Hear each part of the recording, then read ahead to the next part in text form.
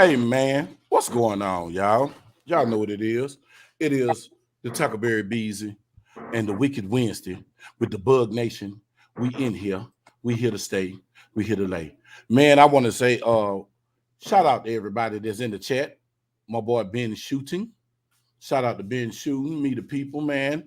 What's going on, everybody that's watching out there in YouTube land? Tonight, man, it's gonna be Calvin Carmen. How you doing, brother? How you doing tonight, man? Tonight gonna be one of them shows, man. I'm trying to let some people get in here. Luga Tech, what it do, baby? Bug Nation, Infestation. We here, we there, we everywhere. We where we don't belong. We might be in somebody's thong, making it go, oh yeah. But anyway, I digress. But say, man, tonight is one of them nights, y'all. Tonight, I'm trying to let some people get in here, man. And I want to shout out to everybody who took the time out to come hang out with the Nation of Bug. You know what I'm saying? Tonight we finna have one tonight, y'all. Oh, it's gonna be one of them one.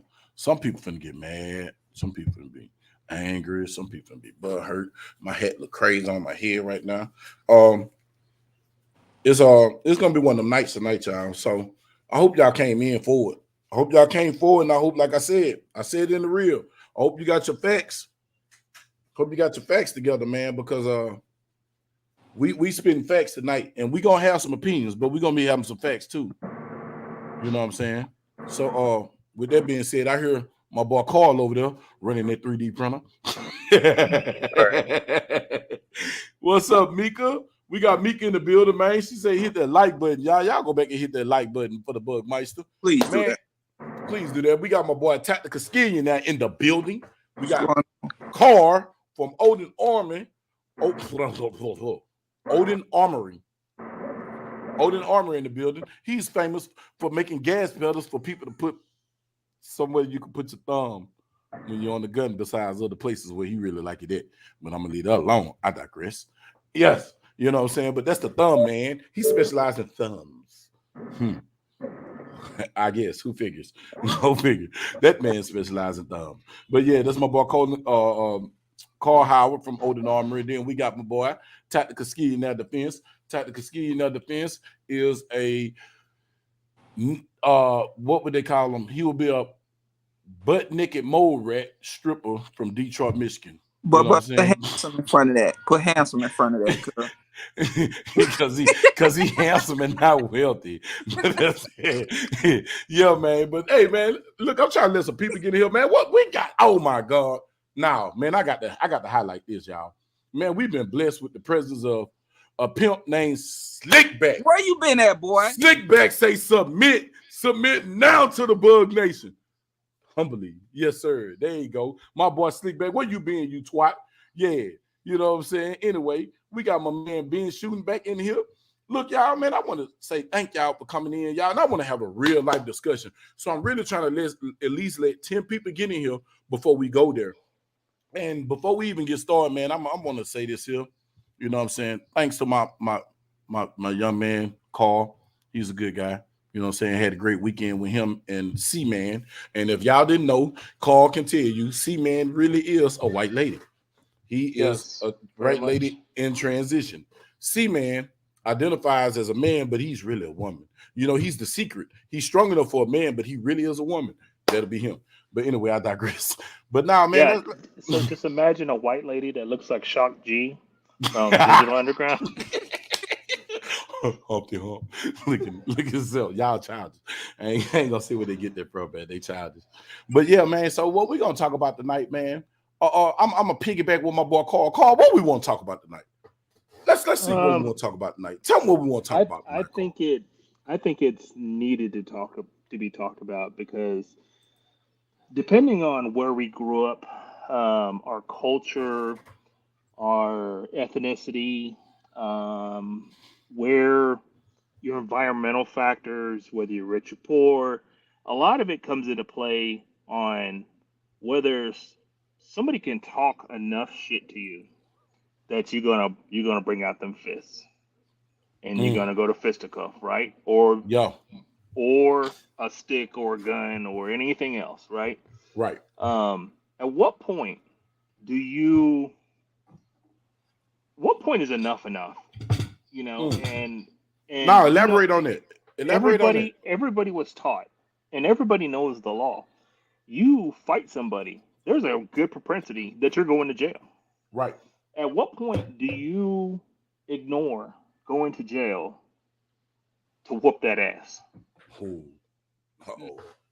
At what point do you ignore going to jail to bring out that gun and not look disrespected in front of your homies or your girl or everybody else that's with you? So that's the discussion tonight, and it's going to segue into something else. But Mm. let's open up with that because there is a First Amendment. Yeah. It's part of the Constitution. You're allowed to say what you're going to say. It don't What? matter if you're disrespecting somebody. There are certain things you can't say in certain places. You Right. can't be on an airplane and say bomb. You can't Nope. say fire. You can't even do that in a crowded place. So there are things you can't say that would incite a riot or incite, a stampede. Or panic. Correct.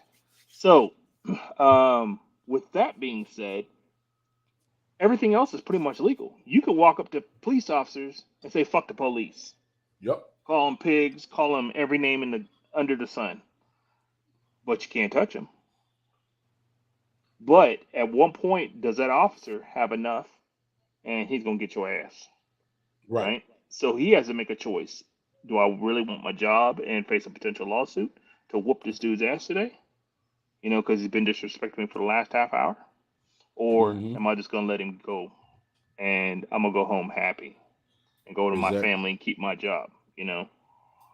So I want you guys to pop into the chat. Bug drop the link. Um, and if you got something to say about this, please say it. If you have questions about it, please ask. Um, Even if you just want to come in and say, look, it'll take me 4.5 seconds and I'm punching you in the neck, like straight up, then say that, Just say that. because we, Yeah. we, we want to hear from everybody, because Cause um, because we're all going to learn from this. There's something to be unlearned and there's something to be learned. So let's work toward that goal tonight. and like and the piggyback out what my brother Carl said, um, it's the time and place for everything. And sometimes just because you have the right don't mean you should. Just because you have the right don't mean you should.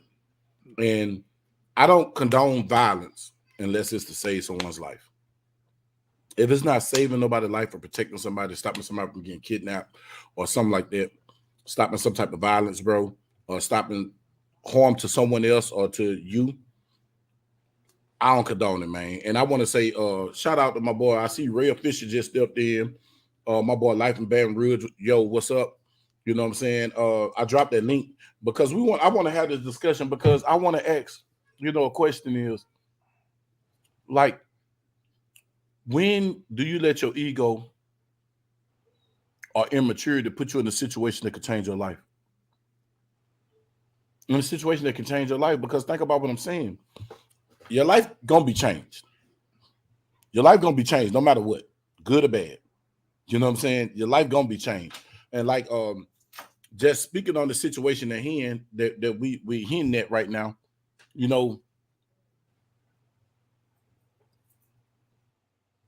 be mindful that your situation, your actions can put other people in situations that they really don't want to be in. You see what I'm saying? Or you put them in a situation that can change their life. You know, just hinting at it. You got a young lady. She was in a situation where she got slugged up. Bing, bing, bing. She got a piece, 3-piece. Then her child in a situation where he could have lost his life to the system. You lost your life to the system, and then like them life-changing situations, and then we can play the if was a if. If was a fifth. It's so many conundrums. It's so many ways this can go, and this can affect people. You see what I'm saying? So it's one of those things that I really want to discuss because hopefully this might inform somebody. What you think, Skillet? I'll say this, but me growing up, mainly with my father. Mm-hmm. My mom was around, whatnot, but um, I've seen my dad, and this has been something personal to me. Um, When I was a teenager, I seen my dad go to jail. It wasn't for nothing violent. It was the fact that he was going over to some property, retrieving his stuff, and he didn't know that the young lady put a warrant out. Basically, don't go by or whatnot. He ended up going by the house and ended up getting arrested. So my principle and what I stand on is I'm not arguing with no woman. Here in Michigan, you not gonna look too good when it comes to you versus a woman in a court of law. And I understand that. So with that being said, I'm gonna say this. You said you ain't gonna go to woman. But as Carl said, what point do you get to where you stop talking and you start slanging them? Never. Walk Now away. you ain't never. Nah, come on. Don't play with me like that, homeboy. Oh no, I'm not gonna let that go. No, you're lying. You're sitting up here, your bald face lie, because everybody's been immature. Hey, come on now. We ain't talking about where you at now. Well, let me just say this. I have been in a fist fight with one person, one woman. Mm-hmm. It took me there. I will say that. I have done that before. And that's what made you become a stripper. You beat you into submission. Well, you know, it wasn't so much of the talking, it was the fact that slapping something out of my hand. A woman can't really get to me. And the reason why I say that is because if anybody knows me personally, when people used to ask me where my mom was, I used to say she was dead. My mama wasn't dead. Damn. So nothing a woman can really say to me can get under my skin. The way a woman can get to me is my children, or like in this case, I had some personal property and I kind of ignored her, and she hit stuff out of my hand. She did it twice. Like you say, that third time was a boiling point, and I just lost it. And you smacked it, didn't it? Yeah. At least you honest. Look, I'm listen, bro. I don't want this to be no platform where people on here 100% faking. Nah, man, we gonna keep it real. We gonna keep it real, bro. Like for real. Like if it's a past thing, it's past thing. What's up, Meter people? What's up, CNT Design and Arms, man? I appreciate y'all, bro. This one of them conversations. Hey, man, I want y'all to hold up, man. We got a brother coming into the stage, man. Bug Nation brethren. Hey, man, my man Joe Va Q. Ask me what that Q stand for. I'm not going there. That's between him. It's Pride Month. I don't want them alphabet people attacking me. Man, come to the stage is Joe, man, and it's Silverface, aka Silverfish.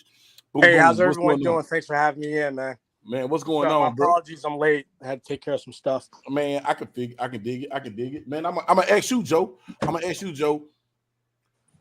When has it ever been a time where enough was enough? Skillet said that the girl slapped his hand 3 times, and the third time he lost it. Yeah, he lost it. So are you talking at work, or are you talking just like man? Life. This is 100% life.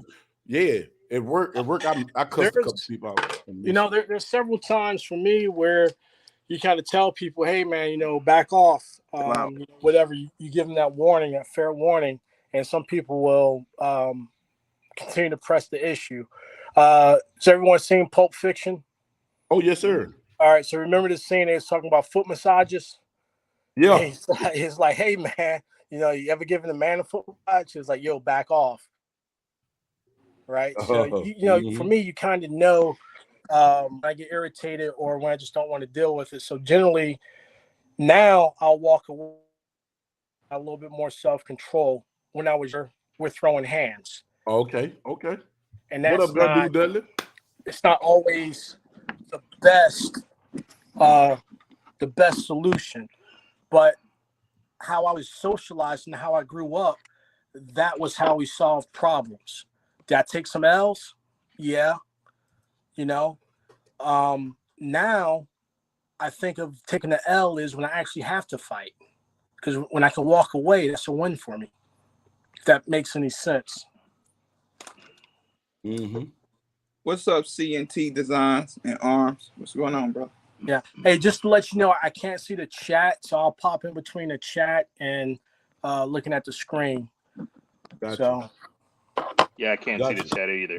What up, gun dude? Yeah, they can't see the chat. So chat, don't think nobody ignoring your chats, man. We don't see the chats. Everybody that don't have 2 or 3 devices, when they do, them 2 dudes do, but they just being lazy. But listen, They don't got their other devices up to chat because I know Carl on this computer and it looked like Joe on his computer tonight. Nah, I'm on my cell phone. Yo, Oh, you're on your cell phone. Oh, okay. Yeah. Yeah, man. Gun Dude Dudley. Everybody just kept CNT design. My favorite friends, what's up? What's up, my boy? Me, the people, man. You know I can't throw you. I can't do, man. Listen, y'all. I got that link out there, and I'm gonna put it out there again because we're gonna have this discussion, bro. It's gonna get real. And before we get to the meat and potatoes, we finna dance around it because this discussion goes so many directions, bro. This thing is like infinity. It's like the figure eight, man. It just don't stop. You hear me? Because it can go so many different ways, and everybody got an opinion. And then I'm gonna keep saying this for a young lady who we talking about, because we gonna get to you later on. This is an opinion, so don't come with this defamation, all that stuff like this. If fair use is in play right now, so fair use. So when I play this video, fair use for educational purpose only, I'll put it in the description. YouTube, don't come playing with me. Now, what's going on, Big Fish, Little Boat? Man, what's up, Big Fish? Man, what's Big up, everybody Fish, that's coming in here, man? And that link is out there. Now, I'm gonna ask y'all this. So Joe just told me. Now, Carl, we ain't asked you. When has it been a time when enough was enough and you went to the pound town? You went Roy Jones on something. I've had several, but I had to remember, growing up overseas, I was trained in martial arts, so I had One the second, real, I Oh, wait. had a real possibility of hurting people. Oh yeah, and then you going to jail because you registered. No, it's not a registered thing. It's just I had training. So as a kid, this Korean kid, half Korean, half Caucasian kid, his name is Jeff, kept pushing me in the back, and it's because I was taking my basketball home. I got called home, and he goes, "Leave the ball," and so I wouldn't leave the ball, and then he was pushing me in the back, calling me, female anatomy words, and just kept pushing me. I was like, "Jeff, you need to stop because we're gonna go at it." And he goes, "I ain't scared of you," and kept pushing me. And then he said the N word. Mm-hmm. Trigger. I turned around and busted him straight in the nose. But you're white. Half white, half Caucasian. I mean, half Korean. You have white and Korean with no N in you. I understand why you got mad. I understand. And yeah, I just went to work on him. And of course, my dad got in trouble. He had to go see the base commander. He almost got a demerit. He almost got a strike taken.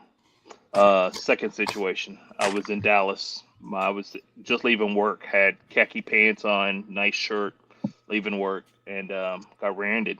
Boom! Hit me so hard, hit me twice. So really? Cheech and Chong basically get out that car, just billowing smoke. And his buddy takes the weed and goes down to the liquor store on Loose Sterrett. Comes off that bridge on 30, goes down to Loose Sterrett. And police don't show up. I'm calling the police.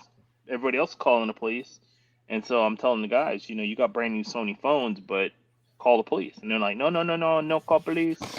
And his other buddy shows up in a Riviera, and he tries to jump in the car and falls out. And I run over there and grab him by the back of the pants and sling him. And I hear the car doors open and shut. And I'm sitting there thinking, I got to fight 3 dudes now. So I flip out my Spyderco and I said, "Who wants to go to the hospital first?" and they were like, "No, we're gone." So they left. You heard tires burn out. And this guy's mad. He's crying. "Why you make them leave?"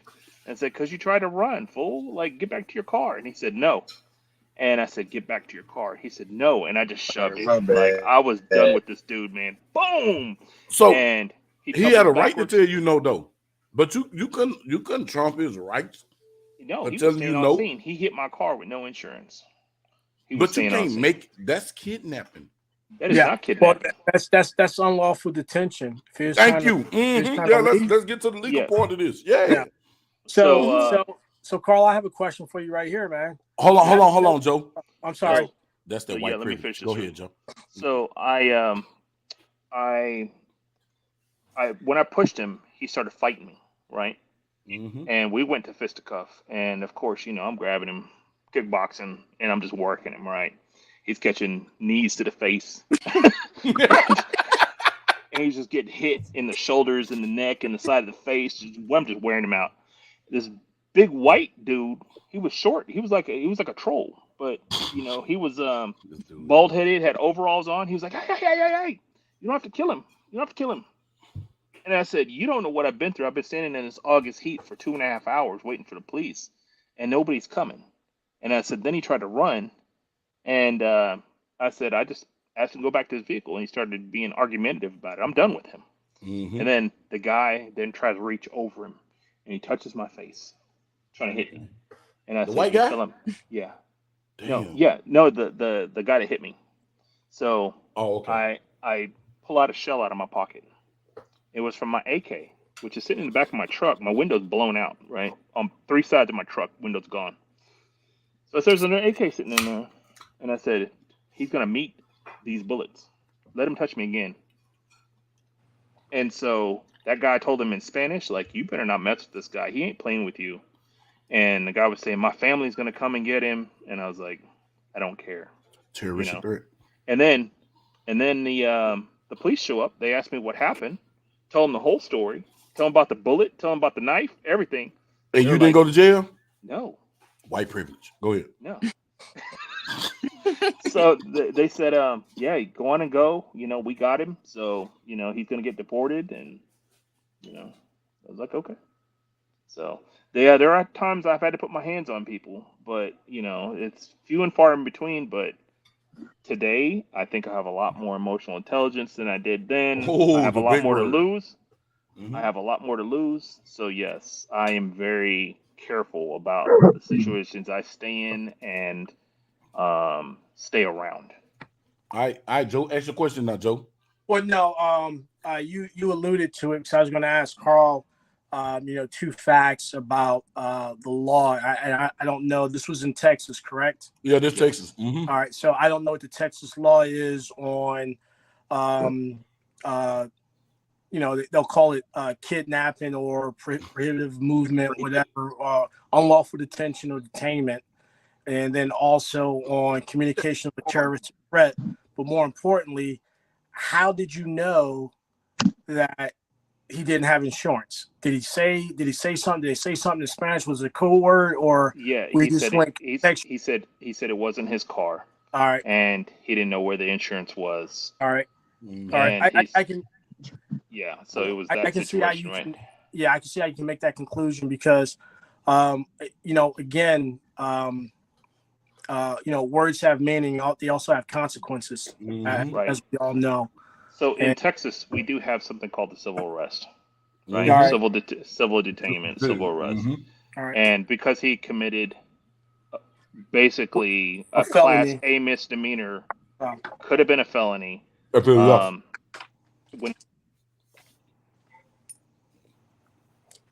What? I guess his family came back and got him. So when he hit me and tried to run, there was a new set of charges there. Yep, that's felony elude. Well, yeah. Well, then also, I believe in Texas, you can intervene if you believe or the preponderance of evidence that is going to cause additional bodily harm and great bodily harm. And he probably exhibited that by getting into a motor vehicle accident. Yep. And then when his buddies jumped out. Yeah. Yeah. I can kind of see that now. Right. Yep. Okay, so I'm gonna tell my story, and then we're gonna get to Mr. Gun Dude Dudley. What's up, Gun Dude Dudley, man? What's up? What's up? I'm trying to figure out what y'all talking about. I'm trying to catch up. Oh, see, tonight is don't let your ego get you killed, or emotional immaturity get you killed. And basically, we finna piggyback off what you talked about the other night when I was. Okay. I got you. But see, we're not gonna go straight to that now because it's too many layers of this. It's layers of this stuff. So we trying to work out the layers. Yeah, no, I got you because I got some real shit that me, man. I got you. My favorite friends, Big Fish, Little Boat, Guns Don't Argue, man. What's up, man? Appreciate y'all for stepping in the chat and making that chat active. CNT Designs and Arms, appreciate you for coming in. You know what I'm saying? Everybody, welcome. And the link is out there, so you can jump on the link and we will get to this discussion. But now the question is, what's up, chat? This is the first part of the question because there's layers to this. Like I said, this is the onion, and we're going to get to the inside of this joint.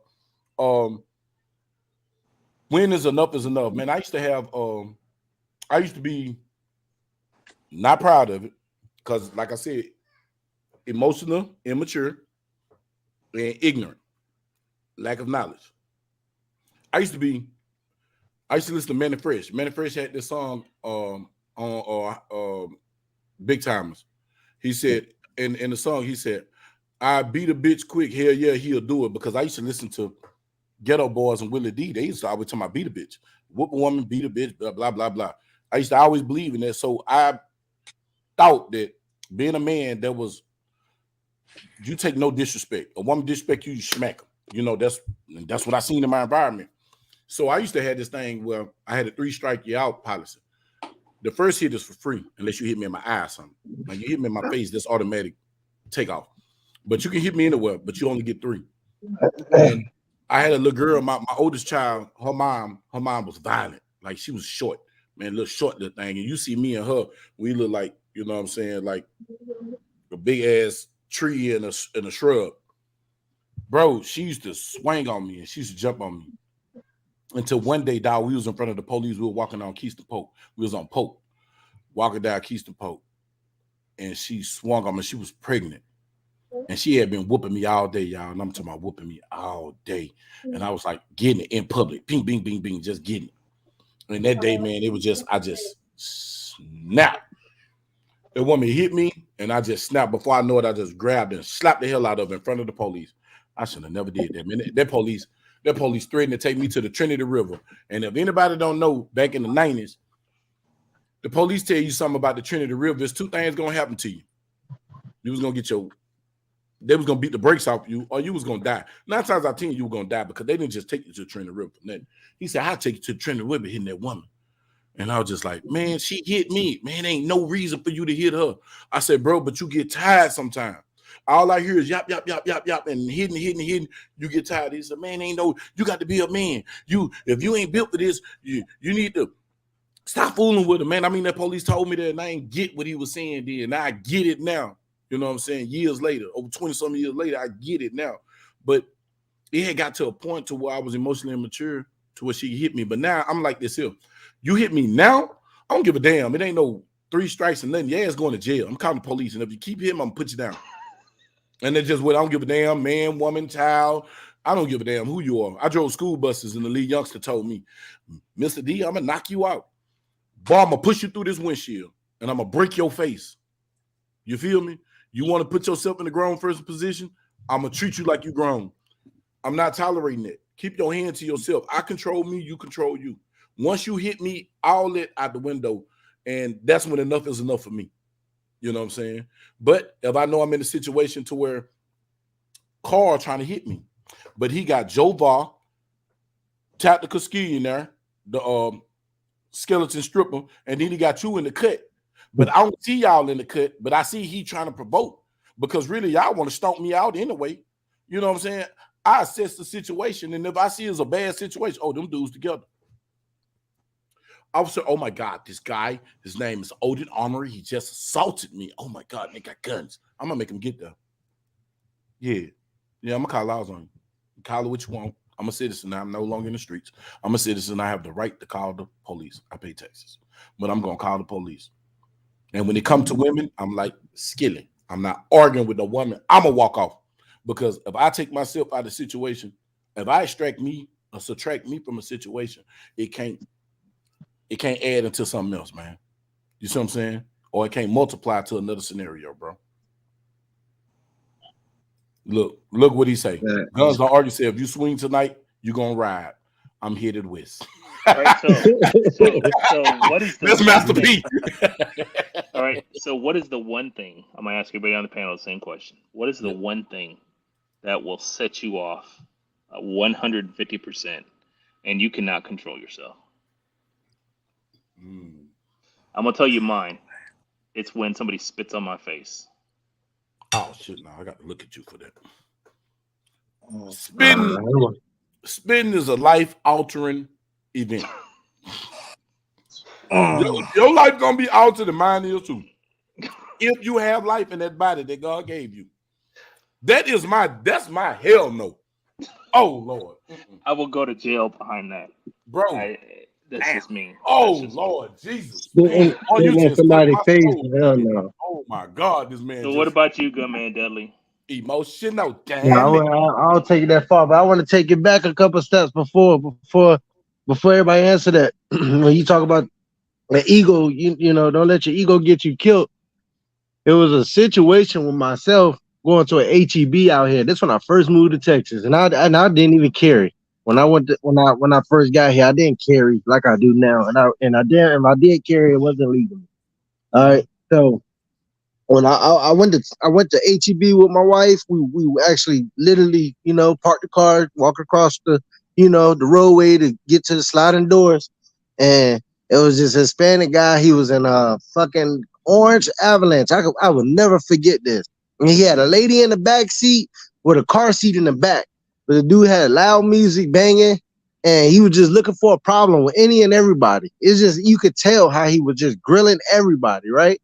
And I call myself being a guy that's like, motherfucker, I'm not gonna look away. You know what I'm saying? I'm not gonna fucking look away because you got all these other motherfuckers looking away from you.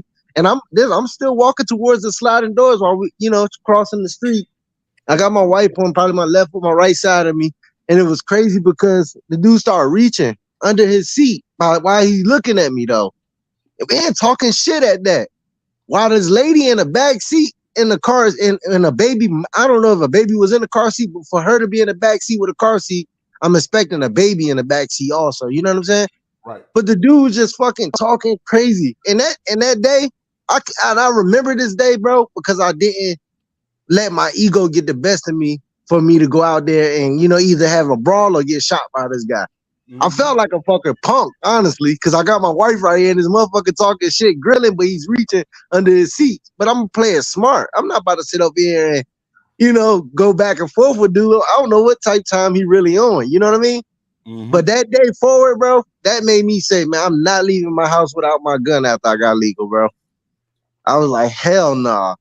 Because a situation just like that. But that situation could have went how I went with me just, you know, minding my way and just going about my business with my wife and get in the grocery store, do what I got to do.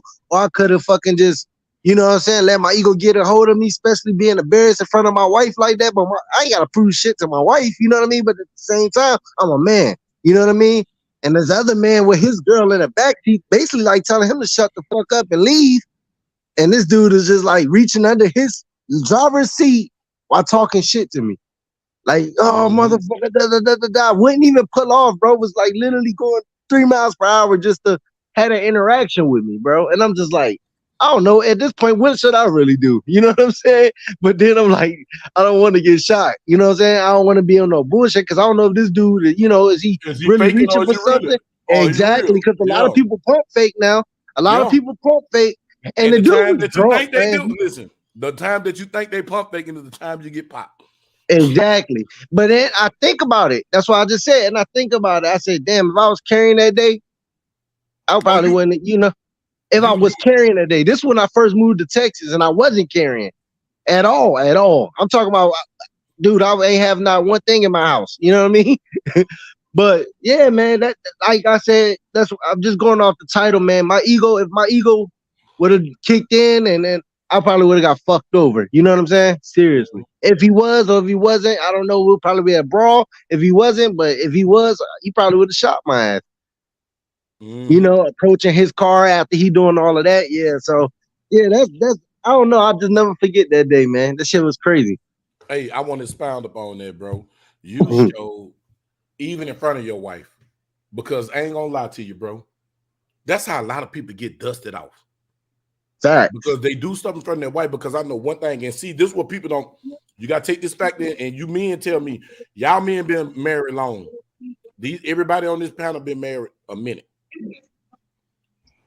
When you get disrespected in front of your wife, bro, that's how the slave masters emasculated men back in the day. Was to make a woman not respect them. Because I don't care what you say, when a man disrespect you on a certain level, and then you and your wife get in an argument and they go there and you try to address the first thing she gonna say, you didn't say nothing to old boy. you didn't say nothing to old boy. Said, you shut up like a little girl. So was you a woman then, but you want to be a man now? Man, see, there you go. That's how it can happen.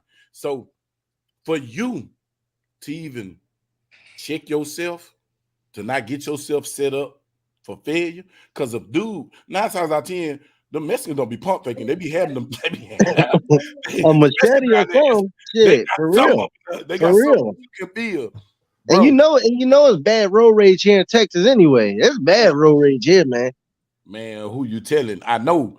So, man, I'm telling you, bro. You see anybody with Ultima, avoid them. Just because it's gonna be a Listen, bad day. Ultimas, Maximus, kills, Spectras, any kill, stay away from them. Man, them people, anybody that come through flying and they always doing faster than the car, say, bro, if they going faster than a Charger, man, get out their goddamn way. And if their windows are really tinted and you see some fuzzy dice or something, because that mean they're in their girl car, they ain't even nailed. So they don't even got no respect for the vehicle. Bro, let them people be. In Texas, you let kills, Ultimas, you let them be, man. They ain't hating on you. I stay out their damn way, bro, because I know it's a sticking one of them motherfuckers. They might got a button on the back of them. Man, leave them folks alone, man. Them people participate in broke people activities. Some that I can't even coach. I can't even spectate. I'm not even a spectator of them activities, man. But yeah. But you show maturity. Yep. You show maturity and you showed a whole lot of intellect by not letting that man words get to you. And for sure. And I bet you your wife pulled you to the side and said, I'm glad you didn't say nothing to that fool, baby. No, for real though. Right when we got in the grocery store, but that's just something I never forget. And I'm like, why don't I ever, you know what I mean, forget about that? You know what I'm saying? I don't know how it would have been if I was legally carrying. I don't know how it would have, planned out. But then it's just like I said, and when you get disrespected in front of your wife, that's a different disrespect. Disrespect, and see, that's what I'm saying. That's like already jumping from a fucking 15 to a goddamn 55. You know what I'm saying? Like, nah, bro, that's a whole different disrespect when you get disrespected in front of your wife. You know what I'm saying? So, yeah, that's probably why I can't forget that. Hey, CT Designs, I don't think nobody caught what you saying, but that's real talk. That was deep. that's hood deep. Don't go to a place where there is no thank you on God. Because guess what? Because if it ain't nothing there, there's gonna be one of these dudes that's acting like one. So Jova Q, what's your trigger, man? So I just thought about what you said about the whole spit incidents and everything else, and I've had occasions where I was spat upon, but I really couldn't do anything because it was overseas and everything else in context. But I really think that, and then also to witness or to see someone with, and I guess the buzzword of the year is disproportionality of force, grown man beating on a little kid or old lady or a woman. The problem with a man and a woman fighting, when you interject yourself in that, it can go. You the bad guy. So you have to be very, very careful about that. And it's just one of those things. But that's like one of those things because of the way I was, the how I grew up and the things that I've seen. That's like one of those things that is just like, we can't do that. We can't continue that generational hurt, because I find myself in it too. Like my kid, my son, he's like, hey, da da da da da. I got to put you on punishment. I don't want to, but I got to. And you guys know what I'm talking about. Yeah, we know what you're talking about. Yeah. But so I think that's my trigger right there. Is like as a. Pizza's here. All right, thank you. I'm done. Thank you. As a grown man, I think now as I've gotten older and really more mature, and I've been around positive people and I've learned conflict resolution, like you said, just extricate yourself from that, right? Because it takes two to argue. That old day takes a bigger person to walk away is true, but in today's society, some dudes are just looking for a fight. I guess everyone's saying that they're looking for a reason to up the blicky and all this other stuff. Right, real talk. You can't away. So just extricate yourself from those situations by trying to limit your exposure but that's a false god because it can happen anywhere. But I would say, I guess in America it would be getting spit on, Carl. Excuse me, Old Armory. It would be getting spit on, and just seeing someone just beating the crap out of a kid or an old person, or that whole disproportionality of force and everything else. And that's that Yeah. child trauma that I carry with me. But with all the education and the training and everything we've learned in life, what I catch myself doing is when I'm about to get into a situation or I'm having that moment, my whole life flashes in front of my eyes, and I'm thinking of the outcome Yeah. of my action, and that's what usually stops me from doing what Yeah. I'm about to do. So I got one even better than that to expound upon that, about that whole male female dynamic. So when I was in the military in my unit, we had a guy. I was a victims advocate for sexual assault and prevention, right? So got to deal with the date rapes, the sexual assaults and abuses and everything else. So one of the cases I had, one of the service members' wife was raped, right? She said she was raped. And the CID agent asked, after I got done doing the interview and everything else, they asked, what does her husband do in the unit? It's like, hey, he's a support guy. She was like, whew, okay. I was like, but ma'am, you don't understand. He's a well-liked support guy. So you got, 1,600 pipe hitters that's ready to do damage to this kid that did that. And they moved that dude with a quickness. So it's just stuff like that. So you see that, and that's like some of the stuff you carry with you from that emotional baggage, damage, generational trauma that some of us live through. And that right there, something like that, like yeah, we got this. You know what I mean? But Right. the emotional intelligence that I have now and the maturity, as much as we want to say this is what we do, I understand that you have laws in place for a reason. As hard as it is for me to grasp that concept, I have to be that higher intellectual being, because if not, every time someone cuts me off in traffic, looks at me side-eyed and everything else, I'm going to the hands of the gun. So so now I just try not to get spit on, and stay on my park bench and like someone getting the ass whoop, pull a cardboard box over my head. And I think what people God damn it, Odin! I gotta go back to therapy. Thanks a lot. Yeah. See, look at me. He done woke up some trauma. Hey, remember the movie with the space dudes when he went to fucking fix the meteorite, when Carl Duncan Smith was like, I need a hug. Yeah, Armageddon. Yeah. Yeah. So I think all of us need to know your laws and know when the law is in your favor and when it's not. Not.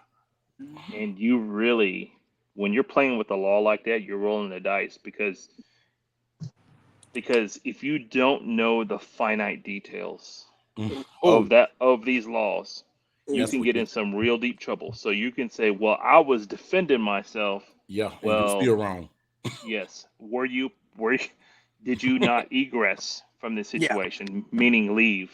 Yeah. So If you had, especially if if you had somebody opportunity accosts us, to. if I want to jump up in Bug's face, did Bug have the opportunity to leave the situation? Because Or I had. did he stand right there and bitch back at me and we look like two broads on the street bitching, right? And then who swung first, right? Because Hold on, that's hold on, Carl. Hold on, Carl. good. Hold on. I'm gonna let you finish this, but I got to address this.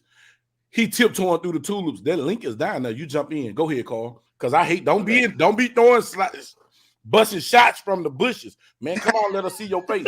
If you're gonna shoot with your face out. Come on. I told you it's one of them nights tonight. Yeah. Go ahead, Carl. I'm sorry. I don't mean to Yeah, so did Bug have the opportunity to leave? Was he arguing back? And when I swung, did he swing back? And then did somebody threaten bodily injury, or death? So that's breaking several laws. Like, and both people can be complicit without realizing they're complicit in a Yeah. situation. So So I'm know sorry. when to back up, know when to leave a situation and stay in the right instead of getting yourself in and thinking you're in the right and you're actually in the wrong. The link Hey, out there, homeboy. Yeah, that's that's all I gotta say. add on to what Old Armory said. So every state has different laws, right? Some states got a castle doctrine that extends to your vehicle. Some states have a duty to retreat, right? Some states have no duty to retreat, right? Some states have you can act if a reasonable, the reasonable person standard that a reasonable person would consider that they was going to do grievous or grave bodily harm to you or someone else. You can protect other people. So, like Mr. Old Armory said, you need to know what your state laws are, because if you travel and you go from one state to the next, you might have reciprocity with your firearm, but the laws are different as far as what they call self-defense, what's determined as mutual combat, what is an appropriate response, because if you cack off around and someone's 50 meters down the street, you might do some jail time. Yeah. But if there's 2 or 3 people charging you and you can't retreat, and they've already beaten you about the head with hands and fists, you might be okay. But you might get that civil suit on your ass. Yeah. And as Carl said, Texas, if you have a right to stand your ground, but if you have any leeway to where you could have took yourself out that situation, take yourself out. They gonna charge you. Yeah. They gonna charge you, and if you don't got 20, because the average case is anywhere from 7 to 10 grand. Yeah. Well, also keep in mind this too, because sometimes you might be in a situation where we used to call it show of force in the military, right? Mm-hmm. You'll roll down in a tank, or you'll fly some helicopters or some jets over. But just keep in mind, right? Some states call it, and you can go to jail for brandishing. Yep. If you're trying to intimidate someone or trying to scare them, and you like, look, I'm strapped, whatever, that can be considered brandishing, or it can also be considered communication of a terroristic threat that you are capable of handling. If I sit down here and be like, hey, bud, you keep it up, keep popping that shit, I'm going to shoot you, and I show you my gun. It's like, hey, man, that's Class A felony in some places. Mm-hmm.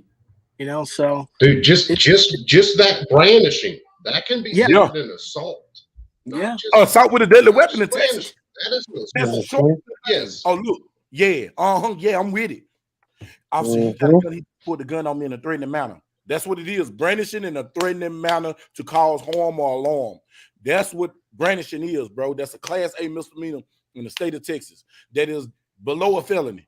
That is the last step before you make it into felony. That is still revocation of your gun rights. Yeah. Hey, so here's one for you right here. Brandishing a firearm, communication of a terrorist threat to cause a riot. Mm-hmm. And they use it, even when it don't apply. Oh, they're going to get you. Only thing I'm going to do is stack charges to make you plead out. Yep. That's what it is. That's about. I'm going to throw everything to the wall. Your gun finna be confiscated if you got it on you, and you still lose it. And then you got to pay that lawyer. Bro, you got to pay to play in the state of Texas. If you don't got to pay, you don't got enough to pay, you're going to stay, and you're going to lay in a Texas penitentiary, and they're going to be 70 grand a year for housing you. And then we start talking about sentences as high as fucking basketball scores. We ain't talking about hockey scores. Man, I'm talking about basketball. 62. And 62 to 20. These days, as soon as it involves that gun, that sentence is going to be as high as it can possibly be. Oh, mandatory minimum. They just going to keep jacking it up. So they have enhanced, firearm used during the commission of a crime, firearm used during the commission of a violent felony enhancements.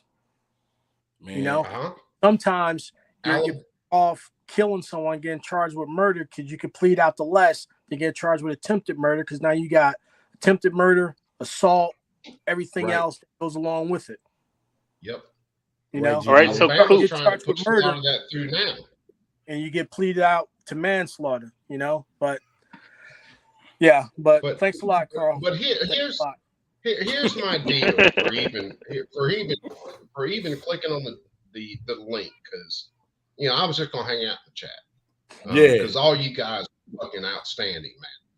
But here's Appreciate a couple you. of deals. Thank you. One, Thank of course, you saw me. Don't go to a place where there is no P over P, and that doesn't mean that your wife did something with another guy and then you got to do something. That means your wife looks at you and goes, "He insulted me."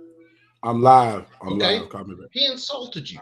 And that is a hard pill for a man to take when someone insults your woman. But ultimately, if I go to it with that person, where am I going to end up? Boom. I'm going to end up in a place where there's 57 guys that are looking at my butt thinking it's cute. And my wife ain't there with me to actually take that time. She's not going to be in there next to me. No, she's not. He insulted me. I'm sorry. He said you had a big butt. I really don't fucking. He said you look like a bulldog. Well, apparently I like screwing bulldogs. I love making love to you. So let's get on with this. Right. You know, and that's one of those things, man. Someone brought my it up, sense of humor ego pops out sometimes, man. You can't stop it. You know, sometimes we are our own worst enemies, man, because our ego, like my ego, But has gotten in trouble. Yeah. Yup. Oh, absolutely. Mine has. But it's like I said, I posted in the chat earlier. Yeah. Yeah, so what's your number one trigger? The one that will set you off and you will not even think about jail time. Dude. My kids. The number one trigger for someone setting me off is hitting a woman or hitting a child. Hitting a woman is what got me, well, that and a hell of a lot of drinking is what got me a year in prison. Because as mad as I've gotten in my wife, man, I've put a hole in the wall. I've told my wife, you need your ass whipped. I ain't going to do it, but you need it, but I ain't doing it. I'm going to call my cousin. But those are the two things that will set me off. Hit a woman, hit a child. Those are my absolute. If someone can stand up next to you and they can go round to round, I got no problems with that. If you hit someone that is weaker than you or defenseless, man, I got so many issues with that. I can't write them all down. And for guys that don't know, and I've told them my story, I went over, which I was way too drunk to even do it, but a dude hit his wife at a party. I went after him, kicked in doors going after him. He left. Cops get me. I go to jail for a year, or 11 months, actually. I got out 30 days early. But I lost my firearms rights from 2004, 2003 to 2018 before I got my rights back to legally carry a gun. Yeah, because it ain't like when they take your rights that you don't I had use. to pay the money. I had to play the game. Pay to play.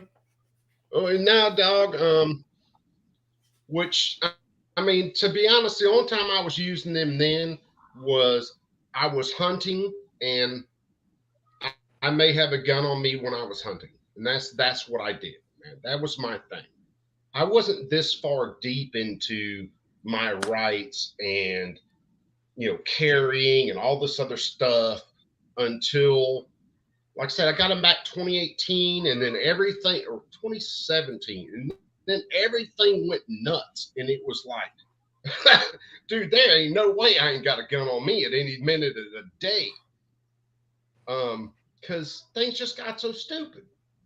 Right. And it got stupid over ignorant fucking reasons. And now it's like, and I had to learn, even, help for the fucking insane little daycare prison I was in. I learned a lot from that. Guys threatening you, guys wanting to do things, and you have to do what you got to do. But something hit me around that time, or even maybe a little before that time. To be disrespected, and I posted in chat, to be disrespected, you have to know what respect is. Right. You have to know. Respect isn't anything about fear. Respect isn't anything about I could beat that dude up, I could shoot that dude, I could do whatever. No. Respect is what we give to each other on the average day. Mm-hmm. We bumping each other in the store. Hey, sorry, dog. Hey, what's going on? That's the respect is how we deal with people. When someone completely disrespects you, they spit in your face. They call you the biggest key sucker, whatever you ever wanted to say. To know what respect is, you have to be able to look at that person and go, I could completely wreck your world, but I'm not going to do it. Because you have no idea who the hell you're dealing with. So I'm going to go on about my day. It may drive me nuts later because it eats at your head later. You're like, I should have that dude up. I should have done this. Nope. No. Sit that to the side. Why? Because I'm going to sit at the dinner table tonight with my family. I'm not wearing cuffs. I'm not in a cell with 60 other guys that would rape me if I gave them half a chance. And I'm going to eat my chicken, my steak, my salad. And tomorrow, I'm going to go out and shoot my guns. That's real. And say, look, I'm going to say this, man, like, what people don't know, what people be failing to realize is until you spent that money, or until you had them sleepless nights because you kept seeing a recurring event over and over, and every time you close your eyes, it ain't real to them. It ain't real. Brother, and I don't think I've ever said it before. The worst part about me being locked up with fucking CERT teams and everybody around me for a year, getting strip searched at 4:00 in the morning, have to bend over, spread my ass cheeks and everything else. You want to know the worst part about that? What was that? Was seeing a bunch of young guys in there that shouldn't have been in there, that did stupid shit because they thought they had to be the badass. Mm-hmm. Those, even me, I've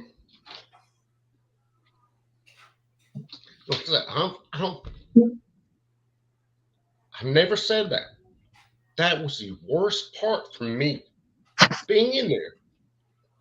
I'm in a fucking daycare prison, man. I get to go out on a detail every day, get to come back in. We get stuck on weekends, but watching some of the young cats in there who were smart, man. These weren't stupid kids, man. But they're in there for such stupid fucking principles. And I watch them and it's like, why the fuck? I saw guys in there that were so smart. They could have been working for Fortune 500 companies. Mm-hmm. And I don't consider myself all that brilliant. But I saw them in there because they fell into that life. You have to respect me. Respect is earned, motherfucker. It is very rarely given. And respect is not earned from strength or violence. It's earned because your character. Because people decide to respect you. But they never understood that. And it was always this racial shit. It was always this person, that person, this color, that color. It was the most retarded shit. And it's about the first time I really decided just how fucked up this country was. Mm-hmm. Hey, can I say one thing? Yeah, brother. Yeah. Hey, Coop, you brought up a good point and everything else, and I got like a different take on it. Like, what you said, if you potentially get into an altercation and people should just walk away, because they don't know who they're fucking with, who they're messing with. And I've kind of taken a reverse approach on that. I like to walk away because I don't know who I'm dealing with. Because some people, you know what I mean? Some people might be mentally off. Some people might just like don't have anything to go. And I guess I learned that maybe it was solidified for me maybe about 15 years ago. I was doing something, I was working, and you know, I was old, but I was a young cat because I was full of fucking piss and vinegar, and you know, went and did this and did that, and just hanging out with these guys and everything else, fucking unstoppable. And I had a skinny dude came in and he was saying shit, and I didn't know who he was. And the gist of the story is he whooped my ass. He fucking handed me my ass. He whooped my ass on the mats, man. Choked me out and shit, bring me back. Like, come on, get your shit. You know, he whooped my ass. And from there, a real simple, unimposing dude. So I was just like, wow, you know what? I don't know who I'm fucking with. Well, that's the other end of the scale, isn't it? Yeah. I mean, we always balance things out. What we can do, what we think someone else can do. It's that constant balance. But those scales can tip in any direction depending on a situation. Yeah. So our ultimate zero should be to avoid the conflict in the first place, if at all possible. Right there. And then, if we can avoid that confrontation, then we go to that point where we ultimately have to react. Yeah. And it was funny, man. Some of my friends, they remind me about that shit every now and then. Like, hey man, remember when first started whooped your ass? And this dude is about 150 pounds. I'm about 215. You know, and I wasn't a fat 215. I was an in shape 215. Yeah. He whooped my ass. I was like, that man, fuck y'all, you motherfucker. Dude, I've known some cats. I have a very long fuse for when I go to coop this to violent. I have a long fuse. I've known some cats that don't have a fuse. It's off and on. They're there. You know. And I know one personally. Just looking at him. Yeah. And it's well, I'll take this back. With inanimate objects, I give zero shits. You either wash and dry or you don't wash and dry, and I'll throw you out the door. If you're a person, you can do a lot to me before I get to the point where it's time to go, okay, we got to work this out. The worst thing about me sometimes, I think, is if you put me in a very stressful situation, you just drop me in. No build up, nothing. Drop me in. I tend to react very well. Mm-hmm. And then after it, then I come down off the adrenaline, and then I might go PC on you. If you give me this long buildup, that's the most annoying thing to me on this planet. Because I'm climbing this ladder and the adrenaline's pumping. That's the worst shit. Just make it happen, Captain. Don't dance around the edges. Just do it, and then we can get on with what we got to do. Mm-hmm. I want to say this, bro. I'm not scared of people. I'm scared of me. I'm scared of me. And that is yes. I'm scared of me because I don't know what nobody else is gonna do, but I know what I'm capable of doing, and I know what I will do. So that right there alone. But I tell everybody, and I hope people that's watching this YouTube, my trolls, my haters, or whatever you are, the worst thing you can do is make me scared. Because scared people are very dangerous. If you make me afraid, you're gonna harm my mama. You make me afraid you're gonna harm my granny, my grandkids. You make me afraid you're gonna hurt somebody I love. They put you in a whole different. That's a whole nother level. That's a whole different plateau. That means I'm not even on Earth no more. You know what I'm saying? I don't know where I'm in. Am I under the sea or am I in the stratosphere? But I'm not on Earth no more. You put me in a whole nother dimension. So that's one of the things I tell a person, please, the worst thing you can do is make me scared. When you're scared, okay, you have certain responses that are built into every human being. We call it fight and flight. When you are that scared. If I am scared you are going to hurt my family, I will cease to think rationally. I will seriously start focusing on a threat. And when I start focusing on that threat, I am going to go after that threat. 100%, hands down, that's my focus. See what Carl started? It's Carl's fault. Carl, you need to make Carl pay for your next 3 therapy payments, Joe. But say y'all, so now we finna spin. We've been on here an hour. Shout out to everybody that come in here. Wow, we even stop starting stuff in the comment section. Bring your little ugly self on the thing, man, so we can address you. Ain't nobody finna be trying to type you, and we dealing with this right here. But say I can't spell word shit. I can't type.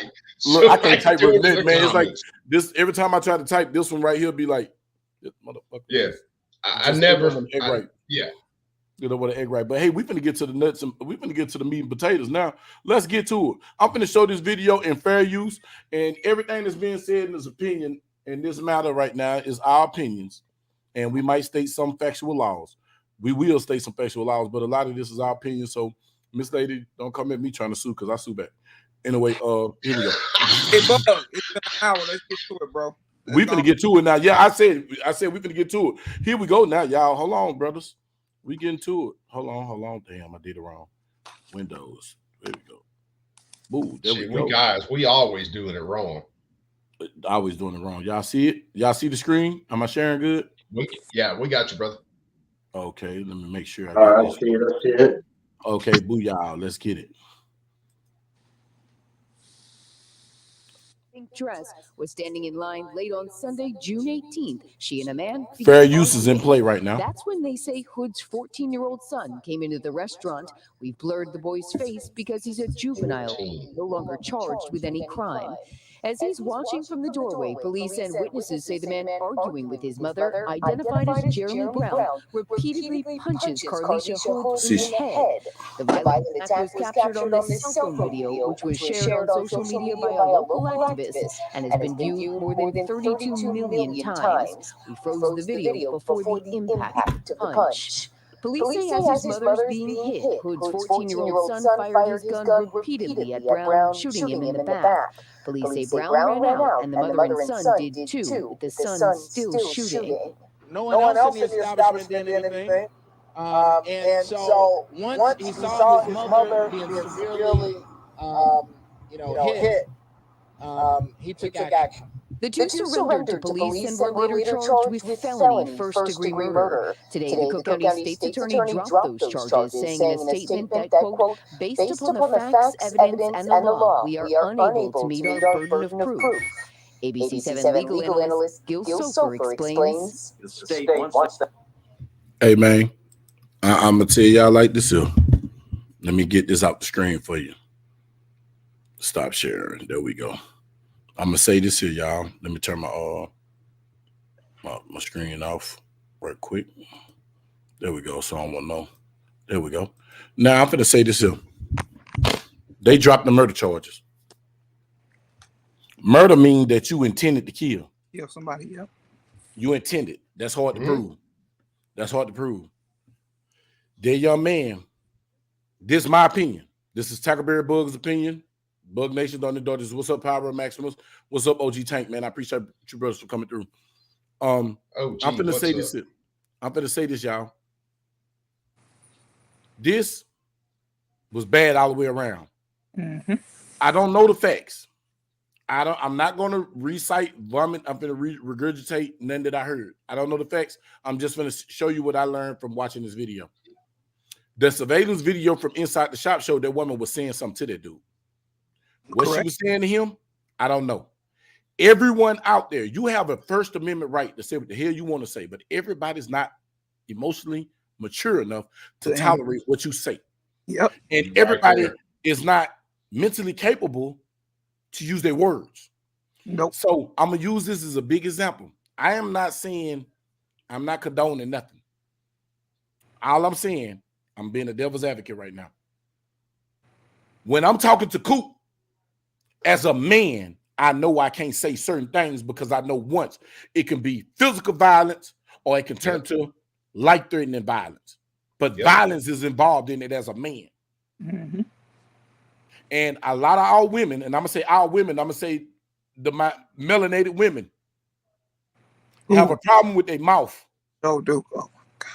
Have a problem with their mouth, and I'm not condoning it or nothing like that, because if they were my mama, you put your hands on my mama, we're gonna beat the brakes off you anyway. But regardless, you know what I'm saying? But that's coming. But if my mama said something, we were gonna tell her mom you was wrong, don't do that no more. You know what I'm saying? Blase, etc. But that's going down the rabbit hole. But I'm gonna address this right here. I got sisters. I have some masculine sisters. This dude have talked to my sisters. Skillet have heard my sisters talk to men. Right. Or, oh my God, if you not a manly man, you'll jump on them. But they're gonna fight you back though, because they like fighting. So go that route if you want to. You better whoop, because if you don't whoop her, she probably put dildo in you. She freaky like that. So my sister's gonna be my brother that day. And I digress, but I'm just making a point. But you're gonna be her old lady when she knock you out. Because you let her knock you out, and she gonna tell me about it, I ain't gonna want to hear it. But I'm gonna be like, no. Oh my God. But anyway, I digressed again. Look, everybody is not emotionally stable to deal with your mouth or words. And you got to be honest. Carl, I know he ready to take it. Look, Carl ready. Carl ready. Look, you got to be mindful. Everyone is not emotionally stable enough to deal with words. And yes, you have a First Amendment right, but just like we have a Second Amendment right, we have a right to carry arms. But it's sometimes where having your firearm is just not appropriate. Yes, that's true. Like a kid's birthday party. If I need a gun at a kid's birthday party, I ain't going. My kids ain't going. Right. Dude, so I'm carrying it at my kid's birthday party, but I ain't pulling it out. Fam, if I'm around my family and friends, I shouldn't need the pistol. Now, somebody going to be on the outer perimeter for our safety with that rod, but you're not going to be in the mix amongst them kids and the festivities and the running and the jump in the house and you got the thing on you. No, all I'm saying, I'm using it as just a example. It's a time and place for everything. And I'm finna, and from my perspective, and I hope y'all ready to unpack this, because this is finna go a lot of ways, and people finna be mad when I say this. It was one victim here, and that victim was their child, because their mama put her son in a predicament. Because if that dude would have had his people in there, or his girl would have had a rod, and that boy popped him in his back, and they popped and killed that baby, and then popped that mama, when all you had to do was just not use your First Amendment right. Step back. It don't, giving in is not giving up. It's many times where, man, I got on this live, and Skill, I remember, you remember this, and I told you I was on my way home and I was live and said, this woman just pulled a gun on me. I'm on 75 and this woman up the pistol on me. I'm looking at how she holding this gun and her mannerism. She's not trained. She just popping off because she got something going on that don't got nothing to do with me. But the whole time, my Glock is pointed through my door. And the first round is a penetrator, because I know I might shoot through my door. The first one is not a hollow point, it's a penetrator. I can shoot straight through my door and knock her block off. But why jeopardize everybody else on the freeway? We doing 60 miles and 70 miles an hour. She got this pistol, I pop her, she spin and hit, and then she hit somebody else, or she discharge and kills. See, you got to think about all that. All that's playing like this here in light speed. Light speed. So guess what I did? Looked at her with my pistol still pointed at her, because she's a friend, and I let her have it. Baby, you got it. He's in the seat. I throw my hand up. You got it. And let her think I surrender. I didn't surrender. I'm just letting her go, because I'm saving her life and saving me a lot of money, because I just went through this shit 3 years ago and ain't trying to go back through it again. So I'm like, costs too much money. And a lot of time, I'm going to lose my job. They're going to take my gun. I'm thinking of all this stuff, and I'm letting her know, baby, I don't want no problems. You got it. And I'm telling, I'm in my driver's seat. I get on the brakes and let her go on by, because I had an opportunity to hit brakes and let her go. So with that, I'm using it as an example. With that being said, everybody's not mentally stable enough. Well, Bug, I'm gonna do this. I actually looked up the Illinois chapter 720 criminal offenses using force to defend a person. A person is justified in the use of force against any other. I'm sorry, against another when and to the extent that he reasonably believes that such conduct is necessary to defend himself or another against such others' use of unlawful force. However, he is justified in the use of force which is intended or likely to cause death or great bodily harm only if he reasonably believes that such force is necessary to prevent immediate death or great bodily harm to himself or another or the commission of a forcible felony. And that was a forcible felony because he was the way he was striking that woman. Yeah. That's why they dropped them charges. But this that flip side. Yep. They overcharged them with murder. Yep, they did. Okay, so now they can come back because just because a charge is dropped don't mean that it's over unless it's dropped with prejudice. No. It got to be dropped with extreme prejudice. So therefore they can't come back with it. But they can come back with manslaughter, homicide, wanton endangerment, aggravated assault. Yeah. Bro, it's a plethora of the same charge. It's the same damn charge worded different. Then they're gonna put all together and they're gonna take a ball and they're gonna go pull. What stick? And go pow. And then whatever one stick up there, you're gonna plead out to. Let me tell y'all, I That's had an incident like that when I was in college. A guy's laptop got stolen from his dormitory. They first arrested me and wanted to charge me with what the hell is that? When you go in somebody's room and they didn't invite you. I forgot. Trespassing. Burglary. Yeah, that could be a couple of charges depending on how they want to charge you. Burglary of habitation. Burglary or something like that. It was a misdemeanor. The first charge that hit me was a misdemeanor. Unlawful entry. You know, that's what it was. Unlawful entry. Messed around 2 months later, they arrested me again and asked me, "What do you know what you're getting charged for?" I said no.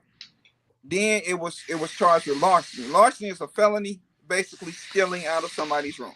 So that's basically what Bug is pretty much saying. They charged me with one, dropped that, and then turned around and tried to charge me with another charge. So that's what they can do in this case if they feel free to do that. All day long, man. And see, look, that's where the state can play with you. You do something. The state charges you with one thing, but they get like 10 kicks at the cat before you're out of the clear. Yep. And that's some bullshit. No, he ain't lying. He ain't lying because listen, and then look what my boy just said. Look what he just said. Look what Paradise just said. Hold on. After the criminal charge comes civil charge, but look what Williams said. Wait a minute, there you go. Me the people. Shout out to Me the People, man. What's up, brother? He said, what do y'all think about her turning around and suing the city? Man, let me tell you something. If they just let you make it, I'd have left that alone. Yeah, I'd have left that alone. Because yes, she's right. She's right. She didn't do anything. If she didn't call that young man, she wasn't supposed to be arrested. But for the sake of your child, see, that's when you got to be an adult. When what they say, take one for the team. Because I'd have took that arrest. So my baby don't get taken away from me when they come back with that wanton endangerment, that aggravated assault with a deadly weapon, that manslaughter, that negligent homicide. You know them charges that can carry 20 to 40 to 60 years. Yeah. You know what? I'm going to take one for the team. I spent the night in jail with my baby so that these people don't come and take my child away from me. See, now you let them lawyers get in your head. Yeah, you got a case. But guess what? They going home to their family. Mm-hmm. And let me tell you something about the government. The government hate to lose. Man, them people lose, man. They're going to find something to get you for. Okay, I'm going to give you this out, but look at O.J. Simpson. They didn't get him with the murder charge, but look what they overcharged him on some other shit. Yep, when he was trying to go back and get his shit. Yeah. Man, I'm just saying. I'm gonna mute my mic and I'm gonna let y'all talk. So I disagree with this whole situation. I honestly think that it feels premeditated because she is in an altercation with one person. For her to say, go get the gun, to a 14-year-old that's premeditation, and she involved this child in a crime now. But hold up, Carl. This is his opinion. I don't know for sure that she told him to get the gun. That's why I ain't even say nothing. So I don't even want to say nothing because I don't need her coming at you civilly, finding out who he defamated my character. So allegedly, she was said. So we're gonna say allegedly. We'll say allegedly. We'll say allegedly because we don't know the facts. Because I mean that's what we've heard so far, right? She told the kid to go get the gun. But hearsay can get you defamated. Yeah. So we'll do this. We'll do the same thing that the news does whenever they accuse them of a crime that they know they didn't do. We'll say allegedly. That way we can be like, "Oh no, dog, I must have been wrong." Anything that's said on this show is just conjecture because we were not there. Conjecture, allegedly, conjecture. You can also, they do have that public records about that situation. So if you want to go read about it, it's a public document. Hey, look what he's saying, y'all. Read that statement for you. Read that statement on the screen. And see, that's what I'm talking about. You playing with suing these people, bro. Yeah. So that right there, you can get child endangerment. Yes. And that's improper storage of a firearm. Felony. All those things, everything and else. In Chicago, no less. Yeah. So in now, Chicago. Yeah. So now, was it a semi-automatic? What was the capacity on the magazine? So that you can start stacking charges, and then they'll offer a proffer and say, "Hey, look, you drop this, we'll drop that. Everyone call it a tie and go home."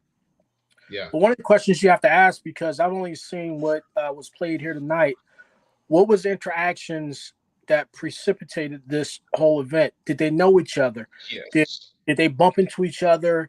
Did that one individual have words with the young man, and then the mother said, "Hey, leave my kid alone," whatever? And what was that whole conversation that led up to it? But then more importantly, and I kind of understand this right here, but I have to toss it out there. How come no one in the crowd went up and tried to intervene and de-escalate it? Because people are back on their cell phones these days. Wait, people see something happen. Bro, you saw people bailing out that restaurant, man. Yeah, wait, let them finish. Cell phones and they're recording stuff. Let them finish. Finish saying what you're going to say, Joe. I see this going somewhere. Go ahead, Joe. Yeah, ahead, Joe. No, what I was saying is, and Coop is right. We're all scared. No one wants to intervene and everything else because I don't know what their relationship is and everything else. If I come between a man and a wife or two domestic partners, now I open myself up to whatever. But once the hands start flying, at some point you have to make a decision, say, wow, this is enough. No matter what smacks you was talking and everything, it's like, at what point do you get off your cell phone, stop being a bystander, and take action? Right. So who's going to do it? It's not going to be me. It's not small heart. And Joe, I agree, because say if it was 3 or 4 males, and they could have pulled that male off the bat. Man, come on, dude.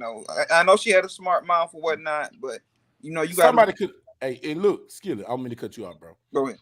Somebody could have just said, "Say, dog, calm down, bro. It ain't even that crucial, bro. Right. Ma'am, could you just please not talk to him?" But see, that's Chicago. That's Chicago. Ain't nobody getting nobody business. Yeah, everyone goes to the flickies. Yeah, well, this goes back to what I said. This goes for women and men. You have to know what respect is to know when you have been disrespected. So if some guy says something to a woman sideways, if she doesn't know what disrespect is, she's going to flap them gums. Yep. If she knows that her husband respects her and she knows what respect is, she's going to be like, all right, dog. And that guy who's going to be there, if he doesn't know what respect is, oh, well, she disrespected me, I can do this. No, you can't, dumbass. There are rights that I have that start at my nose and end at your nose. And it goes the same way. So again, Coop, it goes back to this right here, right? Mm-hmm. I have my First Amendment rights, and the Supreme Court has said up until a point you have them. And that point being, you cannot go into a crowded theater and yell fire to cause a riot or something like that. You can't do that. Yes. Anything else is fair game. You can come up here, or anyone can come up here and call me all kinds of childs of God and everything else. Yep. The only thing I can do in that is if you say, Joe Bonneau he was involved with the Ukrainian war, and he helped the Wagner group try to overthrow Putin. The only thing I can do then is get you for slander, right? That's it. Slander or defamation, depending on whether it's said or printed. Down and be like, Joe Q likes dudes with fat necks like Tuckerberry Bug, defamation. Hey, look, Joe Q, I know this beard mask is a lot of this fat neck, but I got a fat neck too. Don't just be talking man. about Hey, I'm sorry, man. Damn. You got the fat on the back of the neck. Damn. Like where'd it come from, bro? That was like, that sound like animosity. Emotional, damn. I got a story about Bug's neck. I got to get this video first. As the only diversity hire on this panel, I think Joe Q just went for Tackleberry because he doesn't like the white meat. I'm just saying. That's what's going to happen. See, and this is where it gets good, right? This is where it gets good, Coop, because you made an assumption about everyone on this panel and everything else. My old mortgage claimed that I was white, and I'm rolling with that. But again, because of your freedom of speech, the only thing I can do is either I can roll with it or leave the panel. I don't have a right to come up there and piss on your cigarette and put it out. And no, you don't. No. So I don't think something that you said, I need to man up and be like, hey, don't talk to me like that or whatever, or just leave. Yep. Yeah, go. Your feet are the two biggest self-protection devices you have on your body at any different moment. Because you can always walk away and go. Exactly. And like I'm gonna say this, because Joe Va can't come shoot me with his 300 blackout because I said his wife don't like him and he used a nectarine to pleasure himself. Joe Va, he just exalted you with black 300 blackout, man. You gotta get that. He said 300 blackout. He said blackout. Man, I got time for it. Hey, Bug, my kids don't even fucking like me, man. Yeah, I know it. Mine don't either. Y'all hear me tell mine, I can't stand her. I love her kids. I don't like her. Yeah, but that's the biggest thing that all of us, especially men, we need to learn. My freedoms start at my nose and they end at your nose. Yep. So it doesn't matter whether you call me the biggest Jew knows what the hell ever. Okay, I don't have the right to punch you in the face for that. However, if you put your hands on me, that's different. You have just escalated that force. And then I have the right to wreck your ass. Let me ask y'all a question though. You think that dude would have beat on that guy, mom, on that little kid, mom, if he knew that little kid was in the car with a loaded gun? Hell no. Okay then. Okay then. So okay then. All right. I'll tell you this. So I'm dipping. I think he probably would have at that point because he was so fired up about somebody disrespecting him. And we talk about the woman moved away. He could have moved away. Yeah, he could have just been like, nah, dog, I'm out. If he knew a Blicky was gonna come in the room and shoot him in the back, he wouldn't have done that. Hey, but no. Listen, I think that's what set him off, though. I think because from the reports it said allegedly that she mentioned the gun. In the reports it say she mentioned the gun, and that's what set him off. Because not gonna lie, I've been in this situation where this young lady told me it was one of my little cousins' pieces of game, one of his little females, and she said something disrespectful. I said, you said again, I'm gonna slap the shit out you. And she said, I'm finna call my brother and they gonna come before she can do it. And my hand did this. Pow! I slapped the hell out of her. I was like, damn. And then she was like, yeah, they gonna get a gun. I had them pulled out my pistol. Then like, tell them, bring it on. I'm gonna sit here and wait. And I sat there and waited. They didn't come. Yep. But I did wait it. But I'm not gonna lie to you. And I'm thinking about my immaturity at the time.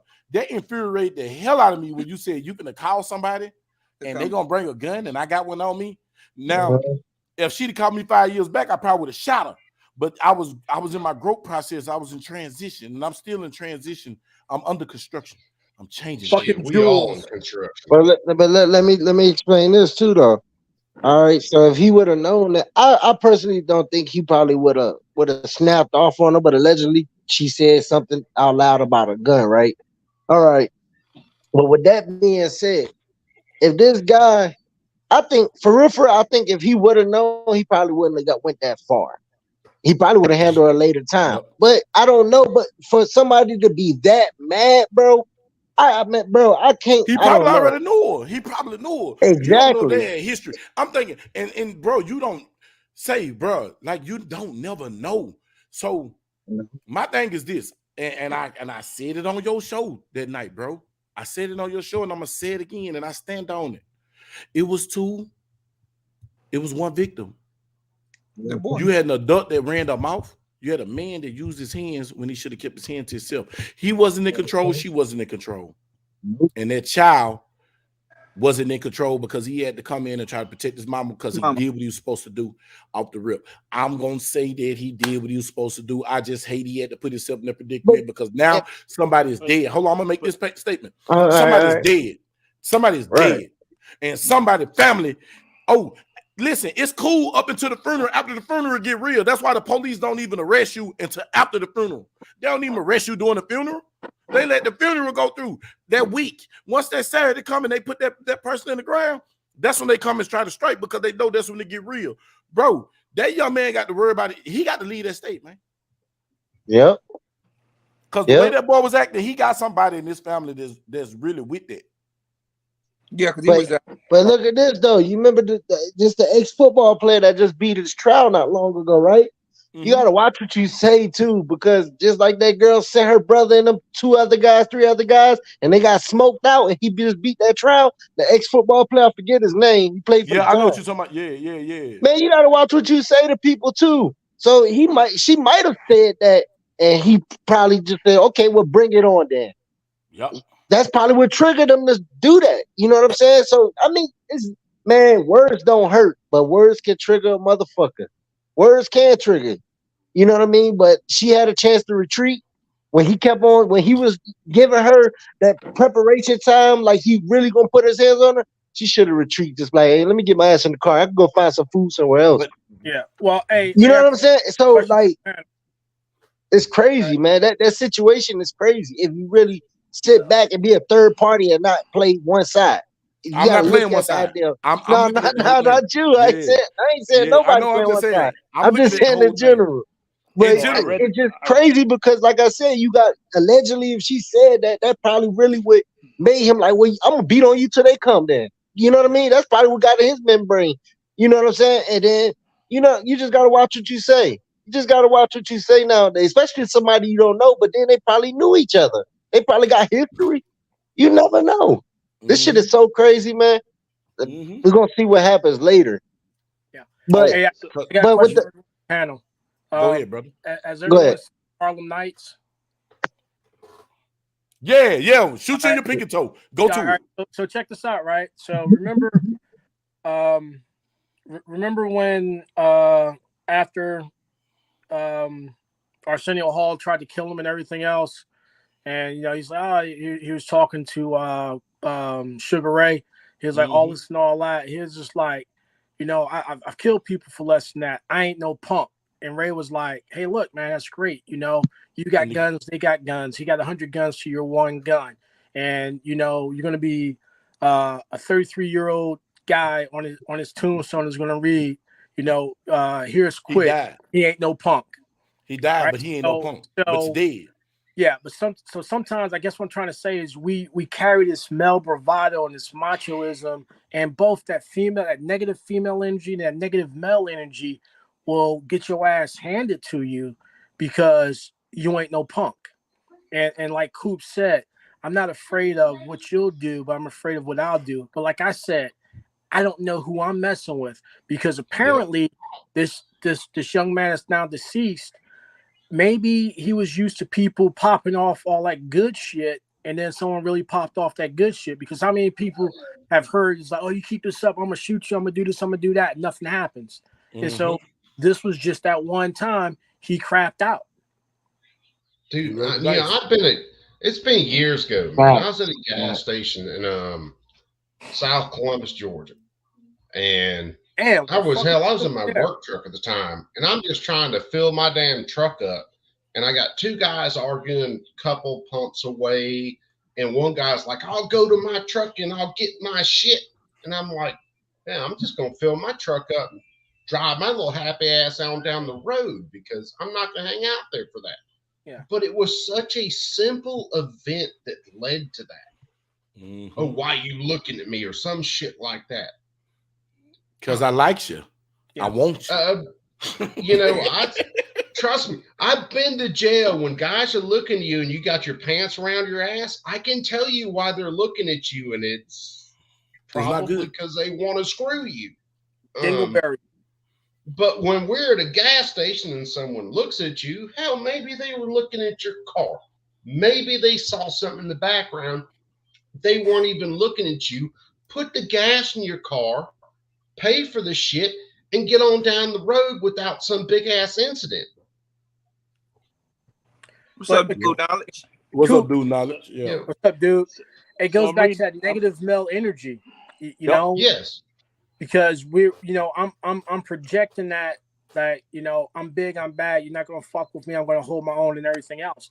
And then sometimes you'll run into someone that's just as big, just as strong, just as trained as you, and that's willing to do what you're not willing to do. Like, i.e., you know, drop the hammer on that act. Yeah, to go all that way. Yeah. You know, and how many here's one of my biggest issues with men these days. When are we going to get down to the fact that makes you a man isn't the fact that you are willing to get violent. It's the not fact getting that violent. You Wait, hold on now. children at home. Our country is built on violence. That's well, true. it is. It very much is. But it's built on violence for very specific times. If you talk about the building of the country, like somebody can do violence, but other folks can't. Get it, Terry. Get it, so Malcolm Luther King. Yeah, so you're talking about bringing young men up to fight for this country, right?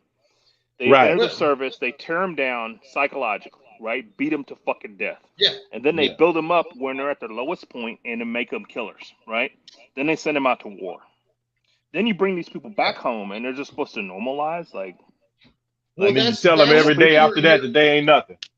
Yeah. You're adding, and you're especially adding if you're a melanated person and you came back from the war like that and you had to hear that shit, yeah, you had. Well, you're adding in a whole nother level to the basic conversation. Okay, these were two, as far as we know, civilians in a conflict, and then there was gun brought into it by her son or whatever. So you're bringing in a whole nother level, and that is something that needs to be addressed. It really does. This is generational shit. That's a whole other level. Hold up. There's a lot of stuff y'all didn't see. Now, I don't know if y'all saw anything. I came a little late. Good evening to everybody. Over the weekend, before this, there was videos on social media about it before the charges was announced. And in the one that I saw a couple of times in different places before they got to blurring out stuff, homeboy had took over the whole hot dog stand. He was clapping his hands and he was like, "Lady, oh my grandma, you say one more word, I'ma knock you out." He said, get your food, lady." And you couldn't even hardly hear her. But he was like, "Lady, if you open your mouth and say one more word, I'ma knock you out." And the problem is when he swung on her, she ate that punch like, bitch, what? You know, she did. She ate that punch. So now he had to jump because he done put himself out there, his ego. Right. His ego had hung him on the clothesline. Now he out there with his ASS out and he out here swinging like a little girl. And he jumped on her. And so when the young man, now think about it, this 14-year-old man, that's his mama, that's his ride home. Yep. That's his everything. She give him his $5 when he need it or whatever. That's his ride home. She done look. She done been through something before anyway, because you could tell she ain't ran off. That ain't the first time she seen that. She ain't run off, but she was just like, hey, everybody trying to get the food. The young man like, look, what's taking so long with my hamburger? He got out the car and come in there. He probably can see everything because everybody fleeing out the store and mama ain't came out yet. Y'all talking about she told, because people say stuff, talking about she told him to come in and bring this and that. If Mama ain't came out the store and everybody coming out and you see flailing and can on, you ain't got to tell me to bring nothing. This my ride home. This who fixed my food. No, I think she was wrong to use him. And this, I don't think she used him. Just like every time the TV come on and tell you a story in every neighborhood, they create a narrative and everybody run and say this is that. Like that dude in Chicago, they shot him 16 times in the back and he walking with a knife in his hand and they kept shooting him talking about he wouldn't quit moving. He flinching. Man, come on. The media tell you all this BS and we all ride with it because we ain't never been through that before. Now, if you've ever been traumatized in your own life, it's a whole different take on it. But this dude has been used to talking to women like that. He's been used to disrespecting folks. He took over the whole darn store because he was whatever he was trying to prove over a hot dog. I don't know if he worked there or if he was just in there trying to get his food or trying to get, maybe she wanted to get her sandwich made a certain way or whatever. You know how people live. Sometimes they don't want the pork to touch the bread, whatever. I don't know. But the whole thing was, it was definitely unnecessary. I agree with all of that. But so I don't want to turn around and make the lady be vilified just because she stopped at that store and wanted to go in there. So I'm reading here that she admitted to texting him and saying that he needed to bring the gun. Yeah.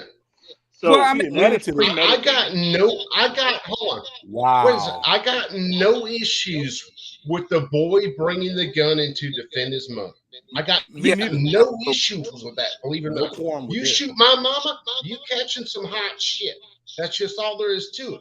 However, if you are in an environment like that where someone is going nuts, they are acting in just absolutely irrational, why not turn your ass around and walk right out of that place and be like, hey, we going to the store down the road?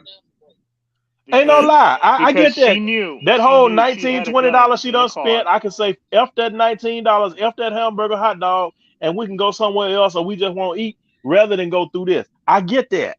But they was in the heat of it. Why should I be inconvenienced because of a jackass that want to act a fucking fool? Stay your stupid ass at home if you're going to act a fool.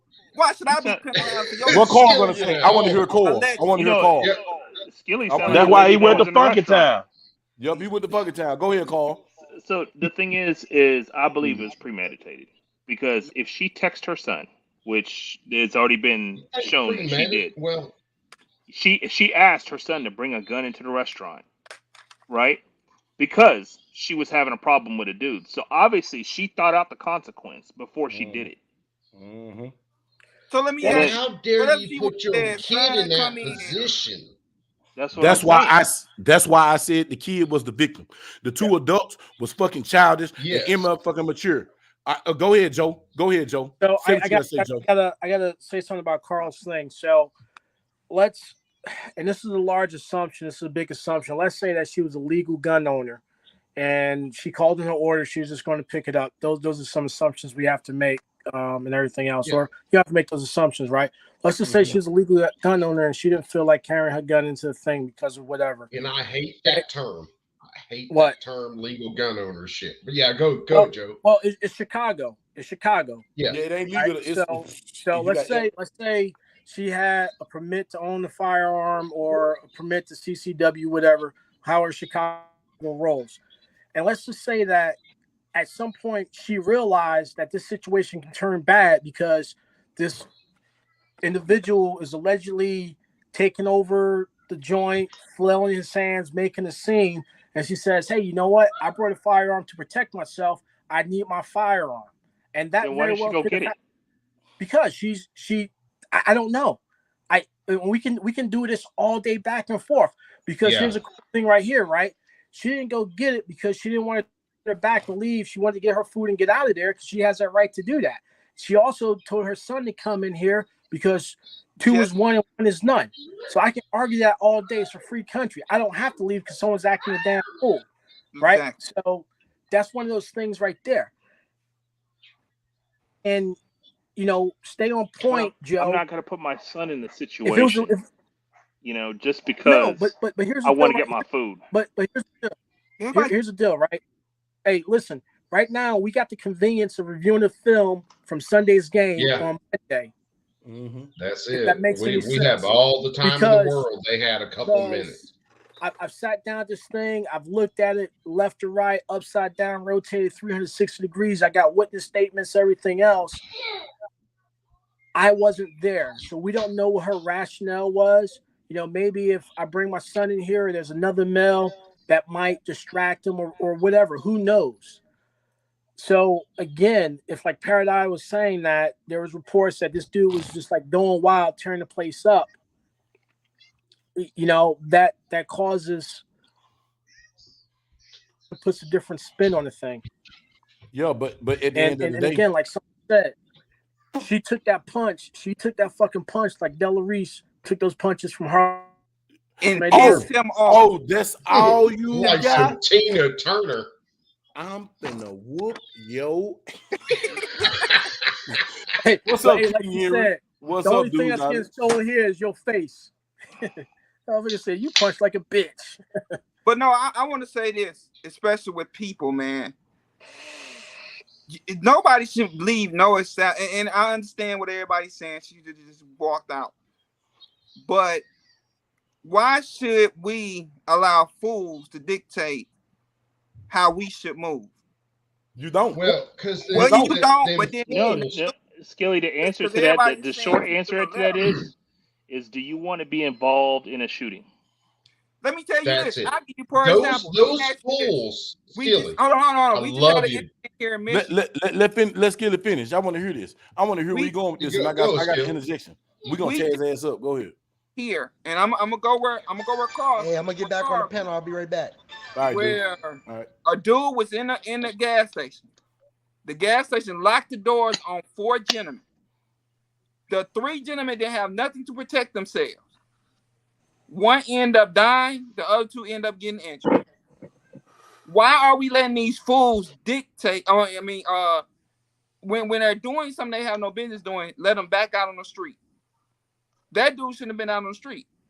But the justice system has to do a better job in locking these, offenders up repeatedly, or figure out some. I don't know. It's. I just hate nuts. The nuts I don't like. Well, a couple of points on you, Skilly. One, we end up with court systems that think, well, black people are locked up too much. So they end up turning very violent people, and trust me, I've been around them, very violent people back out onto the street. The other thing is, why do you let the idiots dictate that? Because the minute I pull that shirt up and I present, okay, guess how many court cases I'm catching? Yeah. It doesn't matter what that piece of shit did. So, like me stopping at a gas station, I got my kids in the truck or anything else. My first thought is to get the fuck out of Dodge. That's true. I agree. To go. Not an optimal situation. Those wheels on that Ford are going to be going. If the pump's still in the damn tank, I'm just dragging that bitch down the road. So say she turned and left. In the midst of her turning and leaving, he attacks her. Then what is that boy supposed to do? She's leaving.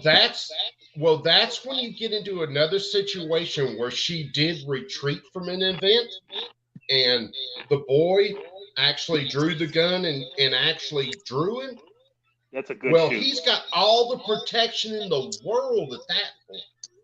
Now, if you break into my house, if you break into my house, I don't think I have any duty to retreat. If you bust that front door and you catch damn 30 rounds from the AK, you just had that shit coming. Yeah. You should have stopped on the street, asked somebody, maybe called some references and been like, no, that dude owns some fucking nice AKs. And it should but in a situation like that at a restaurant. Check this out, y'all. I know my kid is my backup. I know my kid is my backup at that point. Okay? $20, $30, $50, $100. Fuck that. I'm going to retreat out of that restaurant. I might sit in my car till that fucker leaves, and then I will go get my food. But he was acting ass before they got in there, though. So the establishment should have put him out a long time ago. Yep. Hold on, y'all. Hold on, Skilla. Hold on. I want to Q hit the pyro mail. Man, I appreciate y'all. Somebody's got a weird ass echo, man. It ain't me. Yeah, somebody got something on in their background. Somebody has YouTube on. I'm on a cell phone, so it ain't me. Your pyro, dude knowledge, King Henry for the cell, Armel, and Q Hector. Man, I appreciate y'all, brothers. Armel, what's up, brother? Man, y'all finish y'all conversation. Yeah, so if like you said, Coop, if she was getting whooped on and she exited the restaurant and he was still, I mean, if she was getting whooped on and he exited the restaurant and he's still in pursuit and still trying to hit her, if the child came out that car with that gun and started plugging him, I applaud him 100%. I applaud the mother all day. Yes, you're right. But since she texted, and it's been shown that she did, since she texted him and said, bring the gun, she's now complicit with putting a firearm in a child's hand, number one. Number two, having him use it on a person. So basically, she had him shoot him because he won't go to jail. He'll go to juvie, right? And he'll be released at 18 at a minimum. Yeah. Boy, talk that talk, Carl. Talk that talk. I think she's very. Make the youngster do it, so I don't got to go to jail for it because you're gonna do juvenile. Carl, I can't argue that. Gangs have done this shit forever. Use the 13-year-old shooter so that guy that's 20-something don't go to fucking jail. Well, little did she know, she really in jail with some cats that have done some work. Yeah. Well, she had. Well, if you look at it, really, she really didn't necessarily, quote unquote, had to have her son because once he struck her, she had. If she felt like she was in bodily harm, she could have did it herself. Man, hold up. That's a man on a woman. That's the way he swung on her. That's bodily injury. She got the right to use force to get him out. Whatever. There is a disparity of force there. Really. She has the right to use force unless someone outside of that group thinks she is being in danger of I can't remember something bodily harm and death. But they don't have the right to use. But he did. He did. Skillet. Hold on, Skillet. I got you, Skillet. I got you. The Illinois law. I just read 7. He just read the law. It fell up under the parameters of the law. Skilly's like me, man. He goes to the law books. I just read that before we started this conversation because I knew that was gonna come up. 720 in Illinois. If he felt like his mom was getting bodily harm, he had the right to shoot. Use deadly force. Hold up, y'all. I got to put a pause on the channel. Man, shout out to the first member of the Bug Nation. Has showed his face in the building because he's been hiding. And I was supposed to call him back, but I've been going through so much bullshit in Louisiana, bro. And when I got home with my job, Guns and Barbecue, the blackest white guy on this damn panel.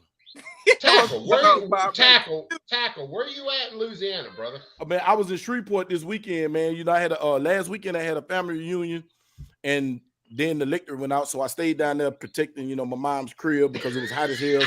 Standing there, and half of the city was out of power, so y'all know how they go. They didn't put it on the news, but it was happening, and I stayed down there to protect their stuff, and in the process, one of my I asked, man, I got family that's been in damn Carlisle, been in Slidell forever. Man, the country. We lived in Lacombe forever. The country. I got family all over that joint, man. That's why I asked.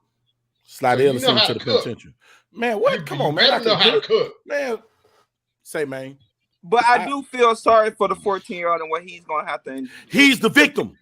The mental state of him is going to really, he's going to really need some counseling. And somebody's going to try to put that fire to him. But according to the law, he did his job. He did his job. I don't give a damn what the law say.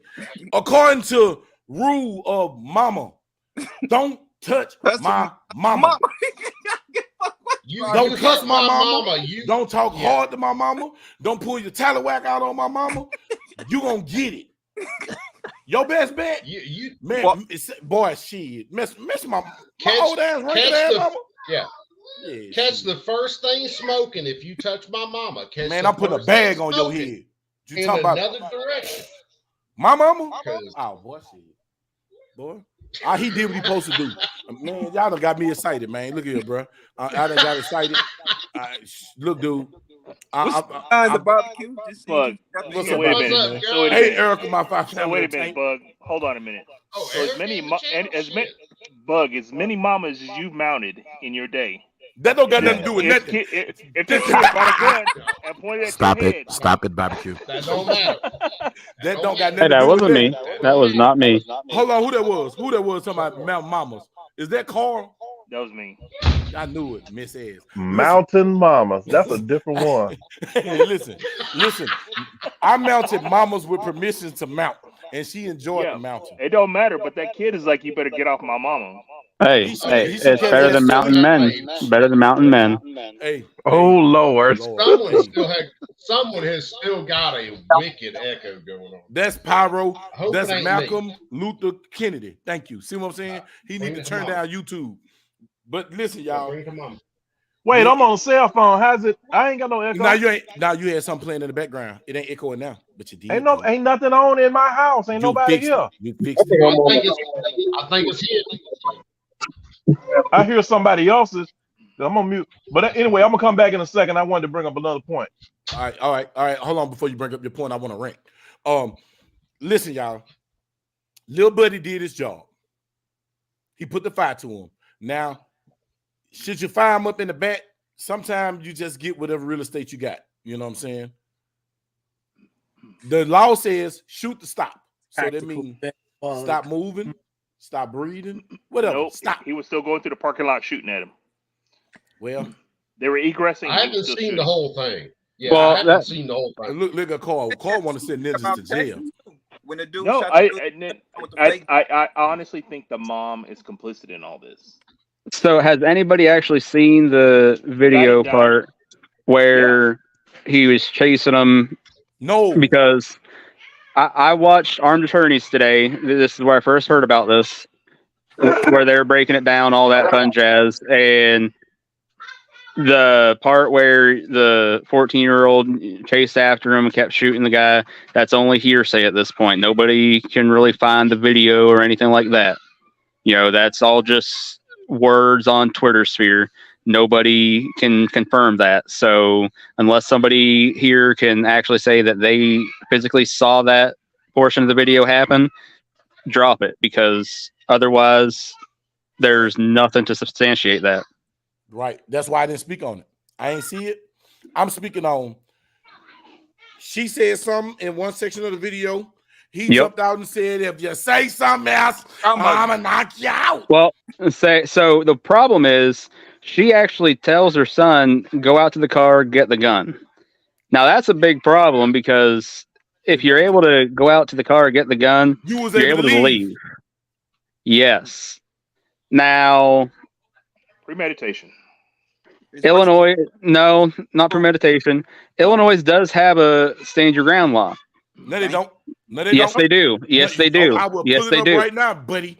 It said it yes, does they not do. have a stand your ground. Yes, they do. They just talked about it on Armed Attorneys today. But with the way it is, the judges and prosecutors and whatnot can also use it against you, where like they can question your character for not retreating. So it's kind of damned if you do, damned if you don't. So while it's not illegal for you to stand your ground, if you do, it's going to be used against you. It's pretty screwed up. So I think one of those things is they try and use a reasonable person standard instead of a reasonable person would have left. That's one of the things that they'll get you on that, you know. Well, from what I understand, Tackle, are you on Giffords? Are you kidding me? Yeah. Oh shit, Giffords. I just thought about what the hell I'm talking about. Thank you, bro. I appreciate you, bro. I appreciate you. Tackleberry Bug is out of fucking line, and he's staying. You know what? Corrected. Tackleberry's sleeping with the enemy. Don't even realize it. The hell, nah, my bad. I use Giffords. Control people. I use Giffords as a source all the time. Matter of fact, I think I got calls at 6 o'clock tomorrow night to be on some sort of webinars with like every town, because I follow all these guys. So no, I know where you're at. I'm just breaking your balls. Yeah. Say, look, they have a castle doctrine, but no stand your ground laws. There's a different things. And that's what I was saying, OG Tank, because I know OG Tank is Naga. He's the whitest Naga person that you ever seen in your life. Yes, we got OG Tank. He's in there. But that's what I was trying to say, y'all, because they don't have that, bro. And they dropped the murder charge, dude. Now she's suing them because somebody asked a question in the thing and we never got to it. She's suing them. Man, let me tell you something about a prosecutor. A prosecutor show you favor one. Illegal detainment, illegal false arrest, Chicago PD, false prosecution. A lawyer done got in their head. You going to jail. Like you finna go to jail. What's up, Slickback? STD, syphilis, tendinitis, and some other disease. That seems like a terrible idea because if you're suing them, you got to go to discovery, and if you go to discovery, that means that they can just as easily be like, "Oh, look, let's prove why that's why we're not in the wrong," which then proves exactly why we should prosecute you and bring these charges back up. They can't. That's double jeopardy. They can't bring her back on murder. One legal court. Well, no, how is that double jeopardy? They just dropped the charges. I mean, she was never tried. It depends on how. It depends on how the charges was dropped. If it's dropped without prejudice, you can use all evidence. And I just heard this that they tried to get me for something and then dropped that charge and tried to get me for larceny. So they went from a misdemeanor and trying to charge me with a felony. When my charges was dismissed without prejudice, my lawyer told me, he said, "Okay, your charges have been dismissed without prejudice. Now, there's a period of time that, if anything, 2 years, I could spit on the sidewalk. All evidence that has been gathered in this case can be utilized in my spitting on the sidewalk case or whatever." He's this way, but yeah, he's right. Double jeopardy only applies that if you are like exonerated of the case, and 100% exonerated, and then they take another bite at the apple, and they'll still try to do that shit. Like Bill Cosby. Bill Cosby. Well, hey, Bill all Cosby. I can say is don't have drinks with Bill Cosby if you're like woman. I'm just saying. Well, the Bill Cosby thing was, man, I got a spin on that, but that's not for tonight. No, fuck, everything goes tonight. Everything goes tonight. Look, it's Whicked Wednesday. Everything goes tonight. All right. Real quick. I say half of that was true about Mr. Fat Albert. Okay. Yeah. Suppose they did use the Quaaludes and such. And what would the idea be for? Because here's the one thing: who has been quiet through the whole entire point of everything? Like the women were allegedly drag queens and whatnot. So what if he brought them up there for not drag queens? You know what I'm saying? I was gonna say what? Dykes. No. I'm sorry. You know, they was same gender loving women. They was like women. So what if it was for Camille? Oh. Booyah! I'm done. Oh. But circling back. Real quick point on the gun thing. Now, the optimal shooting would have been if when the dude was punching that lady, she reached down and pulled her dress up, and then pulled that thing out and walked on him right then. Now, anytime, while we talking all the trash, anytime you ever in anything, if you leave out a situation, you better not take your ashtray back in there. If you go out to the car to get something, so the son was not in the place; he came into the place. So that's a thing. That's what a thin line at. But now, if he had been in the place and went out and got it and come back in, because he could have stayed out, like somebody said before. So, like, if you ever in a situation and you leave, don't you bring your a partner of mine did the same thing. He left, come back, and bow. He went down there. He was ringing that soup can. But anyway. That was my but in this case, it's a little bit different for a 14-year-old kid. It's a little bit different. Son got a text message, and then got the gun and brought it in. It's in the When the car. 14-year-old kid's just doing what his mother told him, it's a little bit Castle different. doctrine. That fall under castle doctrine because your car is your house. He in his house because he in his car. That's his mama car. Damn, I That's can't his even mama point that gun. way. And ain't nobody else said that it was a high point. As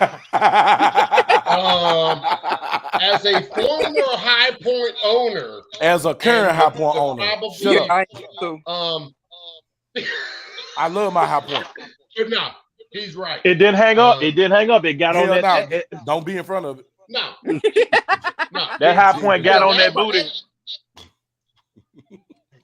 All I'm saying, he got on that booty with. I ever bought. Yeah. That first handgun I ever bought with my own money was a 40 caliber High Point.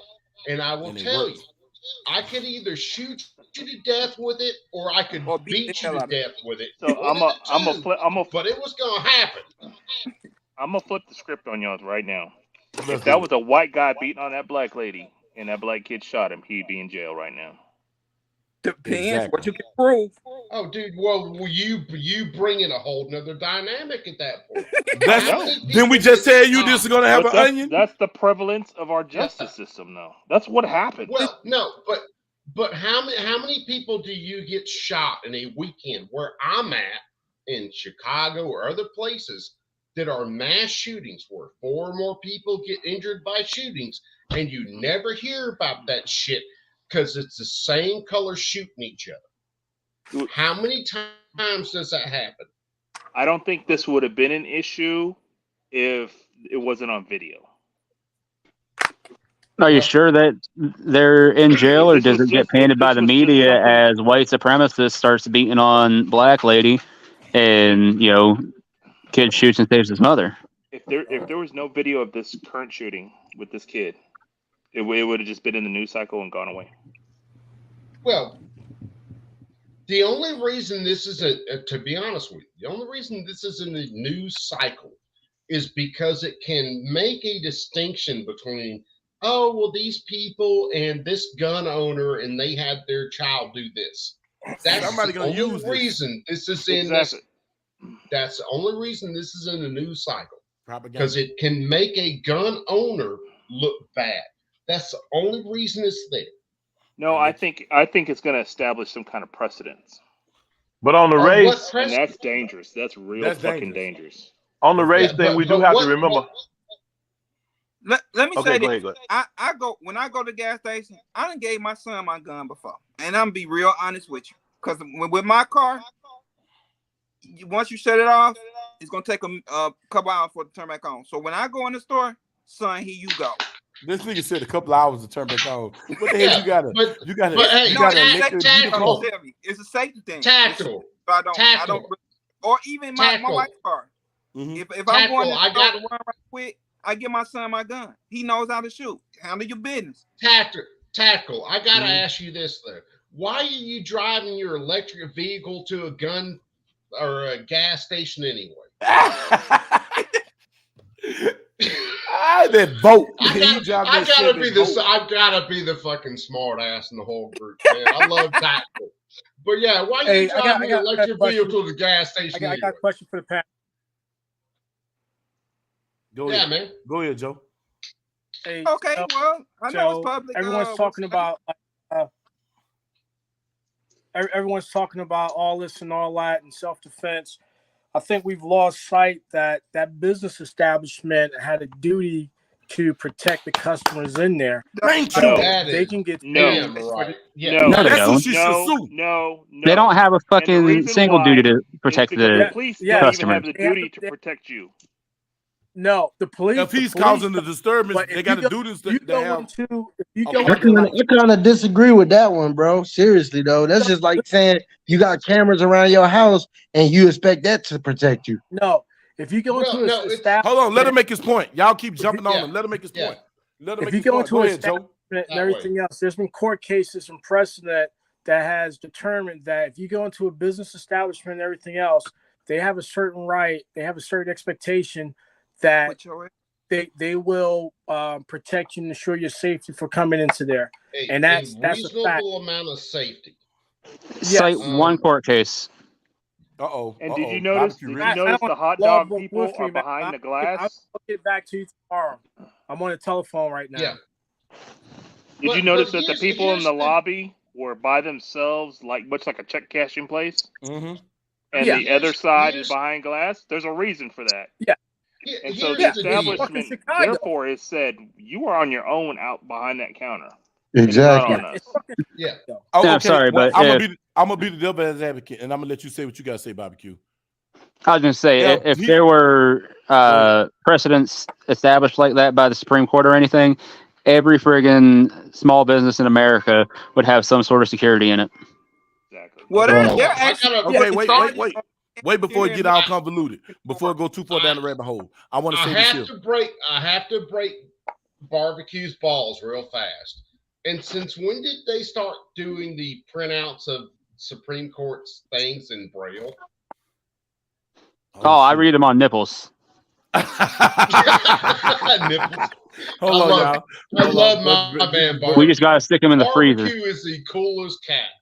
Hey, look, I'm going to say this here, y'all. This is what I'm going to say. If the dude had been already irate, like Malcolm Luther Kennedy said, he said Malcolm, Martin Luther King, and Kennedy. I almost said something, but I'm going to leave it alone. People going to hurt me. Look, if that's the case, if he was creating a disturbance, they should have called the police And get his ass up out of there. But it should have been a call warranted to the police. And and they could have stopped all this. But at the end of the day, that little boy did what he supposed to do. Women, and I tell this to my women that I love in my family. Don't get out here with no man and do all that. Don't argue with no man. Yeah. I just had an incident. I just had an incident about a couple of weeks ago with my daughter, bro. And I don't like my daughter. You hear me? I really don't like her. He said he don't like her. But let me tell you, hold on. Let me make my point. Go ahead. You argue with this guy at the hotel. The guy is shit. I don't know what the hell he is. Pakistani. He's some shit. East Indian. But he have two women in there. And when that man speak, them women sit down, drop their head, and they don't say shit. So I already understand the culture you're from, that women don't have no power authority. Women to do that. But now certain cultures, United States is the only culture where a woman can just say anything she wants to a damn man, bro. And let's just be honest with you. This Western culture, every other culture, the woman don't say nothing. Shit, they know their place. Now, not trying to take this down that road, but I'm just making a point. I told my daughter, that man was talking to her crazy. And that man didn't know I was on that phone. But I was in Phoenix, Arizona at the time. So I couldn't say nothing. So I sent somebody over there to her to get that dude the phone to let her know that a man is present. When me and the man had the conversation, I was like, she's a woman. You don't have to talk to her like that. You need to talk to me. If anything you need to say, you address me from now on. The guy attitude at first on FaceTime was like, he got stupid until I told him this would never happen again. It ain't what you say, it's how you say it. Then that's when I got some straightening, and then everybody that was there watching the phone conversation was like, damn, he just got right. And then I told my daughter, from now on, don't you argue. What I always told you your whole life.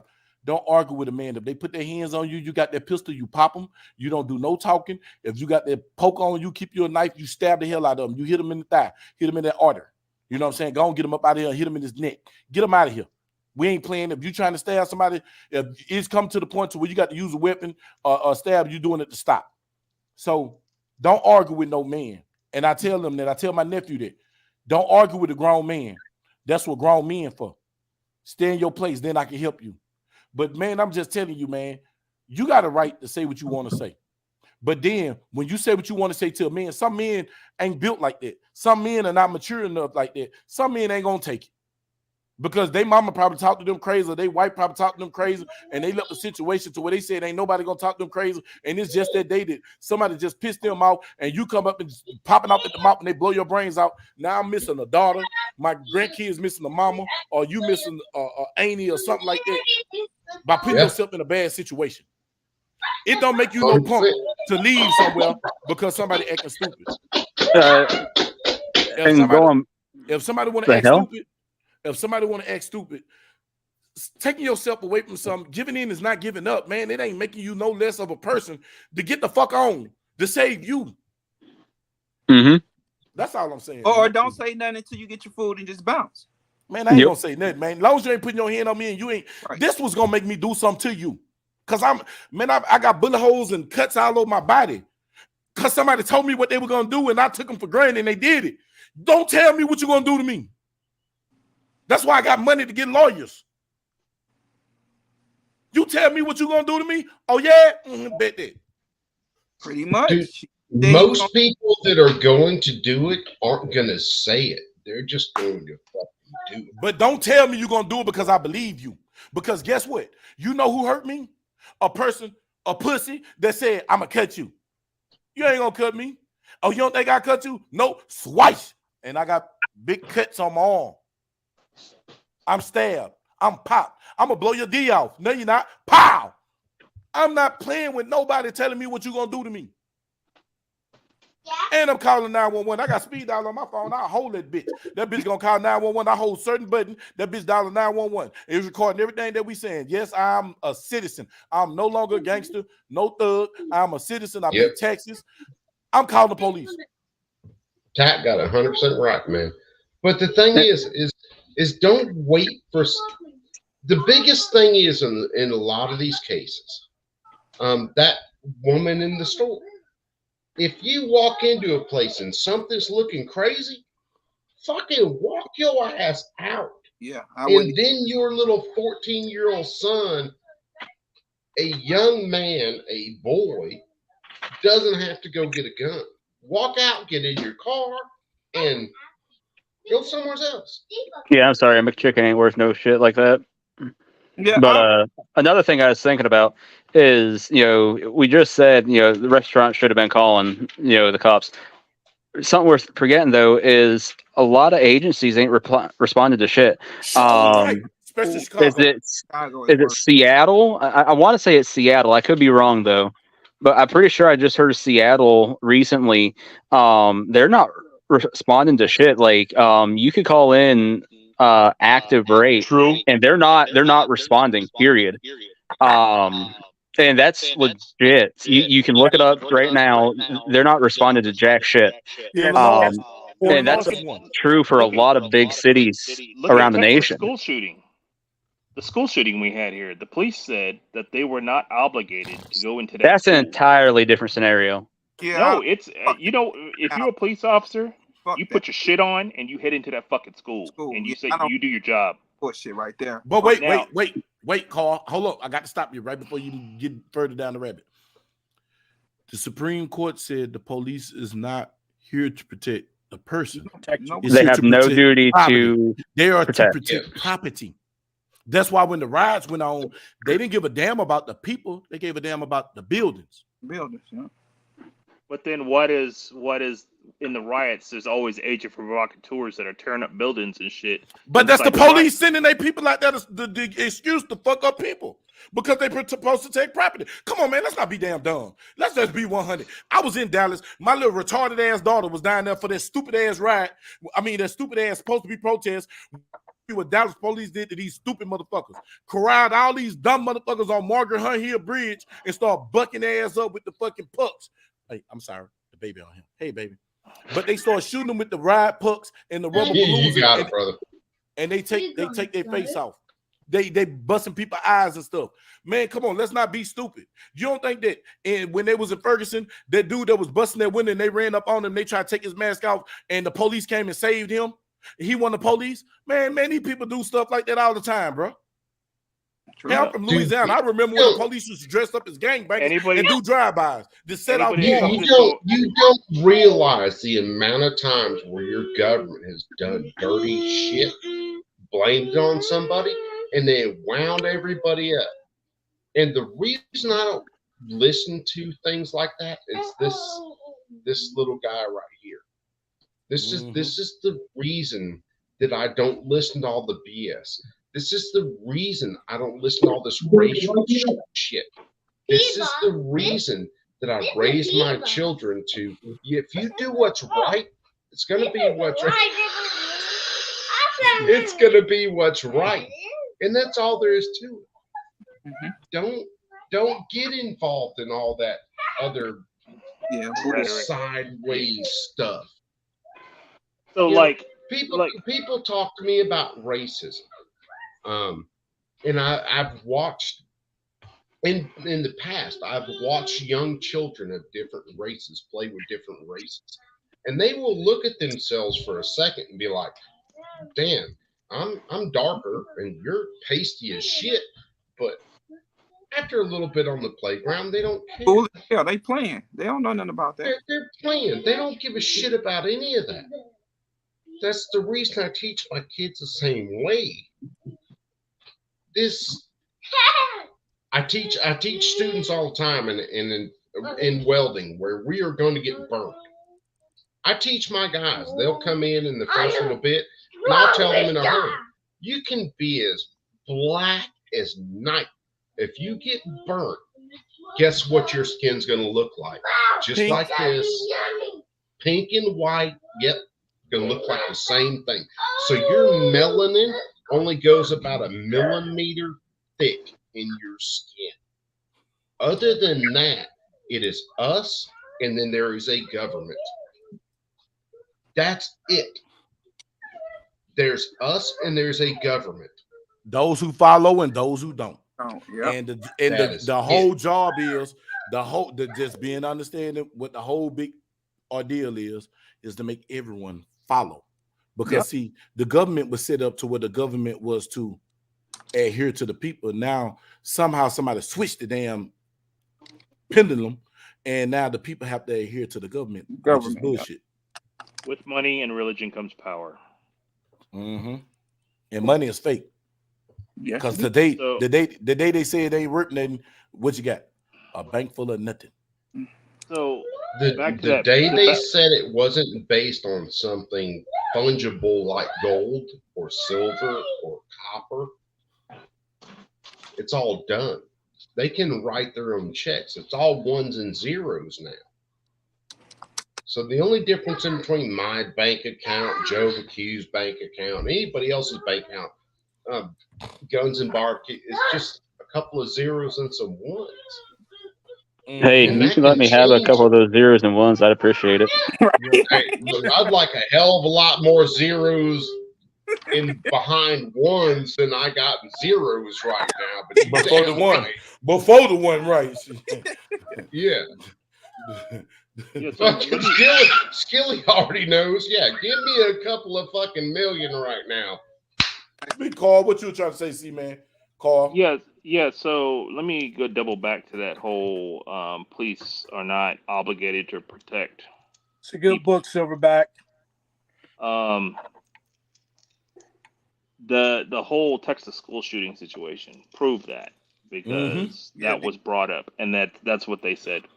And of course, the same like Barbecue said, the Supreme Court also ruled on that. That came out after the Parkland incident. Right. When that pussy ass police hid behind the thing with his fat ass. Right. So just know that when you're in a situation, you're on your own. You're on your own. You cannot expect, even if the police are called, do not expect them to show up for at least 15 to 20 minutes. Yep. You're lucky if you do. You're lucky. And with the police departments being defunded and, people just scared to go. If it's a hostile situation, they're going to wait for backup. They're going to be around the block, 2-3 blocks over, waiting to group up, to have a meeting and a planning meeting. They're going to be looking for building blueprints, exits, all kinds of shit before they even roll up on you. Yeah. So, like I said, you on your own. Handle your shit. But most of all, don't get into shit, and there won't be shit to get out of. Okay, everybody give applause for Carl Letter. Hey, Carl, just one exception to that. The dude's in Nashville. He was like, I need 2. He smoked that motherfucker. Right. Yeah, well, there's a lot of things, man, we deal with in everyday life. Because I'm assuming and that's, making an ass out of you and me and everything. But I'm assuming all of us carry on a regular basis. Absolutely. Yeah. And that's just what we do. When stuff gets stupid around me while I am carrying, my first thought is to get out of that situation. It is where I can go. I don't care if I got to leave out the back door of that restaurant. We go. Hey, I'm gonna head out. We go on, baby. Hey, look. Hey, he just made me think of something. And I want you to think about this, Carl. Carl, we went out to eat dinner twice, right? Mm-hmm. You didn't notice every time I did not we like sitting at the door, sitting at the with my back to the door. Yes. Look, and I was about to ask Courtney and his wife if they could sit on the other side. Just for that. Cause, bro, and then we went to Papa Do's the next day when we were supposed to come shoot with you. The woman put us right by the back door, the same thing, and I was like, hell no. And they was like, Bug, why you doing that? I said, man, I made her sit me in the center of the restaurant because if anything go off, I'm looking at the exits. I know it's an exit behind the kitchen. It's an exit right there in the front, and it's an exit on the side. But I know this Papa Do's because I always eat there. I know this Papa Do's. I know it's 4 exits in this building. I put myself in the center. I made sure this woman put us in the center of this restaurant to where we can hit those 4 exits. And they was like, why are you doing that? And then I started breaking it down to them, and Courtney White was like, oh, that makes sense. I said, see, if we at the door and people stampede the door, we'll get trampled. Them pushed us out the door. I'm not getting trampled. I'm going to be the person trampling you to get the fuck up out of here. That's what I'm saying? I go to Walmart, so a typical Walmart trip. I've been to the couple of Walmarts around me plenty of times. The things I plan out all the times in my brain are where are the customer service, the shipping dollars, anything that will give me an egress out of the building. Out of the building. My other thing is my fallback is that if a shooting happened, well, where can I get myself to a point where I can defend? In other words, I'm not like running around the store trying to shoot. No, I want to know where I can be, where I have a clear line of sight to any threat coming at me. You hit the kill. That's my thoughts on a Walmart. And it shouldn't have to be that way, but this is the fucking life we live, guys. And now Walmart don't want you to have your pistols in there no more. Shit, I go to Walmart. I feel like I got a literally a special loadout just for Walmart. I'm for real. You better have a real. No, I'm serious, man. You better have your extra mags when you go to Walmart. Like seriously, just because I'm not like that nowhere else. But like, when I go to big stores like that, yeah, I'll definitely have an extra magazine and everything with me, man. They're in the mall. Hey, when they started all this mask stuff with Walmart and all this shit, I'd walk right in the front door. They'd be like, "Hey, you need it," and I'd be like, "Nope, I'm going shopping." And luckily, none of them ever made it a big issue. Because if they had told me to leave, I would have left. So speaking of Walmart, I'll start walking out that door. Sir, can I check your receipt? You sure can. See you later. Hey, only one person. Yeah. If you're not at Costco or Sam's Club, that's a club. And if you read inside the fine print, you give them permission to check your receipts. Yep. If any store talking about check my receipts, I'm gonna show them a receipt. And when I pull that big black mug out, I'm gonna probably be a sex offender for being a decent exposure because you can read on the receipt and see how many items on this month. That nigga's food. Goddamn Tiger Bear. You got to go ahead and slap it in the face of the diversity hire right then. Yeah, man. So my wife will ask me, she says, "Carl, you don't have to be mean to those people. They're just doing their job." And I was like, they know better. The Walmart knows better than to have them ask. So no, that is no excuse. Especially after you self-checked out and you ain't been trained to self-check out and they want to check your receipt like they're going to give you a grade on it. Yeah. Yeah, that's a whole nother that's a whole nother thing. Do I work here? Do I have to scan my own items and check my own grades? You're going to get 50% off your next purchase. Y'all better go to hell or some other hot-ass place. You hear me? Like, man, no. Man, I wish they would. And it is always, and I'll try to be nice to the special needs ones. And, you know, the old people, man, I don't participate. But let a young little mother my age, somebody, you need to let me see. You need to see this piece. You want to see it? You sucking it? What you want? You eating it? What you want to do? You got to ask her first, though. Is it okay? But he want to suck it. I don't really for it, but if he into it, what's up? And he'll be like, man, what you want, man? Get out of my face then. Don't come in my... You're only gay, yeah. You're only gay if you're pitching or if you're catching at that point. I mean, no, because if you asking rules. another man, if he want to see it, that's sus. No, I don't give a damn. Well, Call me that's sus, suspect. call me bust, call me whatever you want to call me. I don't give a damn. But you ain't gonna ask me about that receipt no more when I walk back through there because I guarantee you they remember me. Oh no, don't even ask him. Look, the lady with me to ask me, no. Yeah. You talking to a guy who's seen two men climb into the same tent underneath some bunks a couple times. I don't know, because Ben and MJ slept in the same tent. I'm just saying. They was in that same tent for a while. I know. And they kept waking up. Did you hear that? Did you hear that? Ammo call. Ben gonna get me. Ooh, Ben gonna get me. I'm sorry, Ben shooting. I'm just talking. Prison is a strange place. Let me tell you that. Say, So, I mean, listen, I know. Guns and barbecue in Paradise. I got a question. About getting locked up. I got a question for you. What is the one thing that will set you off faster than anything else and make you want to draw your gun and kill somebody? Oh, he said draw your gun. He added draw my gun and kill somebody that's got a gun on me. Exactly. Now, what you got to say, Malcolm Luther, Eddie? I mean, some shit. It's Malcolm Luther Kennedy. Eddie. He called him. He's fucking fool. I like the way you treated me, Eddie. Eddie, you know you do me right. Now, what is it? Tell us, Malcolm Luther, Eddie. That shit don't even sound right. Man, I lost track of it now. I know because it was bullshit. It wasn't from the heart. You see how he just tried to serve us some bull call? It wasn't from the heart. That's why he forgot because it was bullshit. He had to plan this out strategically. You went to messing with my Malcolm. And Eddie. Don't touch my Malcolm.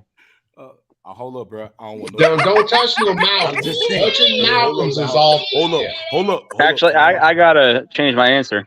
I say because even then, gun on me. Because I've been in that situation, and even then, I don't want to necessarily have to kill anybody. Because in that situation, I was observant enough to realize that the person that had a gun on me had a airsoft gun, and before I ended up coming out of a full draw and blasting them, I was able to realize that, reholster, and be like, "Hey, you're an idiot," and that could have got you killed.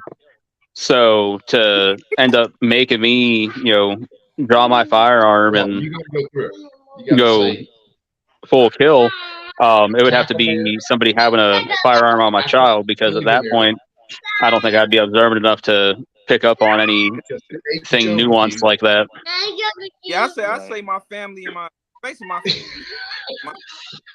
That would make me not think twice. Gotta say, hey, Carl. Other small, they don't. All right. Say, hey, guns and barbecue. Hey, so come on, Malcolm and Eddie.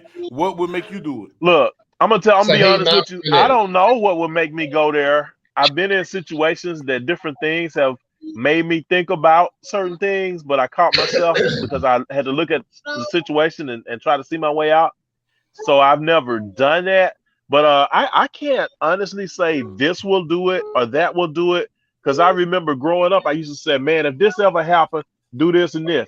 Man, when it happened, that is not what the hell I did. I'm going to be honest with you. I remember I used to say something like this. I remember one day I'm standing in my own doorway. I looked for my gun for 15 minutes. But, I got arrested for... I didn't even say a word. Yeah, basically, I didn't even say a word. But I rolled up my hoodie and stuck it under my arm with my hand under my arm, so they didn't know what it was. And so they thought I might have had something. But anyway, the thing is, man. But the thing is, it was this easy when that thing come out. But go ahead, dog. I'll fuck with you. But the thing is, I always said, man, if my woman this or that, I'll do this. Man, you don't know what you'll do when it happens. So I can't tell you what'll make me go here or make me go there. I try to say I can control myself, and I try my best to do that. So that's the best I can do. Is I'm trying to stay in control. That's straight up answer. I think we all. Yeah. I got my 3-year-old back here going like, "Oh, get out right now." The biggest thing the biggest advice I can give young men, especially, one, tell your girl if she is banging anybody else, they better be banging a truck so that they can haul her crap out of your house when he leaves. Ooh. And the second thing is, I put in the chat earlier, don't go to a place over pee that has no pee. Yup, that means don't go to prison behind some vagina. Mm-hmm. That went over a lot of people's head. I caught it. Because, yes. Hey, look, 15 to get you 20, and I'm going to tell you this here. If I catch you banging my old lady and you saucing her down, I'm coming in to join her, and you better not say nothing, and you better not try to leave. Hey, look, we enjoy my deal is bro. I'm telling you, Bug is such. I hope Hey, hold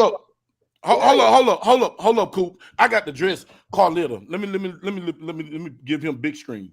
Carl. This is for Carl. Let me take this out where we can see you. Now, you see you, Carl? Come Just on, let you Carl. know, me and you having the one-on-one. Now look at this face, Carl. Go back to you again, Carl, because I'm childish. Back to give me again. If I make him stay there, it is not for my pleasure. Right. If he was in a hole, he need to stay in that hole. So when I come there, it's 2 other holes for me to go into. I'm not going to go into another. If he's in a hole where 2 holes exist, I'm not going there because we too close together and I don't need him touching me. Right. I'm going to go to where that other hole that is not exposed. Yeah. I'm just telling you that, Mr. Carl. There is nothing gay about me besides I'm happy. But I don't like other dudes. Dudes can't do nothing for me because a woman have what a dude have, and guess what? She have a dessert tray at the bottom of it. That's all I want to say. I'm done. So if I die tonight, there's going to be someone serving Tackleberry Bug with murder charges. What they gonna be? He can't get mad. He got to stay there. You was there when I wasn't here. You in my house. You in my house, hunt in my bed. You got to be there. We got to enjoy this together. It's called Tackleberry. You just made my fat ass laugh that goddamn hard. You might have killed me. So there's gonna be murder charges. No. You chose to listen and you chose to laugh. Tackleberry Bug and his affiliates have nothing to do with Coop passing out tonight. Have nothing to do with that. We deny all any interactions with that situation. Thank you. There's a public service announcement about the Bug Nation. Thank you. Man, I know people think I'm crazy, man, but I'm serious. I am so like, woman. I get upset. I mean, you already in it. I mean, you already in it. I might as well join you and we slut out and let her know that she's worthless. Already there. Just I'm gonna. Shit, man, it's going down. When he leaves, she's leaving with him. Oh, after we done with it, yeah, we done with it. She got to go. Yeah, she's gone. Shit, she gone. When a U-Haul, there's like men in the truck. Man, I don't even care about a U-Haul. Right, I don't give a damn. I don't give a damn about no U-Haul. You can carry what you can carry, and you can carry your ass out the door. Hey, look, the last time I left one of my exes, me and her had a conversation one night, or the night before. I told her, you want me here, you want me gone. She said, I want you gone. So everything that could fit on my truck the next morning left. And everything else that was there was hers. It's hers. I was out. Bro, do you understand? I'm the king of walk away. Bro, I done walked away from a couple apartments. Oh, bye, you can have it all. Give me my, listen, I got a TV right now in storage room that followed me since I've been in Texas, bro. It was the first, y'all remember the Samsung. Now it was a Magnavox. It was a Magnavox 36-inch TV, the big TV with the big back on it. And I got a 32-inch TV with the VCR. I've been having them TVs since I came from Texas. Those my TVs, and they still work, and they show damn near better than these flat screens I got every damn well.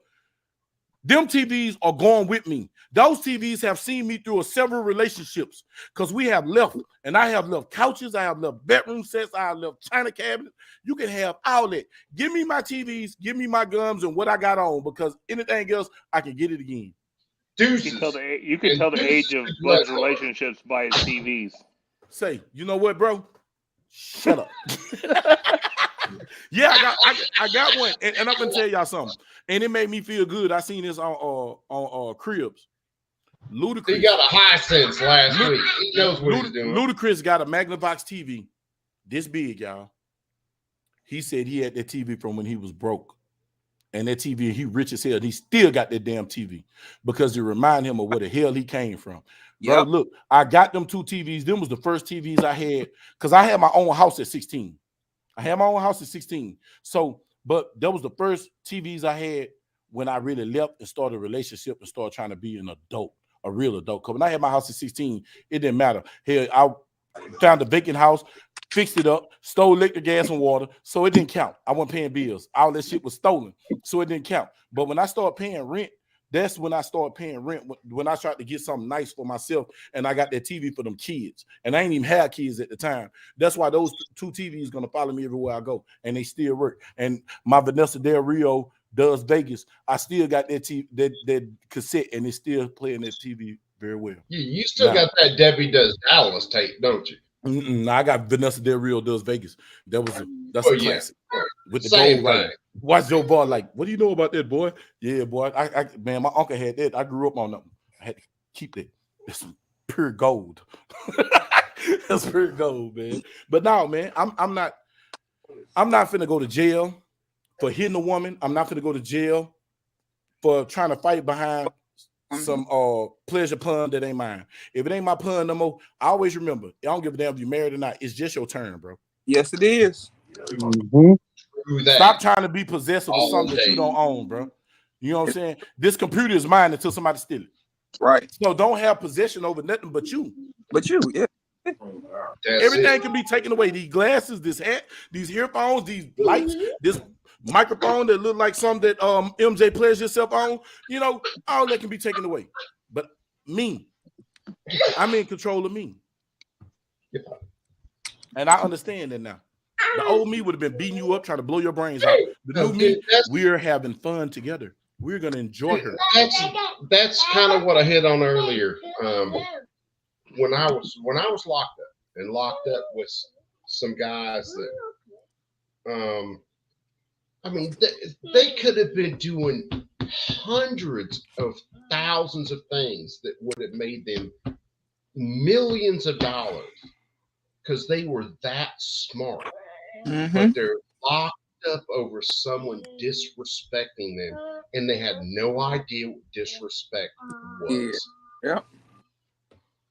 That's what this little one who is still up driving me up the wall. That's what I tried to teach him. Respect is earned. You don't know what respect is until you do something worth being respected for. Come on, kiddo. Give me a little bit of a break. Nah, better you than me, because normally it's me. It's normally me. I swear, boy. Boy, look, that little Mohican ain't even came out the room yet. It's really quiet. For those who don't know, this is my 3-year-old. This is Leo. I'm 46 years old. I have a 3-year-old. This is my boy. Not a grandson, although people have asked me whether he was my grandson or whatever. But no, this is my son. That nigga said somebody like Bob Burger. Don't start scoring if you know what you're doing. Say, because these people up here, hey, who paying the whole Silverback? See, Silverback tackle is hen pick. So we can't even listen to his comment. Man. Yeah. Okay, so hold on a minute. Silverback, I saw your question earlier. I couldn't answer. My website is www.odinarmory.com. Seriously? No. .com. Not .run. .com.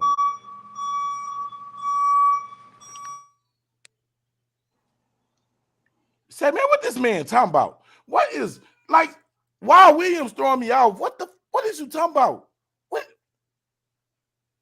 What they got to do with anything we were talking about tonight? Boy, you weird. Something about him earlier, because I was off with him earlier today in the conversation. I don't know what he been like, he's 4 conversations back. At least 4 conversations back. Go back 4 conversations? he was off. He got. Wait a minute. He had me off about a. LOL. Debbie had me punk. Wait a minute. What the? Debbie had me. What? What the was the hell, little Debbie? LOL. Debbie. Okay, I'll give you this. He might have been on the me saying Debbie loves Dallas thing. He might have got on. Oh yeah, he a porn He star. might have been on that. Pervert. He be touching himself. Boy, you look like the type of person that raped themselves. Hey, look, I've seen plenty of people touch themselves. He raped himself in the mirror, looking at himself in the mirror. Tomorrow, you see it, don't you? Yeah. Oh my God. Hey, look. Now the worst thing is being from realize I did like baby prison. I wasn't in a big boy prison. I was in a little boy prison. But realize the amount of guys who would be gunning themselves anytime a female guard showed up. Hey, my brother was one of them. He was a killer. Listen, they start shooting. Hey, boy, listen. Bug, hold on a minute. So he's the only person that we know that goes to the emergency room and says, "I need a rape test kit," and they come back and say, "That was your own shit." Oh shit! Oh damn! How the hell this whipper don't let your ego get you killed to rape yourself and getting this nigga got a rape test done on himself and they said you are the culprit. He got arrested for raping himself. But you freak as hell. But look, let me tell y'all the story, man. God bless the dead, man. My brother, D, dog. This dude here. D went to the pen for like 8 years.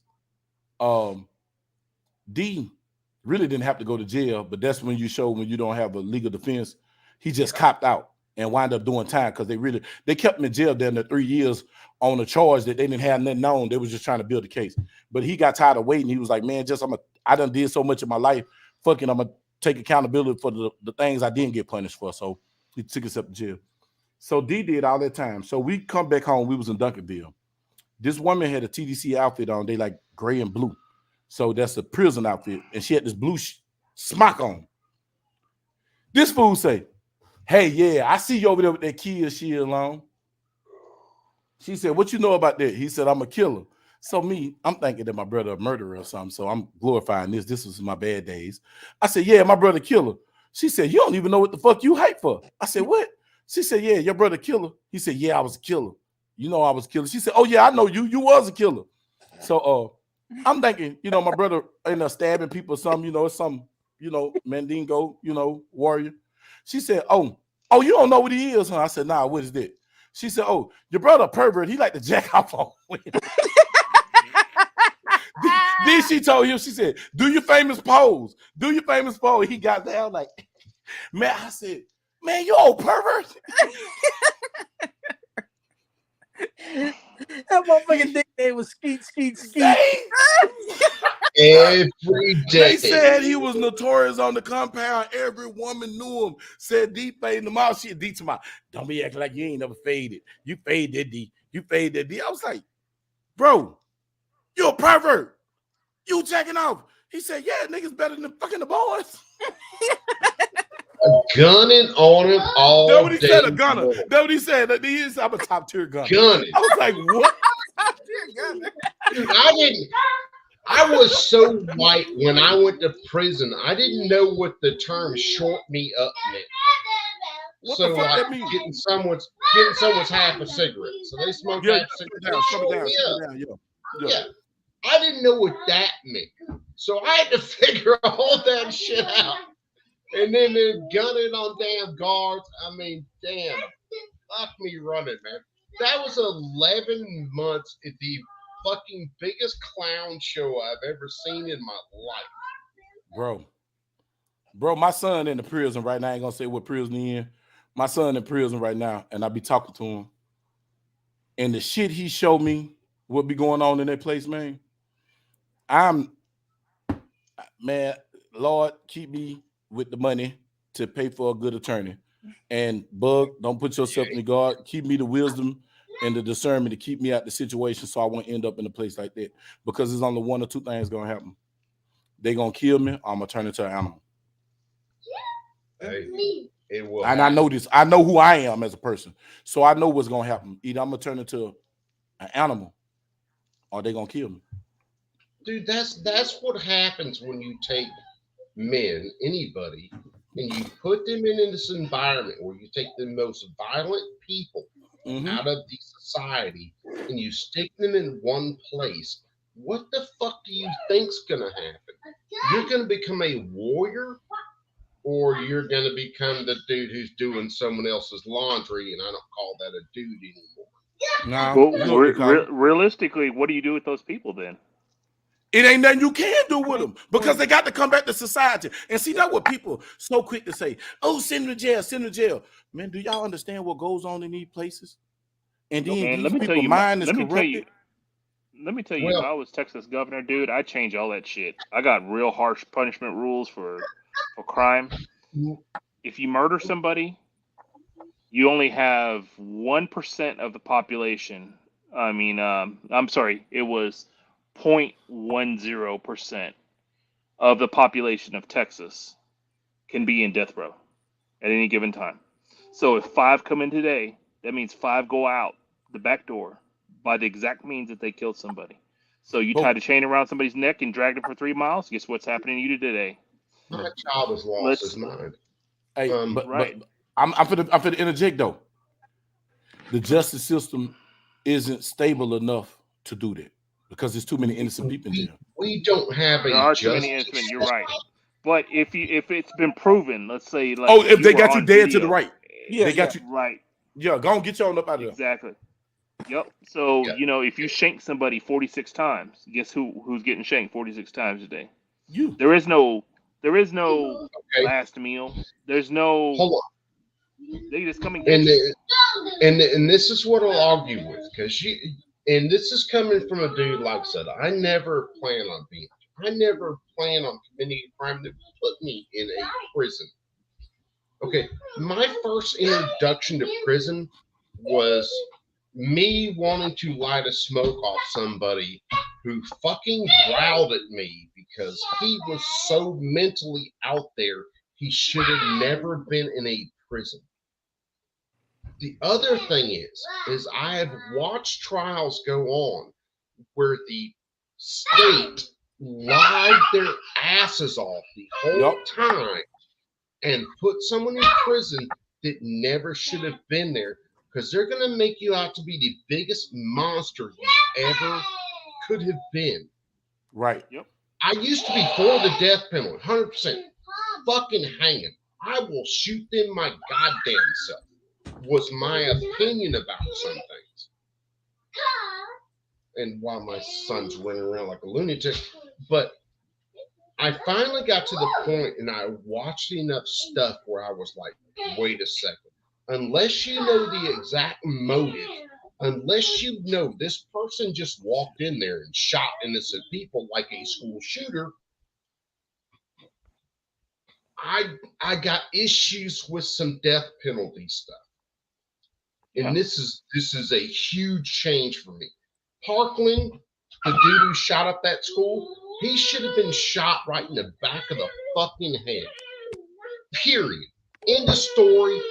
Mom and Dad, unless you guys want to do it, we have a state-appointed person to pull the trigger. That would have been my position.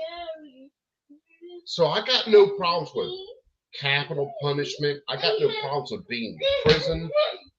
There were guys I was in prison with that had got off on plenty of stupid small things where they, would you quit, that should have been in prison for much larger things.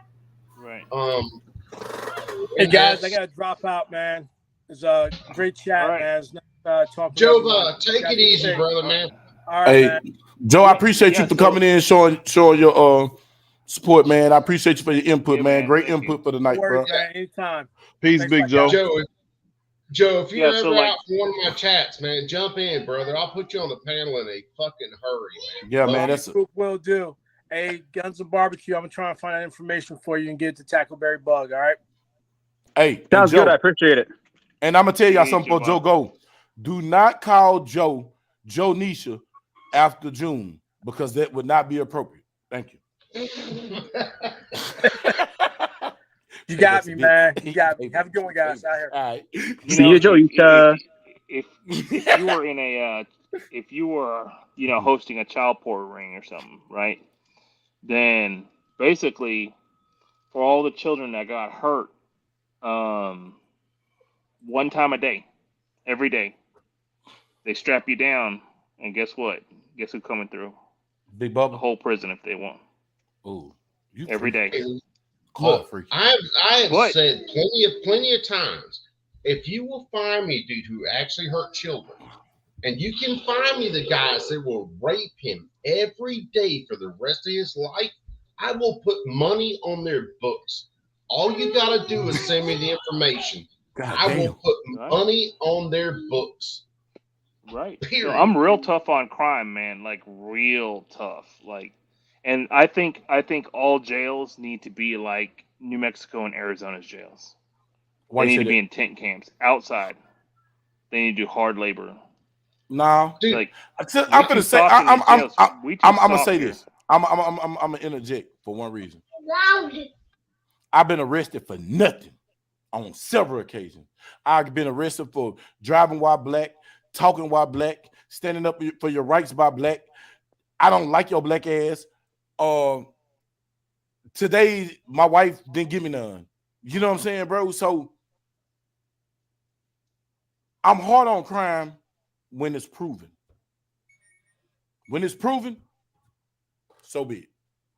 Okay, so maybe there needs to be that jump, that segue. But right? see, the point is, it's so imperfect, though, Carl. It's so imperfect. It is. It's so imperfect for one reason. Prosecutors don't give a damn about the case. They want the conviction. They want the win because the win turn them from a prosecutor to the DA, from the DA to the Senate, from the Senate to the governor, from the governor to the White House. It's a leapfrog. He was tough on crime. Here's why I think you're right. There's something that should happen in the United States. If the government charges you with a crime, they are going to prosecute you, and you have to pay for a lawyer. If you win the case and you are not convicted, or you are proven innocent, the government should have to pay for every bit of the goddamn money that they put your ass through. And that would stop these prosecutors from being able to just charge anybody for anything.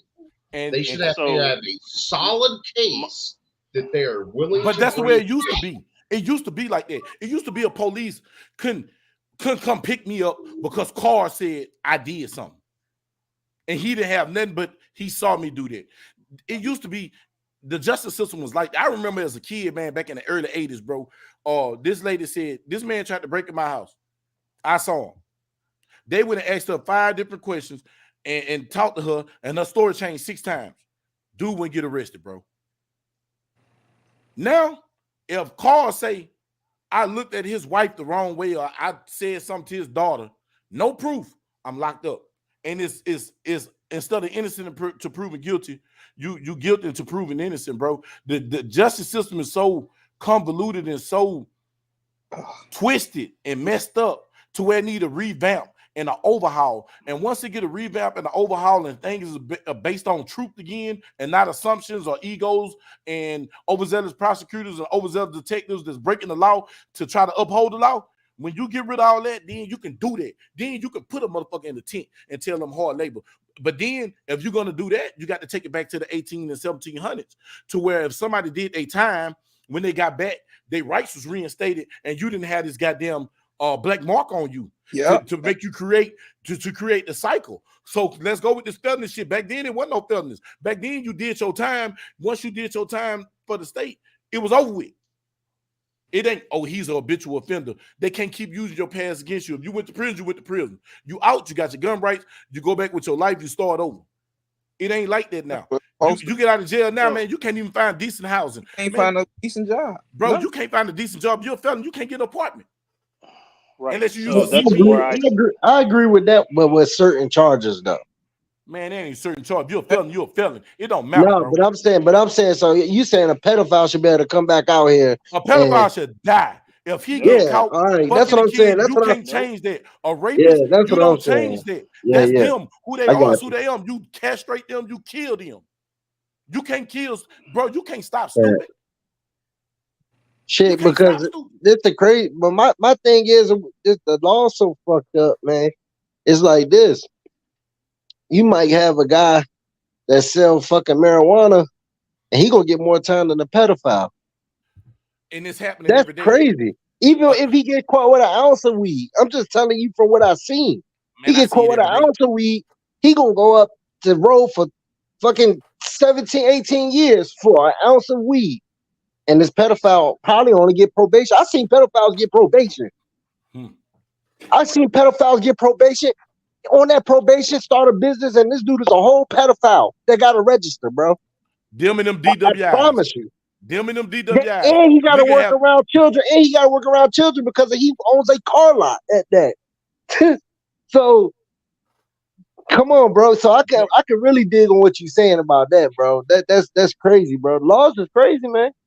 Like you said, if somebody can call in and say such and such said or did something, and ain't got no type of evidence, no proof, yeah, they could lock you up. I've been locked up for stupid shit like that. Then thrown out 3 months later, but I still had to sit in jail for fucking 3 months. That's crazy. And then I got to go through all these hurdles and hoops to get my name out these databases. So when you Google me, it don't show up. Oh, he got arrested for looking at, he told a kid or he peed in front of a child, and that's a damn lie. And red flag laws. See, all this go back. That's what I'm saying, Carl. I get what you're saying, Carl. I get what you're saying. I'm not against it. All I'm saying is, before we can implement that, man, it's a lot of other stuff that need to be changed. And we got to check these prosecutors when they start sending people to jail, like say, for instance, that judge for Meek Mills, because she had a hard on for Meek Mill trying to make a name for her damn self. She fucked over that dude. She should cast to jail. Yep. If you do it, yep. If you're not. For how much time she put him on probation? That boy was on probation for damn near 20 years. Put her ass in the cell and let her go through what she go through to other people. Let people understand. Let people understand. Let them go through what somebody else go through. If a detective lie on somebody and use false evidence, he need to get that goddamn charge that he was trying to put on somebody else. Absolutely, I agree. That's what I was gonna say. Any prosecutor that falsely charges somebody, they have to do all that time, no questions asked. Questions about it. And if you did white collar crime and you embezzled money or you probation, no, they come and strip all your shit. Like they take any monies for your family to recover. So that makes your family complicit because they shared the money that you're of your wealth. Right? So they take all the cars, they take the college funds, they take everything. Because somebody lost money, somebody lost cars and college funds and jobs and all that shit behind your greediness. So they come do it to your whole I feel family. the same way. If a woman wrongfully accuses a guy of rape or some shit like that, she ought to do every damn day in prison that he would have done. That he was gonna do. Period. That should be a win or lose, winner takes all. You accuse him, if you got the evidence, he goes. If you don't have the evidence, guess what? Your little happy split tail butt gets to get on that bus, and you're going in there, and that's your life. The whole Emmett Till situation. Whole Emmett Till situation. They should have went and got her. Oh yeah. She should have lived a full life, unless she's supposed to live a miserable life. She's supposed to live a miserable life. You caused a lot. You the woman that caused Black Wall Street to get tore up. So hold on. We get into two things real fast because some people may not know. So Emmett Till, get into that, explain that, and then Black Wall Street and explain that. Go, Carl. You brought up Mr. Till. So because that shit pissed me off every time I talk about it.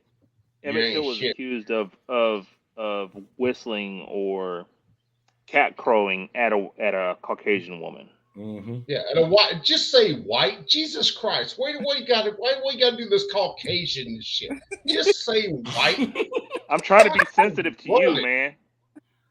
Dude, I'm like, hold on. Well, just to throw this out there, okay? So I got white, I got Jewish, I got Native American, I got German, and I got a couple others. There isn't a race in my background that hasn't been fucked over by the government. You do not have to be sensitive to me. Just say it. White. He's white. He's less than this color. We held the swatch up to him. He's white. Just do Okay, it. Caucasian sounds like a I'll say cookie. this. Caucasian sounds like taking a shit. I'm just sorry. Basically, they rolled up to Emmett's house, right? And he was a little kid. They rolled up to his house and they arrested him, and he got killed. Well, they drug him behind a fucking truck. Mm-hmm. If it's the one I'm thinking about, they fucking beat his ass, tied some shit around his neck, and drug him. They hung him in a tree. Hung him in a tree. Yeah. Yep. And threw him off a bridge. There's so much shit that happened with that. The situation was horrific. Yeah, anybody that was complicit with that, the police officers, whoever arrested him, all that stuff, they all needed to experience exactly what Emmett Till did. Yep. Yes, every second. And so I'm all about eye for an eye, tooth for tooth. Like you do the crime. But in that time, they went to the courtroom and told what they did. They were heroes because at that time you were only considered human if you look like the ones who did that. Mm-hmm. See, here's the thing, and this is why I have so much issues with some stuff now. Okay, if the government, if they have video of me shooting somebody in the face, okay, I shot that dude in the face. That's on video. But if you can't prove that I did that without just cause, that's different. You know, if I can show that he hurt somebody, had a gun on me in his other hand that you can't see off camera, and I shot him in his face, well, he had that shit coming. But the government is so twisted stuff around these days. And prosecutors, Tackleberry's talking about it, they're worried about their win rates. That's the other reason I say, if the government charges me for a crime, they run me through court, I gotta pay thousands of dollars, if not hundreds of thousands of dollars, to go get that from defend myself. Huh? The government ought. The Oh, government. she out about. Okay, tell them then. Oh, Markel. The government ought to have to basically pay my lawyer's bills and compensate me for that time. And what that does is that stops some little piece of shit prosecutor from bringing a case against somebody and going, well, we think they're guilty. Fuck it, we'll charge them. We have the state's money. We have the government's money, and all they have is what's coming out of their paycheck. And that's the divide we run into now. Oh, no. What they will do now is arrest you knowing that you're going to get off, but they will psychologically F with you. And when you get off, by the time you get out, you've lost your job because look at the comment, Carl. And you got to pay all this stuff. So then you're going to lose your house because you couldn't pay your mortgage because you lost your job. Well, here's one for everybody. There were two guys, and I think it was in Georgia. It was, if you know about the writer Tom Clancy, he normally wrote fiction. The only true story book that he wrote were two guys from Georgia. There was a woman that got killed. The cops picked these two guys up because they're off the wrong, side of the tracks, and the cops interrogate them for hours and hours and hours. And these guys actually, they're so tired, so mentally done, they start kind of admitting to stuff. All of a sudden, these guys get convicted. They're sent to prison, life sentences. They find the body later, and the body of the woman, a hunter found it. She's not wearing the same clothes that they said she's wearing. There's all sorts of other shit that doesn't check out.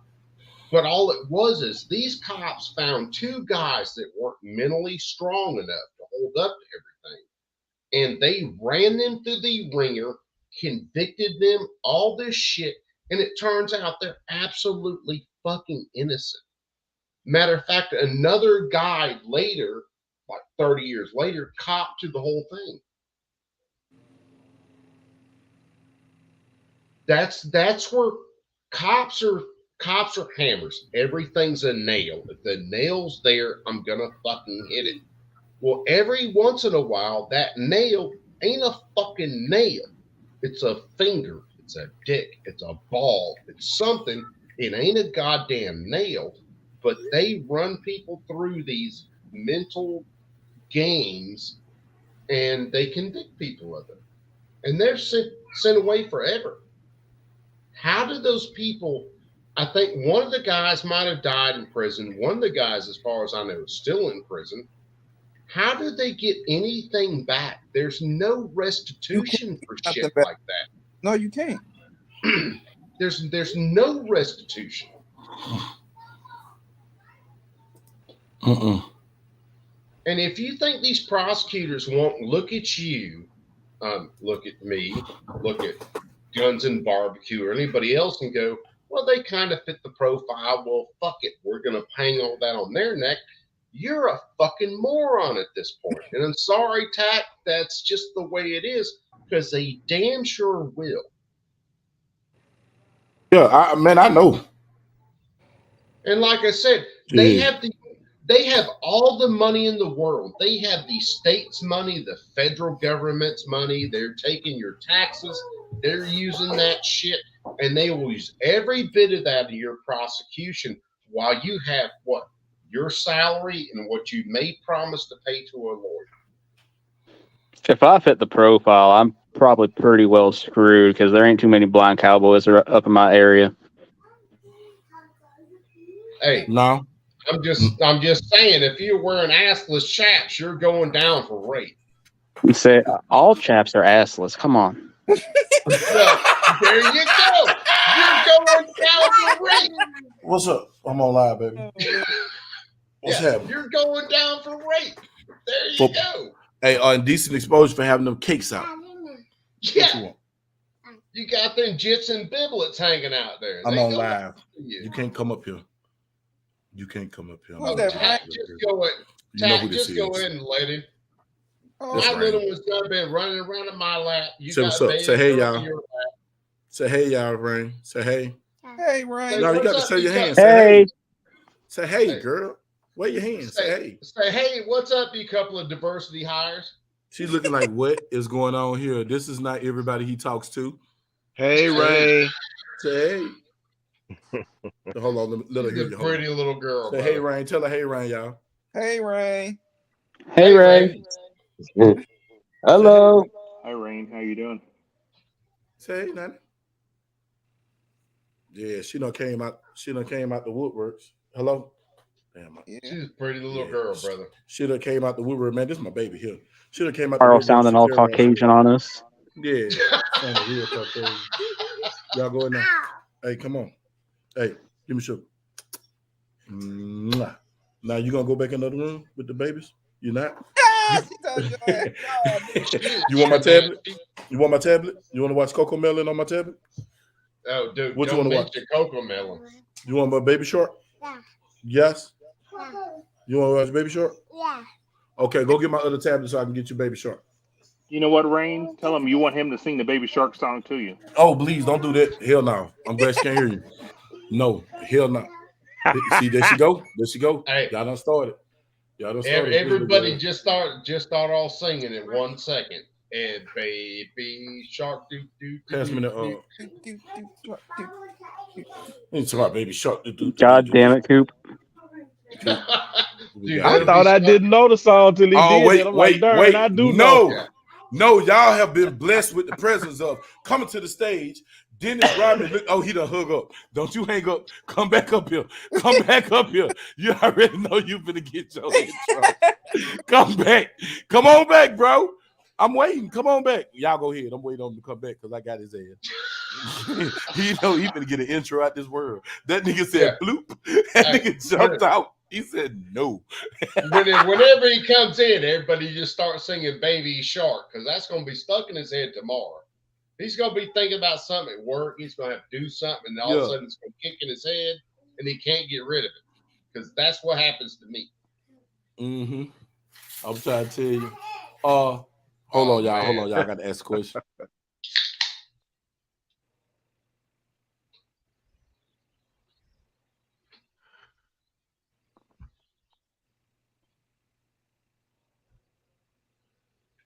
What you gonna ask? What we doing?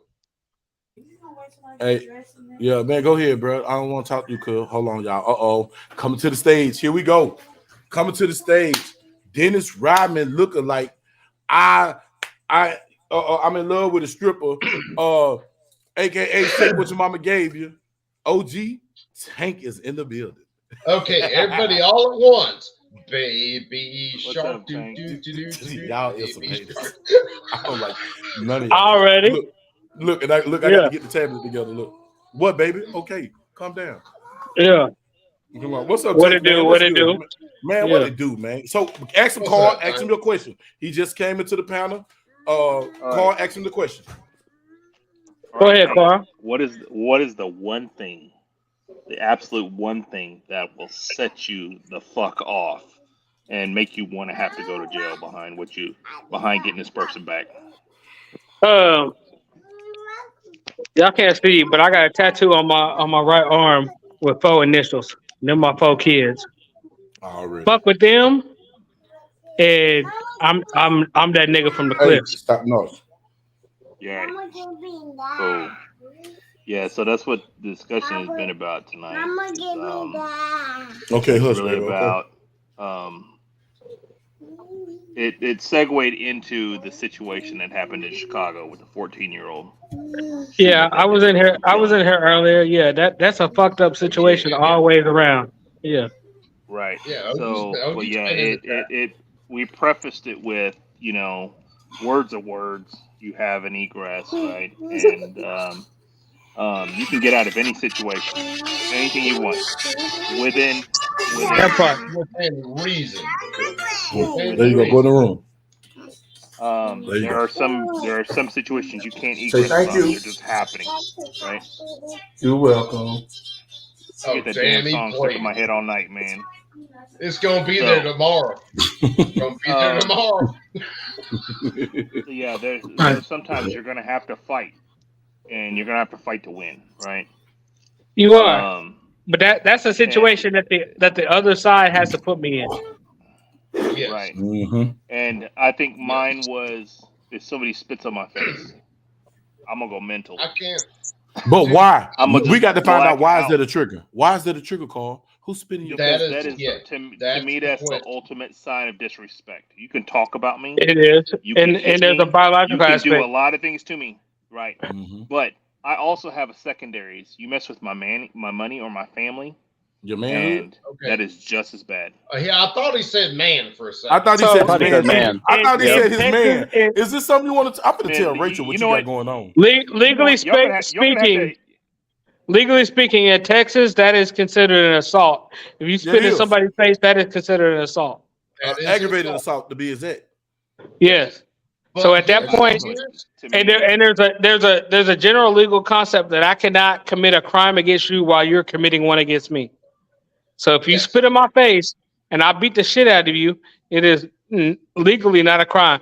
Obviously, their lawyer is going to do whatever they do, but if you have a lawyer that is halfway fucking alive, mm-hmm. yeah, that's not gonna go nowhere. But hold up, Tank. We got to address this. That man said his man. Coop heard this. I heard this. He addressed it. I wasn't gonna bring it back up. Definitely said his man. He did say his man. Look, that's three. Parrot, did you hear him say his man? Skill, I know you looking at another live, but did he say his man? Damn. Another live. Yeah, it sounded like he said man. He like guns and barbecue ain't gonna say nothing. He's reading porn in Braille right now. No, he didn't. He said he heard it. Barbecue I said thought I heard him say I my said I man. heard it. I find it funny. We get a Dennis Rodman lookalike, then all of a sudden, friggin' hey, Carl's if you read Porter like, Brown, oh, when you get to the good part, do that shit rise up? Y'all fucked up. Oh, y'all hard. Oh, I love my man Guns and Barbecue so much. My man Guns and Barbecue is a fucking cool ass. Hey, Barbecue so what happens? So barbecue, what happens when they squirt in Braille? Can't squirt in Braille. Yeah. At that point, it's just squirting. That's all I gotta say. Oh my god. Some shit is universal. Yeah. Barbecue. But here's the thing. So, say we're out at some place, okay? Some dude says a bunch of shit in front of you. You're carrying your gun. You're packing. Okay. He spits in your face. Some people pay extra for that. Some people do. As long as they're wearing the right boots, they do. But we're gonna go to fists. You're right there in each other's face. He spits in your face. You're wearing your shit. Now realize if you go to fists, especially if you guys go to the ground. Oh, this is just going. Wow, this is going south real quick. Well, here it is. Especially if you guys go to the ground, you have brought a gun to that fight. So is it more manly? Is it more of an adult? If he spits in your face and you turn around and you go, all right, I'm stepping off this. I ain't no stepping off that. If you step off that, you's a whole broad. I'll be a whole broad though. I think I've been on that tip for a whole minute. I'll be that. You be that for a man to spit in your face and not do nothing? I can't do it. We swinging. Yes. I'm throwing dukes. But hold on. For real. Is it worth? Well, this is it. Knowing what I'm telling you, that's my trigger, dude. That's my trigger. trigger. Wait. Knowing what respect actually is.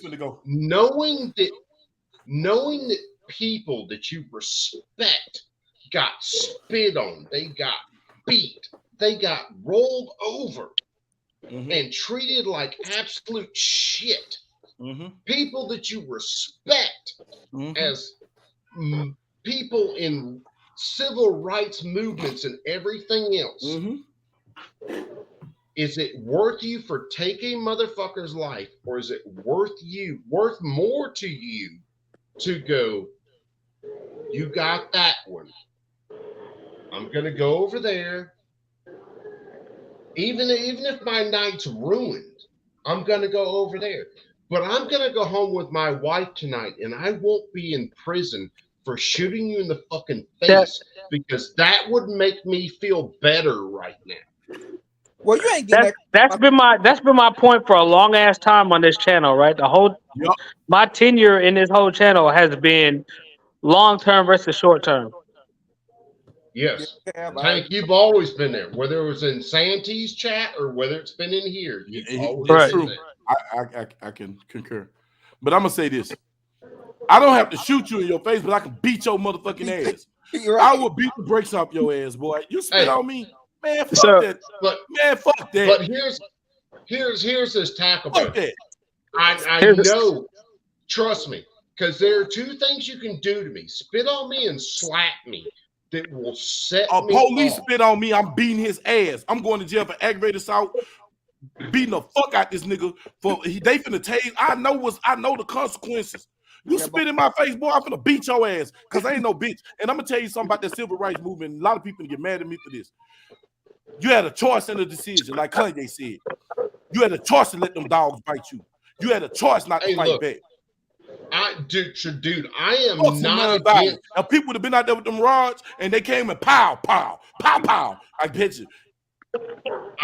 I got something here. I am not against violence at all. When people walked that Selma Bridge, they should have been armed for fucking bear. Period. They died on that mountain anyway, so at least die fighting. Let's not forget why the ATF was created. To stop black people guns. That was just wasn't stopping black people. That was stopping anybody that would make a stand against the government. That wasn't just black people. So let me ask y'all about this shit, right? Because this.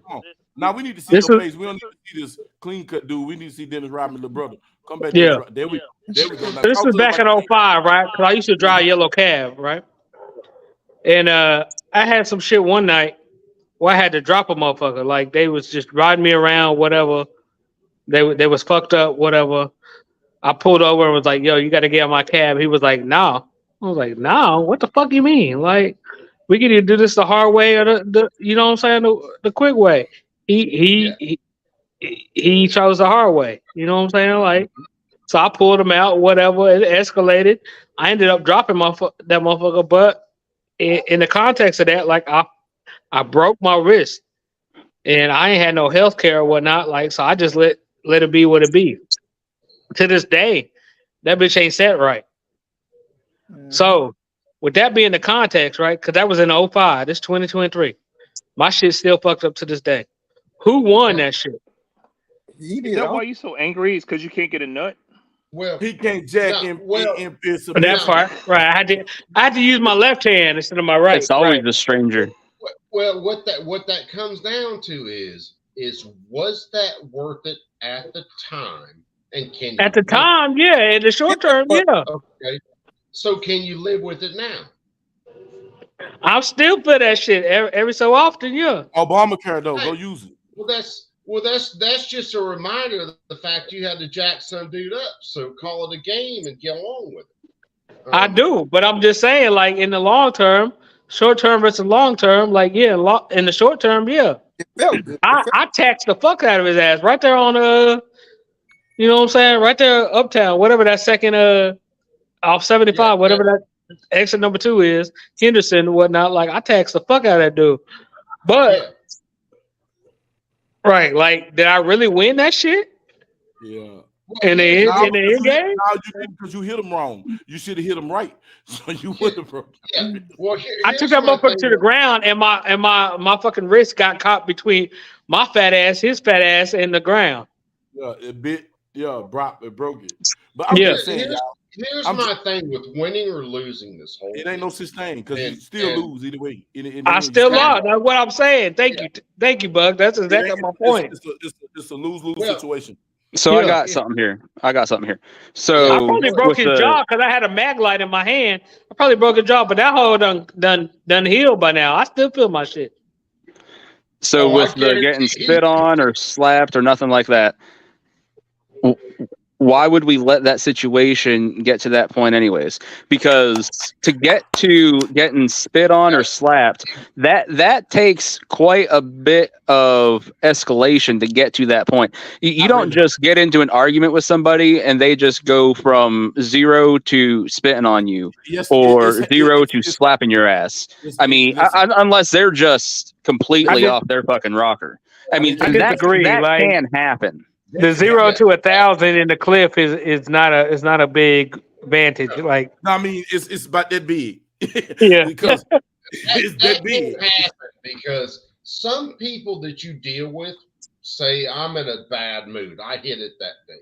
But this person's already like idling at 99 miles an hour, so it takes 0 to push them to 100.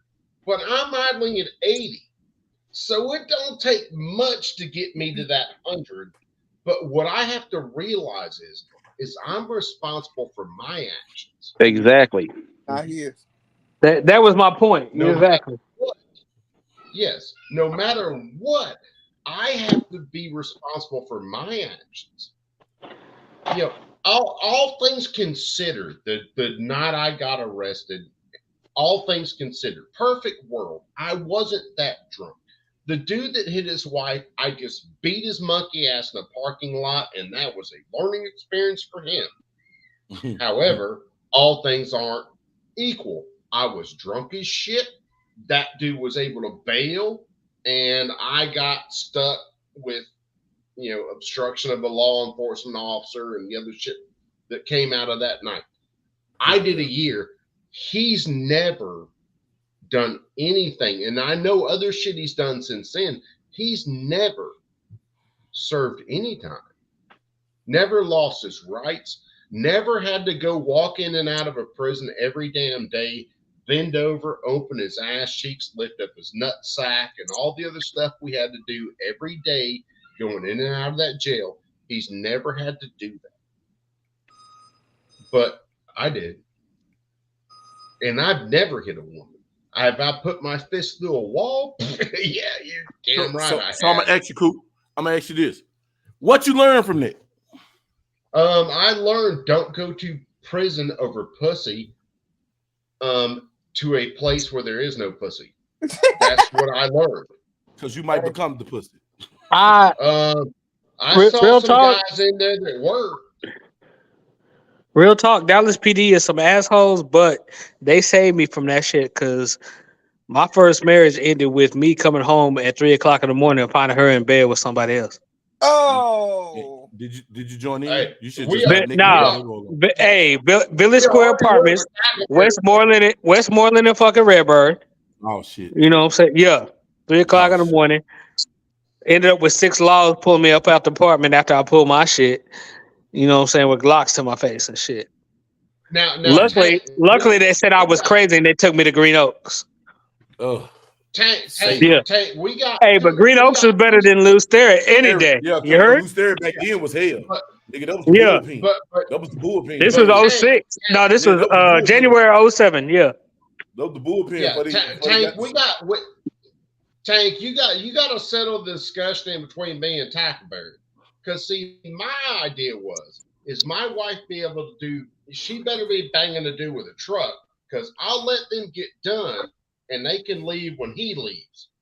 Tackleberry, so he just gonna bail in the middle of it, and whichever hole's ready, he's putting something in. I ain't gonna hit him though, but whatever she got open, I'm feeling that space with below my waist. So you feel what I'm saying? Yeah. So you gotta settle that. Once a law showed up, my shit was put up. Right. Mm-hmm. This bitch told him where the shit was at. Even with that, they was like, "Yo, just get out of here." When I think they was like, they understood that shit, right? They was like, "Yo, get out of here." I didn't have my wallet. I was like, "Fuck it, I need my wallet." So they trying to like, you know what I'm saying? Like, hey, can we come in and get his wallet? What not? While that shit happening, they sergeant pull up, and they were like, and the sergeant was a black female. She was like, "Oh, he had some shit and it was loaded. He got to go." Yep, because why the fuck didn't I take off? Like you were supposed to. That was your fault. Yeah, that is. I fucked up. I put that shit out. I fucked up. I could have gone to Bug House and be like, hey, give me $20, $30 or whatever. You know what I'm saying? Yeah, it was square business. I'd have helped you out, bro, because anybody would have in that situation, but I wasn't thinking right. The same situation. My bro called me. I had just go get your tablet, baby. Open that door for her. My bro had the same situation. I had just got home from out of town. I came from Bloomington, and I had just made it to the house. That nigga called me from Fort Worth and said, "Say, man, the people here, they told you to come get me." I got from University Park to Trinity and 360 in Fort Worth in 10 minutes. Right. So you know how far that is. You know that's a 30, 45 minute drive. Yeah, you doing 90, 95 the whole way, right? Shit, not in my ass. Listen, 190 nothing. Listen, I got there because I knew if I get there and get him away from there, he ain't gonna go to jail. Yep. As I was pulling in, I seen a Fort Worth PD SUV pulling out. I felt it. I said, my nigga in that damn truck. I pulled up, ran upstairs. What's up? Where you at? They just took him. Low key between Tarrant and Dallas, I'd rather be in Tarrant. Nah, fuck Tarrant. Tarrant for anything that's domesticated or with violence of a firearm or violence, shit, you going to jail. Their conviction rate is ridiculous. Absolutely. Nigga, Tarrant County don't play you with right. Tarrant I mean, if I can't be in Collin is like a fucking it's like fed time and shit. But man, I'm telling you, dog, like I'm just saying, y'all, when I want y'all to understand something. That's why I said don't let your ego get you killed. And this is why it segued into so many things. If that's not it's your wife is your woman, but she's your turn because she's an individual. She's not a possession. You don't own her. She don't own you. Absolutely. When she choose to step out, she might come back. She might not. If you step out on me, ain't no coming back. Coming back. Absolutely. That's done. Now you can be a thought. I treat you like a slut any day. I'll bounce. Right. But you can never be mine. Right. But I enjoy your facilities, and that's about it. But you can never be mine. And I'm telling you, it's gonna be short. I'm gonna give you the Mine best 3 only minutes like of your this. life. And I might have I'm hit you 2 or 3 hours. Now you're getting 3 minutes tops. I'm trying to keep it down to 2, but you might get 10, depending on, you know what I'm saying, on my day. But I'm trying to keep it like that. But other than that, dog, I'm not gonna go to jail behind no woman. What she doing? I'm not gonna go to jail behind no dude trying to fight me behind no woman. Because first I'm gonna reason with him and take myself out the situation. If he don't, then I'm gonna do what I got to do to make it home to my grandkids. That's Tackleberry Bugs. Your best defense in this life is your feet. And as much as us guys want to be the one, well, you're not going to do this, you're not going to do that. No. I want to go home that night and play with my kids and sleep with my wife and get up in the next morning. As much as some days I don't like work, I'm going to go to work. I don't want to be in those bracelets.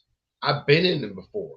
And fuck me running if they don't fuck your wrist ups for a few months, actually, where you don't have complete. And to mess up your rotator cuffs if your shoulders too wide and they don't put double cuffs on there and they strain you, you mess up your. I messed up my rotator cuff, got tore up behind handcuffs, and I didn't even know it until I got to work.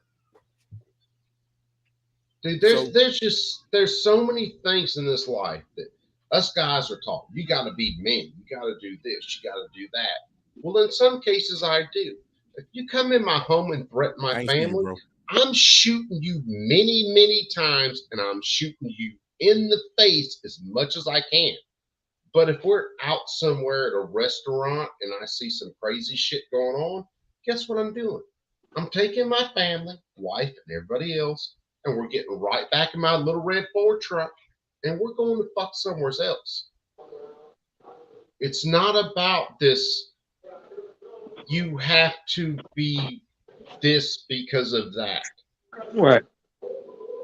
I literally was in a conversation earlier today about the Allen shooting, right? Because I got a lot of Naga members that stay in that area. And they were like, yo, it's Texas. How does this shit happen? I don't give a damn if I had a gun and I was at that motherfucker. As soon as I heard them shots and I realized the reverberation, that shit was more than fucking 9mm, which is my EDC.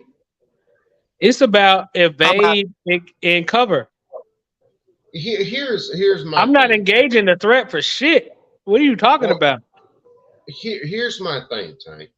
Coming from a guy who I never expected to be in handcuffs. I never expected to go to prison. I did this over some stupid shit due to his wife. And it is what it is. I've never had charges before then. I went down on obstruction of a law enforcement officer, kicking a cop, and all this shit. But what this did is ultimately spending 11 months locked up was let me see a bunch of young men that were in prison over stupid fucking shit. Right. And if they had just realized, like I posted in chat earlier, what respect actually was, they wouldn't have been there. Yeah. And this is mostly, I mean, it's some white guys, but it was mostly young black dudes. Guys who could have been going to college. They were that fucking smart. Real talk. So my actual name is Tank. Like, I don't have an internet persona. My actual name is Tank, and that's a family name. All the men in my family are Tank. You know what I'm saying? Like, I know that sounds confusing to everybody outside, but it's not really internally, right? That said, I got a nephew that's upstate right now. You know what I'm saying? And he's upstate because that nigga was given so many chances. He had 4 years. He was given fucking probation and he fucking violated. So now he got to do all that shit. Yep. You know what I'm saying? Like, and I was trying to reach out to that nigga. Like, he got a son that's 3. I was like, hey, you got to make some fucking changes or whatnot. You know what I'm saying? Like, he still fell into that life or whatever. You know what I'm saying? I got another nephew who my sister done put out the fucking house because he wasn't doing what the fuck he needed to do. He ended up staying with my parents. My parents take him in. I'm at my parents' house. I done found his shit. I done found his stash and his money. There has The to be nigga and me wanted to take his shit and his money and were like, get the fuck out of my parents' house. You know what I'm saying? I didn't do that shit. I went soft with his ass. There has to be something with just men in general, white, black, other, Indian. I don't give a shit whether you're rainbow colored. There has to be something with us men that shifts, and we go, the thing about being a man is raising your young ones. And as much as I screw it up,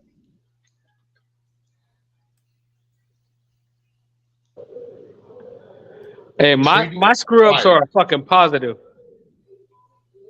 Well, mine ain't always positive. I try to learn. because I don't fucked up, so you don't have to fuck up in the same way that I did. Well, I already ran that scenario, and let me tell you how that's gonna play out. Well, that's why I say we have to teach our children what is being a man. Isn't this some you disrespected me shit? No. That's you have to learn what respect is long before what you can learn what being disrespected is. And then respect is something that's earned. Yes. And even being disrespected isn't a means for violence. Nope. That's a means for cutting someone off. That's if you don't respect me, I don't have anything to do with you anymore. Right. My wife, my family, and like I said, I screw it up constantly. My wife, my family. That's my center. So yeah, if you spit in my face in the middle of a restaurant, I might want to beat the brake shoes off of you. I might want to put you in a wheelchair to where you will suck food through a straw for the rest of your life. That's my initial event, because that slapping me, that's where slapping the spitting is you in violence. I choose violence today. So let me be 100, y'all. Mm-hmm. Both my mama and my daddy. Yeah, I got siblings on both sides. Oh, they half boys. siblings, whatever. Mm-hmm. You know what I'm saying? Like they don't move around. But within the context of my mama and my daddy, it's me and two other siblings. Right? Mm-hmm. One of those siblings in my last divorce, I've been married twice, you know what I'm saying, divorced twice. In my last divorce, you know what I'm saying, was on some feminist shit, and she was like, oh, I disavow you. We not, you know what I'm saying, we ain't peoples no more, whatever, yada, yada, yada. Okay, cool. It is what it is. You don't fuck with me, I don't fuck with you. Mind you, not only are we blood, we both blood on both sides. Cause I ain't got siblings on one side, I got siblings on the other. But I got two siblings that got the same mama and daddy. So we double blood. You know what I'm saying? Mm-hmm. And now you disown me. Okay. This was about 4 years ago.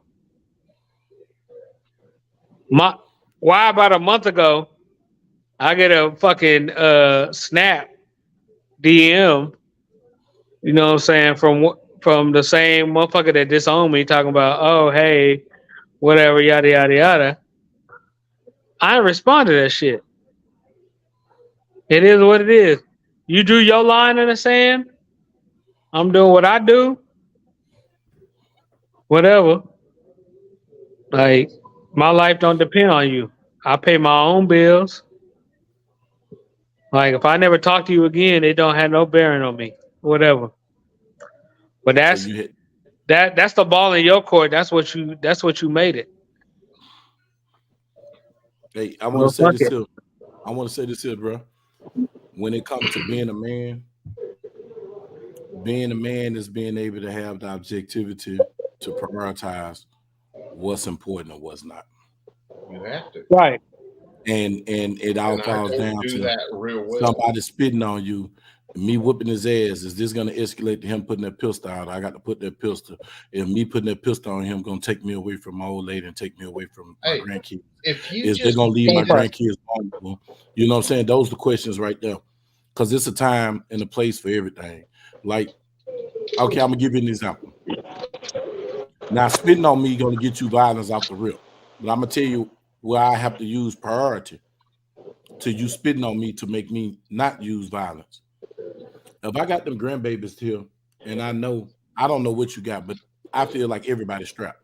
If I feel like everybody's strapped, I won't run it, I won't fall into a trap. You feel me? So I feel like you strapped. So you spit on me, but I got them little ones with me. I'm gonna wipe this shit off. Yeah, the little ones. Bug, the point that you just made is exactly the exact same point I was trying to make in that previous conversation. I know it. Blew I up. know what you was trying to make. Mm-hmm. Yeah, that's exactly the exact same point I was trying to make. But that's what makes you a man. That's what makes you a man. I told a guy, it's actually, he was one of my students, man. A guy I'm much love for, to put it the least. When all this COVID shit happened, and you had all the shit about Black Lives Matter, and you had all this other shit going on, I said, dude, if you will show me marching or whatever, and someone's going to hurt you, I will put my plates on, and I will grab my gun, and I will be there right next to you. No questions asked. You just show me the time and the fucking place. I'm there. Because, like I said, I have a very long fuse for violence. But if certain things happen, I don't mind violence whatsoever. Mm-hmm. It's just, it is what it is. There are certain things that, like I said, Selma Bridge. I would have marched across that bitch armed for fucking bear. Hey, bring your dogs. I'll kill every one of them motherfuckers. Bring your fire hoses.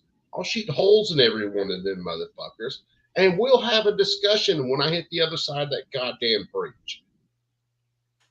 But see, I'm going to tell you something. And I want y'all to think about this when I say this. Y'all was everybody doing the pre-COVID. When the NFAC was marching. Mm-hmm. I made fun of that motherfucker. I'll tell you that right now. They told the police they was coming. They coming with guns. And the man made a speech. If they point their gun at you, you shoot that motherfucker. Power recognizes power. Force recognizes force. You feel me? Well, you want to know the biggest problem with the NFAC? Yeah, I don't want to get. I don't want to get into the semantics of them. Well, it's not a semantic. Yeah. But you want to know the biggest problem with the NFAC? Because there should have been 5,000 other people that weren't that color that were on that same fucking piece with him marching. That's the fucking issue. He never realized this was the government about the people who don't have power, and he just thought this is about a color. That's his issue. I got where he was coming with it. First, we got to fix ourselves before we allow it. It's the same thing Malcolm said. We got to fix ourselves before we let other people in. I get all that. I get all that. But I just use that as a example. Illustration. It's a good illustration of what the point I'm trying to get across. The fact that I said that, I just want to finish this, Carl, then I'm gonna let you speak on. Only reason why I said the NFAC marched 3 different places. They shut down the Kentucky Derby. When they took their money out of them people's pockets, that's when they found any reason to come after him. And then they sent people around him to make sure that he positioned himself to be in that situation. So, with that being said, though, I'm going to take this back to the civil rights movement. The civil rights movement would have been over very quickly if people lose the equal amount of people. Instead of all these people getting bit and dying, a body for body, and the tally was body for body, somebody would have had sense to say, let's stop. And then you'd have got to the table of peace. Because if you, as you think about it, this country was built on violence. They had to damn near annihilate the Native Americans before they got to the table and said, hey, we're gonna take this. We're gonna take this piece of land that y'all give us, and then they backdoor and move them again or whatever. But they was too weak to fight back then. You see what I'm saying? Violence perpetuates violence, and only more violence stop violence. It takes violence to stop violence. It definitely does. So the civil rights movement would have been over with if everybody was strapped up and just said, fuck it, because you're going to die anyway. You're going to die. They're going to kill you. They killed Medgar. They killed Malcolm. They killed Medgar Evers. Yeah. Medgar Evers. That's why I said they killed Medgar. They killed Medgar Evers. They killed anybody. Look, Fred Hampton. They killed everybody. There were a shit ton of people before then. But that's my point exactly. You're gonna die regardless. Once you take a stand in the movement, accept the fact that you're not gonna live to see the movement. You feel me? You're not gonna see the end of it. Put it in your mind. If you already accepted that, man, it ain't nothing they can do. As long as you got people around you that feel like you feel, it's gonna go through. Tack. Now go ahead, man. I love you. I love you. Go ahead, Carl, man. I'm sorry. That's just my perspective. We're gonna have to do. Me and Tack are gonna have to do a show about it. But the biggest thing that this is it's not color. It's not a person. This is about the government's power over your individuality. And as soon as people understand that, they will start to wake up. But people don't understand that because they tell me, Carl, they tell everybody, I'm this white dude.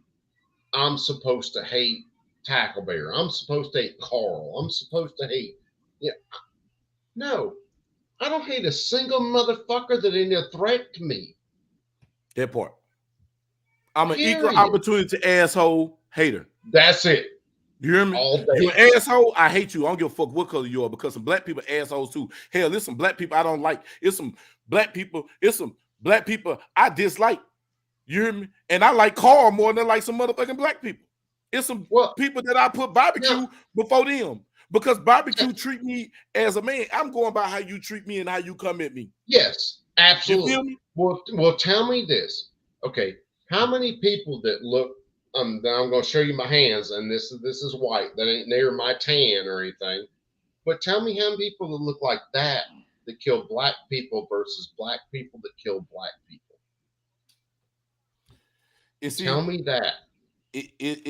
You can't gauge it because the black on black crime is always perpetuated in the media. But I'm gonna tell you something though, and this speaking as a young black man in America. The system is designed to make us hate each other and hate ourselves. It is. Absolutely. And that's just being real. So if you taught to hate yourself and you hate yourself, I just told some youngsters this. Okay, I'm gonna give an example. You can look this up in Shreveport. It was at Atkins Park this weekend. A police officer punched the damn girl. She was already drugged out. She was on something. She was out of mind, but they was fighting. And the police officer went to punching her. He the only police officer had an AR-15 with all other officers. The white officer, he jumped out. He had it on his mind. Like everybody there was telling me, say, Bug, man, that man had it on his mind. Yeah. He came with the bullshit. He punched on this girl. Then he pushed this dude down because he was like, man, you wrong. And gripped that AR-15, really wanted something to jump off so he can shoot that gun. A person like that, he need to be fired and put in jail. Police force. He don't need to be on no police force. But I'm saying that to say this. I'm saying this to say this. It was 100 and some black people out there, and ain't nobody attack his motherfucking ass. But let me would have been punching on that girl that had jumped me. Hey, let me tell you this. Police or no police. Right is right and wrong is wrong. What I'm saying is a white boy can beat the hell out of somebody, and ain't nobody gonna say nothing. But let me go do it, and everybody jump on me because that's the way we was trained, and that's the way our environments was designed, and that's the way the system perpetuated. Okay, and that's just being real. I have to preference this with a couple of things. One, George Floyd had enough shit in his system to have killed him, hands down. But how different would it be if cops weren't on these higher pedestals to where if someone saw them kneeling on George Floyd's neck, they could have pulled a cop off of him and been like, no, you can't do that. And they wouldn't have been charged with obstruction and all these other charges. In other words, if a cop is doing something wrong or they're doing something out of their depth, how different would it be if you could, citizens, could move that cop to the side because they had an equal opportunity on violence? They could pull that cop to the side and be like, nah, dog, you can't do that. How different would that be? Physically pull that cop to the side? Yes. Physically. No, it's called assault. He will draw his gun and shoot every motherfucking one of them. out there. No. Well, that is the law right now. But how different would it be if they changed the law to that? If we had an equal opportunity on violence? In other words, the cops have their force, we have our force. If you see a cop just doing some stupid shit on somebody, and you could pull that cop to the side, not kill him, not murder him, you could pull him to the side and be like, dude, you need to sit down because you are way outside of your powers. So it's called obstruction? Yes. But the people are the ones that are supposed to have the power, right? We're supposed to agree to this system that we have. Yeah. So if I can agree to this system, I can disagree to it. No, they write the laws to protect themselves. They don't write the laws to protect you. Well, but that is where you go. Talk that talk, bro. That is where it's at, because the government writes the laws that protects who? The government, not you. The government doesn't write the laws that protects you. They don't write the law that protects anybody else. They write the law that protects the government, enforcers, cops, FBI, ATF, you name that. Because we're not standing on the same footing of we can do this and you can do that. We're not standing on that same footing. So basically, go ahead, Skilly. No, go ahead. Oh no, I got some after you. Go ahead. So basically, what he's, I think, alluding to is we need to police our own. Yep.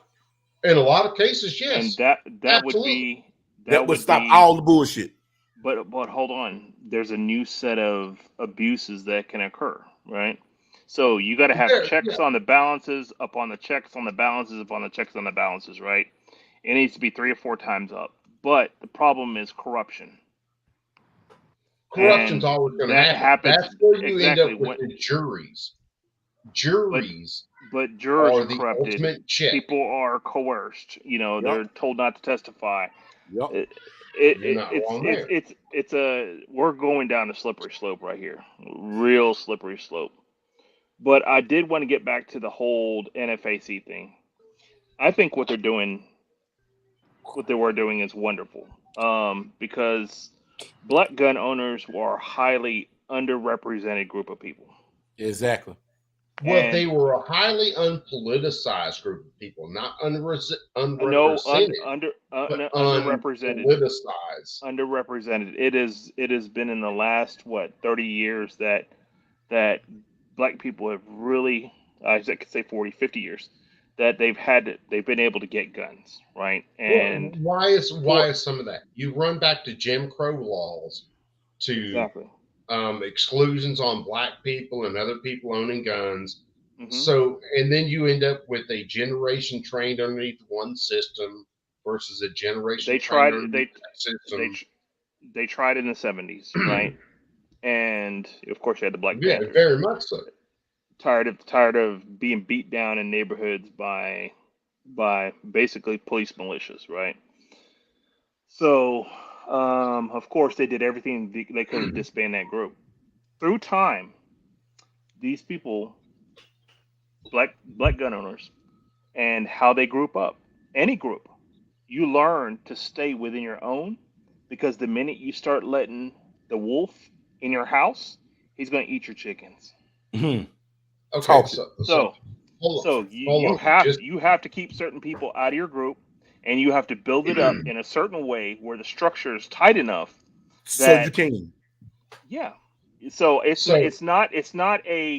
is a trust thing because of what history is written, right? Yep. So hold on. I got a couple of issues with that whole premise, and it's a different deal. So hang with me just for a second, because one, we were talking about just the ratio between force and force for a second. We were talking about that.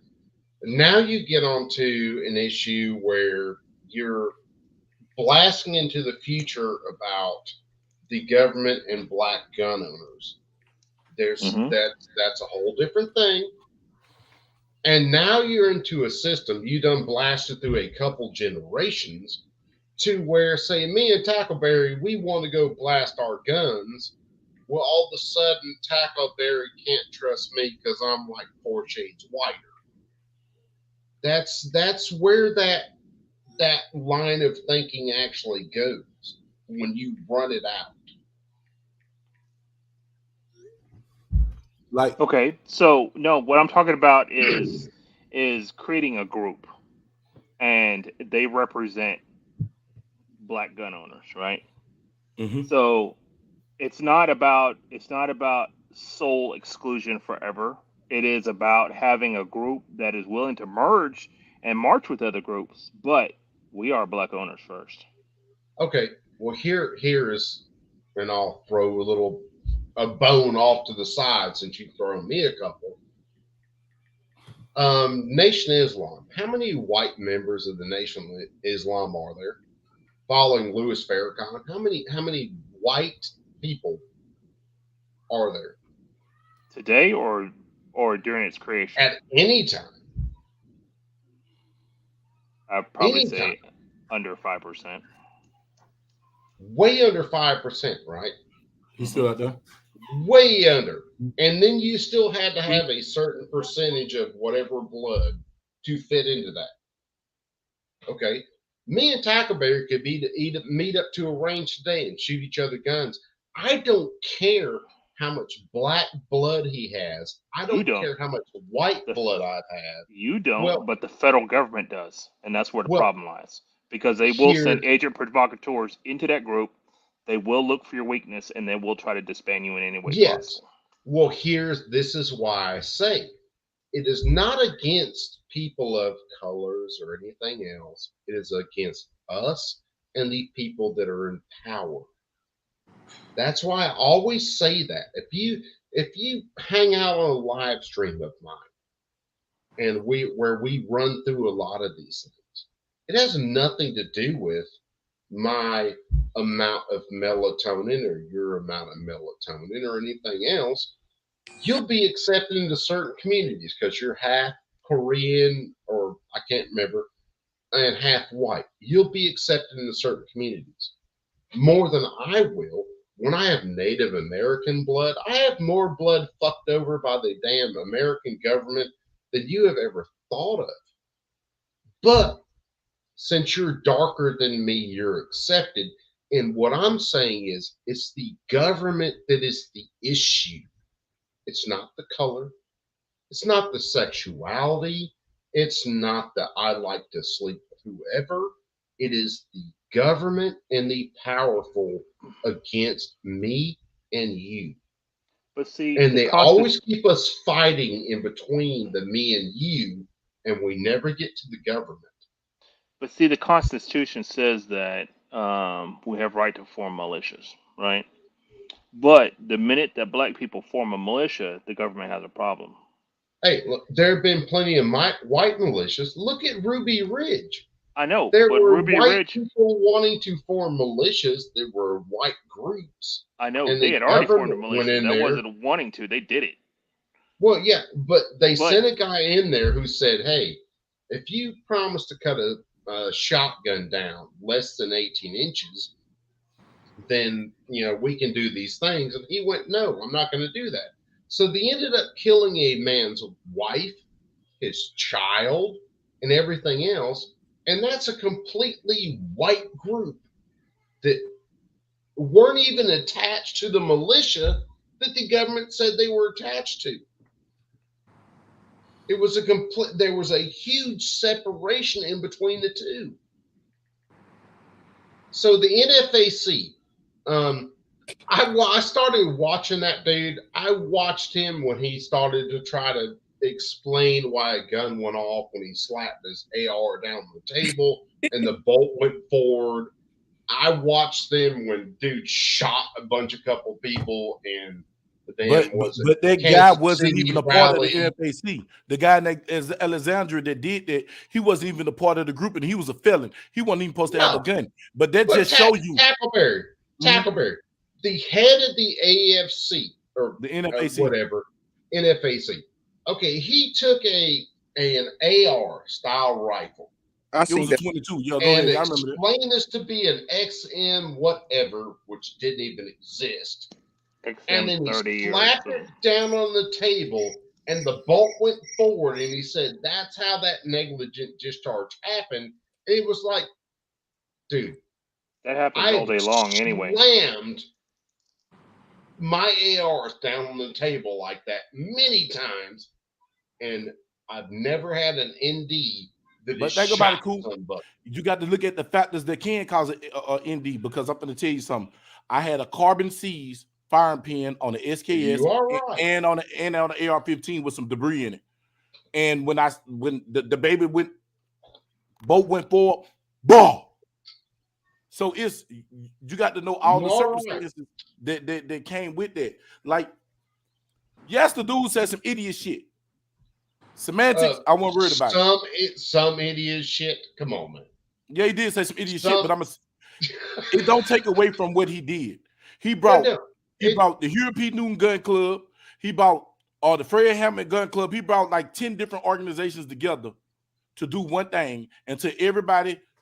As with any group that's not solidified and you don't got your structure base, everybody want to be the big man and say that they can do it. But then as soon as he got took out and the vacuum was left for somebody else to step up, it did happen. It didn't happen because guess what happened? All his hierarchy went to jail. Ozone went to jail, and then they got a murder charge over some bullshit. The little dude in Denton in jail, the other little dude in Louisville in jail, the dude in Houston in jail. Everybody went to jail for this, that, or the other. So don't nobody want that hot seat. Nobody want to take that pressure. My biggest thing with and I can't remember his name, NFAC. I can't remember his name. John Fitzgerald. Deal. His name was John Fitzgerald. No, didn't he have another freaking Grandmaster J? They call him Grandmaster J. Grandmaster J. But his name was John Fitzgerald though. So like John Fitzgerald Kennedy. I never had an issue with directions he was going. I never did. And if you look, if I could pull up some old social media now, you'll never see I had an issue with the direction he was going. My issue was with most of that stuff is dude, you were buying into so many government narratives right now. It's not even funny. Because again, when he went up there to Stone Mountain and did some stuff, and he was talking to dude in his minivan. And he's got the 22 taped to the fucking 7.62, and the other dude had the bolt that wasn't even in fucking position or in battery. I never had an issue with a lot of that. My issue was with the narrative. And what was the narrative? From your perspective, what was the narrative? The narrative is, brother, me, you, Carl, everybody else, Gun in this chat. Mm-hmm. The narrative is there's some huge deal in between races and the government's going to solve this, when, in fact, the government causes all of it, and then the government puts all of us at each other's throats. That's my issue with all of it when it comes to where the NFAC was coming around. Because if you wanted to march on some shit that was actually fucking, we need our rights back, I will throw my plate carrier on, I will grab my shit, and I will march right next to your ass. I got zero issues with that. Let's fucking do this thing. I'm gonna ask a But question. this whole race shit I'm gonna is ask Tank not this. on the table. I'm gonna tell you what it really started. Do you know what really started the NFAC to do what they did and make all those things come together? Was when that black boy got killed just for being in that neighborhood to go see that little girl. It wasn't about a race thing. It was about a protection thing. Because I'm gonna say this here. I did the research on it. When the NFAC was up and running, you didn't hear nothing about police brutality. You didn't hear nothing about people getting lynched. You didn't hear nobody getting kidnapped and thrown in bushes and hung or none of that. Soon as that man went to jail, it all started back. Tack, I will tell you this. I'm just saying. That's what I see. I'll tell you this honestly. If you will tell me this, if you can show me where someone was just hung because of their race, I will strap a plate carrier on. Mississippi. I mean, I'm just saying. This is recent. This is recent. Wait a second. Okay. Wait a second. All right, let me finish hearing what you got to say. That's like this case where they said a noose was hung in a tree not too long back, and then it turns out where it was a black dude who actually had a exercise rope hung in a tree, and that's what he's doing fucking pull-ups on. This is where I get to the fact we can't buy into the fucking narratives. If you can show me the actual case where someone was fucked up just because they were a different color than me, I will strap on my shit and we can go fucking talk to those cops, and we can do it in a very loud way, and I have no issues with it at all. But we're so played by this media shit going on that all of us see this stuff in a racial color when it's not a racial color. Not everybody. Not everybody see it in a racial color because a lot of, I know the narrative. Like I said, I'm not racist, and to be honest with you, I got more white homeboys than I got black. And just to be 100, I can count on these white boys faster than I can count on these goddamn colors. Well, you know what I'm saying? And here's I'm not the racist. thing. Dead ass serious.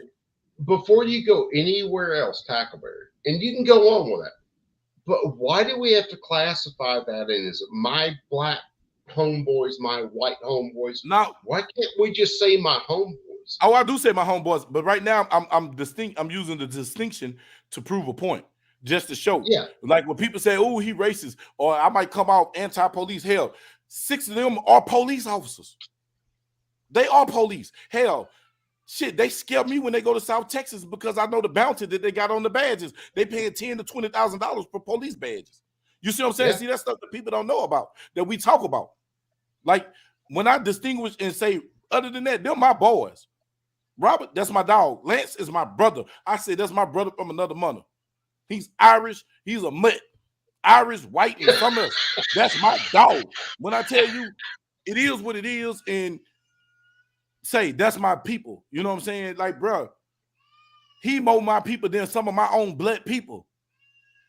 So I'm not racist by far. My thing is this here: if you an ass to me, I'm an ass to you. Absolutely. That is it. And if you're gonna be 100%. an ass to me, I'm gonna be a diarrhea asshole to you because I'm full of shit. I sure am. And that's just my thing right now. I don't got no beef with no quorums with nobody. Clovertech, I love him to death. I consider him a homeboy because that man gave me game when the black people in YouTube wouldn't even give it to me. But here's one of the big things that I get on all the time. When are people not going to understand? It has jack shit to do with your race. It's classism. Not your color. It's class and it's power. I've been saying this for my year on YouTube since I've been doing these shows. Haven't I, Skilly? Yep. It ain't about. It's about have and have not. If you have not, you do what the have say, and if you don't be into the haves, you gonna get prosecuted. What they say in Rome. When in Rome, do as the Romans say do, not as the Romans do, and you won't be crucified. They want you to do what they say do, not as they do. Look at this COVID shit. COVID showed you it ain't about race. It killed everybody. No. Hold on. Power hates power. Right? Yeah, So the problem is the people in power hate another group that's coming up and can challenge them at some point. And I'm gonna give you prime examples in history. And these hit you in the face all the time. Tennis, Serena, Venus, golf, basketball, swimming. Tiger Woods. Now, yeah, exactly. So hand them guns and they start creating these groups, they definitely get scared. They pay attention real fast. And this is what they don't like. Power does not like power. So they do everything to try to disband us. Back to the NFAC. They showed power and unity, and they disbanded them. Now, you see what I'm saying, Carl? That's all I was trying to say. Not racist. You an asshole, I don't like you. But if you treat me with respect, I don't give a fuck what color you is. You can be pastel pink. You can be yellow as a motherfucking crayon. You know what I'm saying? Or you can be orange as a motherfucking security vest. You're red as a stop sign. I fucks with you. But your disrespect, you're going to get checked. And that's just what it is. No matter what race you are. So what were you going to say, Skilly, earlier? I'm sorry. I forgot. I ain't going to lie to you. Man, sometimes I'll be over writing shit down, dude. Like, I got to talk about that. Yeah, because it won't let you get to it, bro. And it just get convoluted. Then the conversation just spin out of control. You be like, what the hell just happened? Ain't a big deal. Ain't no big deal. But y'all, man, you know what, bro? We've been on this baby at 4, man. We ain't had a 4-hour live and 100 million and 16,000 people still in here. You know what I'm saying? Bro, I'm just saying, I just wanted to be known to YouTube and to the agencies with 3-letter acronyms that's watching us. I'm not don't label me as a what they call them, pro-black antagonist, what they call them, terrorists, whatever the fuck y'all give a motherfucking name is. Not that. I'm just about me and my family, and I'm a God-fearing man that believe in certain things, and there's certain things that I'm not gonna allow, because if I got to give my life for my kids and grandkids to have a better way, do what I got to do. I'm willing to do that, man. That's it. But you know, don't want to do it with me. But I'm gonna talk to God, and He got my back. Is on. With me, I'm cool with everybody till they give me a reason not to be cool with them. And I love shooting. I love guns. I don't care what color you are. You talk about guns, we're gonna be friends. But let the disrespect start. Let something happen, and my trust for you goes away. I can't fuck with you no more, right? Yeah. But you know, as far as representation, I will always lean more to one side because of history. History has told us, you know, what's going to happen. So I always fight for the underdog. I will always fight for the underrepresented. And frankly, it's part of my culture. You know, if y'all don't know, I'm half black and half Japanese. He's lying. He's Caucasian. I thought he was white. You trying to say he's got some? I thought you was white. Mexican. Yeah, I thought it was white.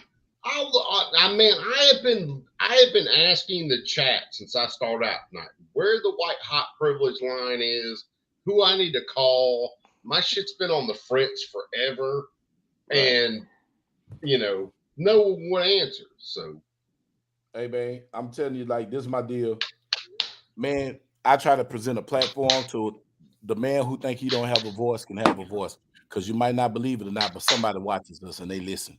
Oh, they listen. Hell, when I see other YouTubers making videos on something we talked about, they let me know that they listen. The big people be listening. So it is what it is. I give you a chance to get your voice out there. You know what I'm saying? Say what you feel like you need to say. As long as you're respectful and you respect the YouTube guidelines, it's all good. You can say what you need to say. And we try to have talks that be 2A based, but life based, man, because sometimes you just need a life talking. What's up, baby? You know what? Life and 2A commingle a lot. On God. Because without 2A, you can have a sad life. Hold on, y'all. Right. What, baby? Yeah, take it, Tat, man. You want what? Go ahead. You want what? God knows I got my youngins running around with my stuff every night. So. Which one? She said she wants staff. You want staff? What's that? I don't know what that is. She means snack. Oh, you want a snack? You can't get a snack. You got to wait. Oh, Look, snap. have you not figured out? You got to ask the other ones who can The speak older, what your baby's saying, because they will tell you they understand her. So let me tell you what it is. Them little baby adults send her to ask Papa for the snack because she's Papa baby and he don't tell her no. Oh, that's what it is. Oh, so you showing favoritism in your house? Hell yeah.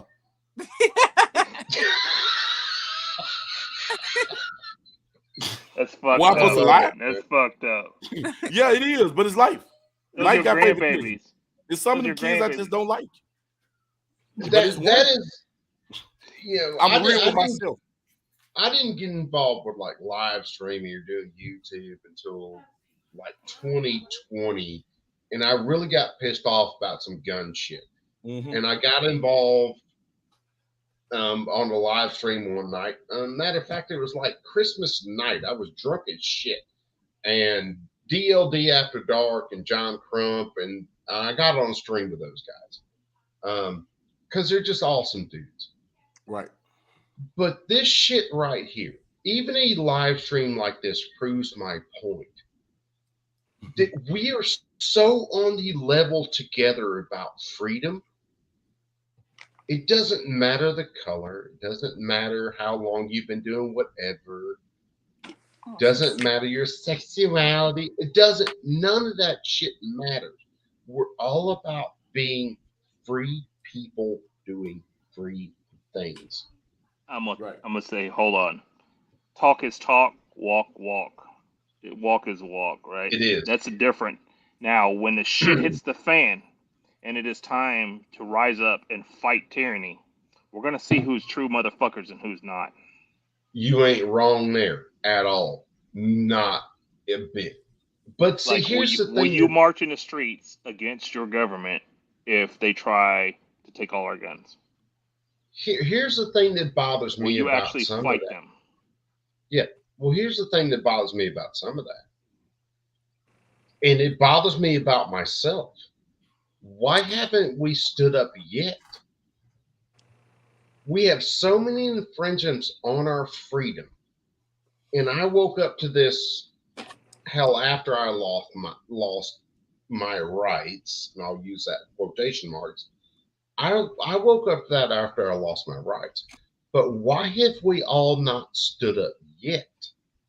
I think it's representation and the fact that people die or go missing.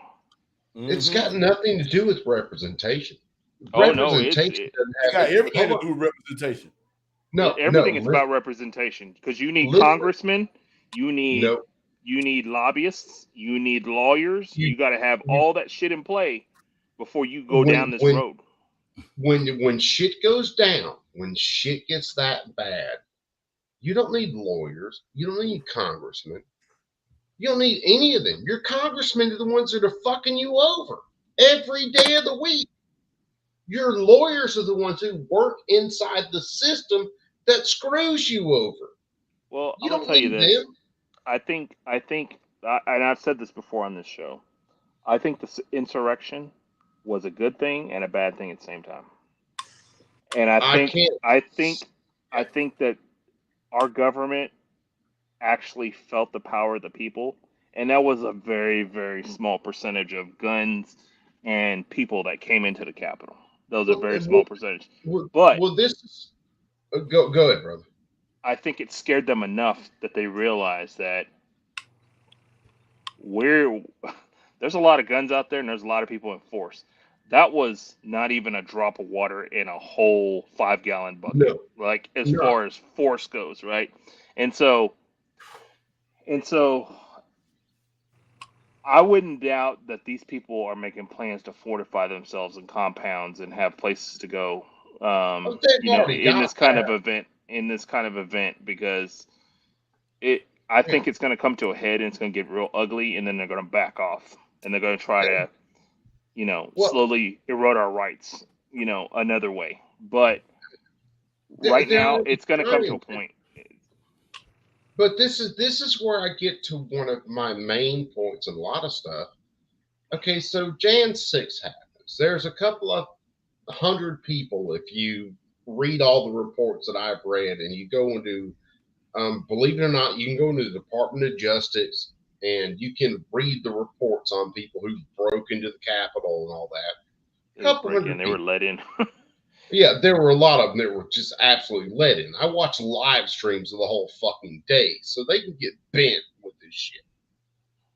But here's the point with some of it is they've got me sitting in one bucket, they've got Tackle sitting in another bucket, they've got you sitting in another bucket, maybe you can cross over to Tackleberry's bucket. And, Skillionaire, I mean, he's fucking right there in the same bucket. But they all keep us in our same boxes.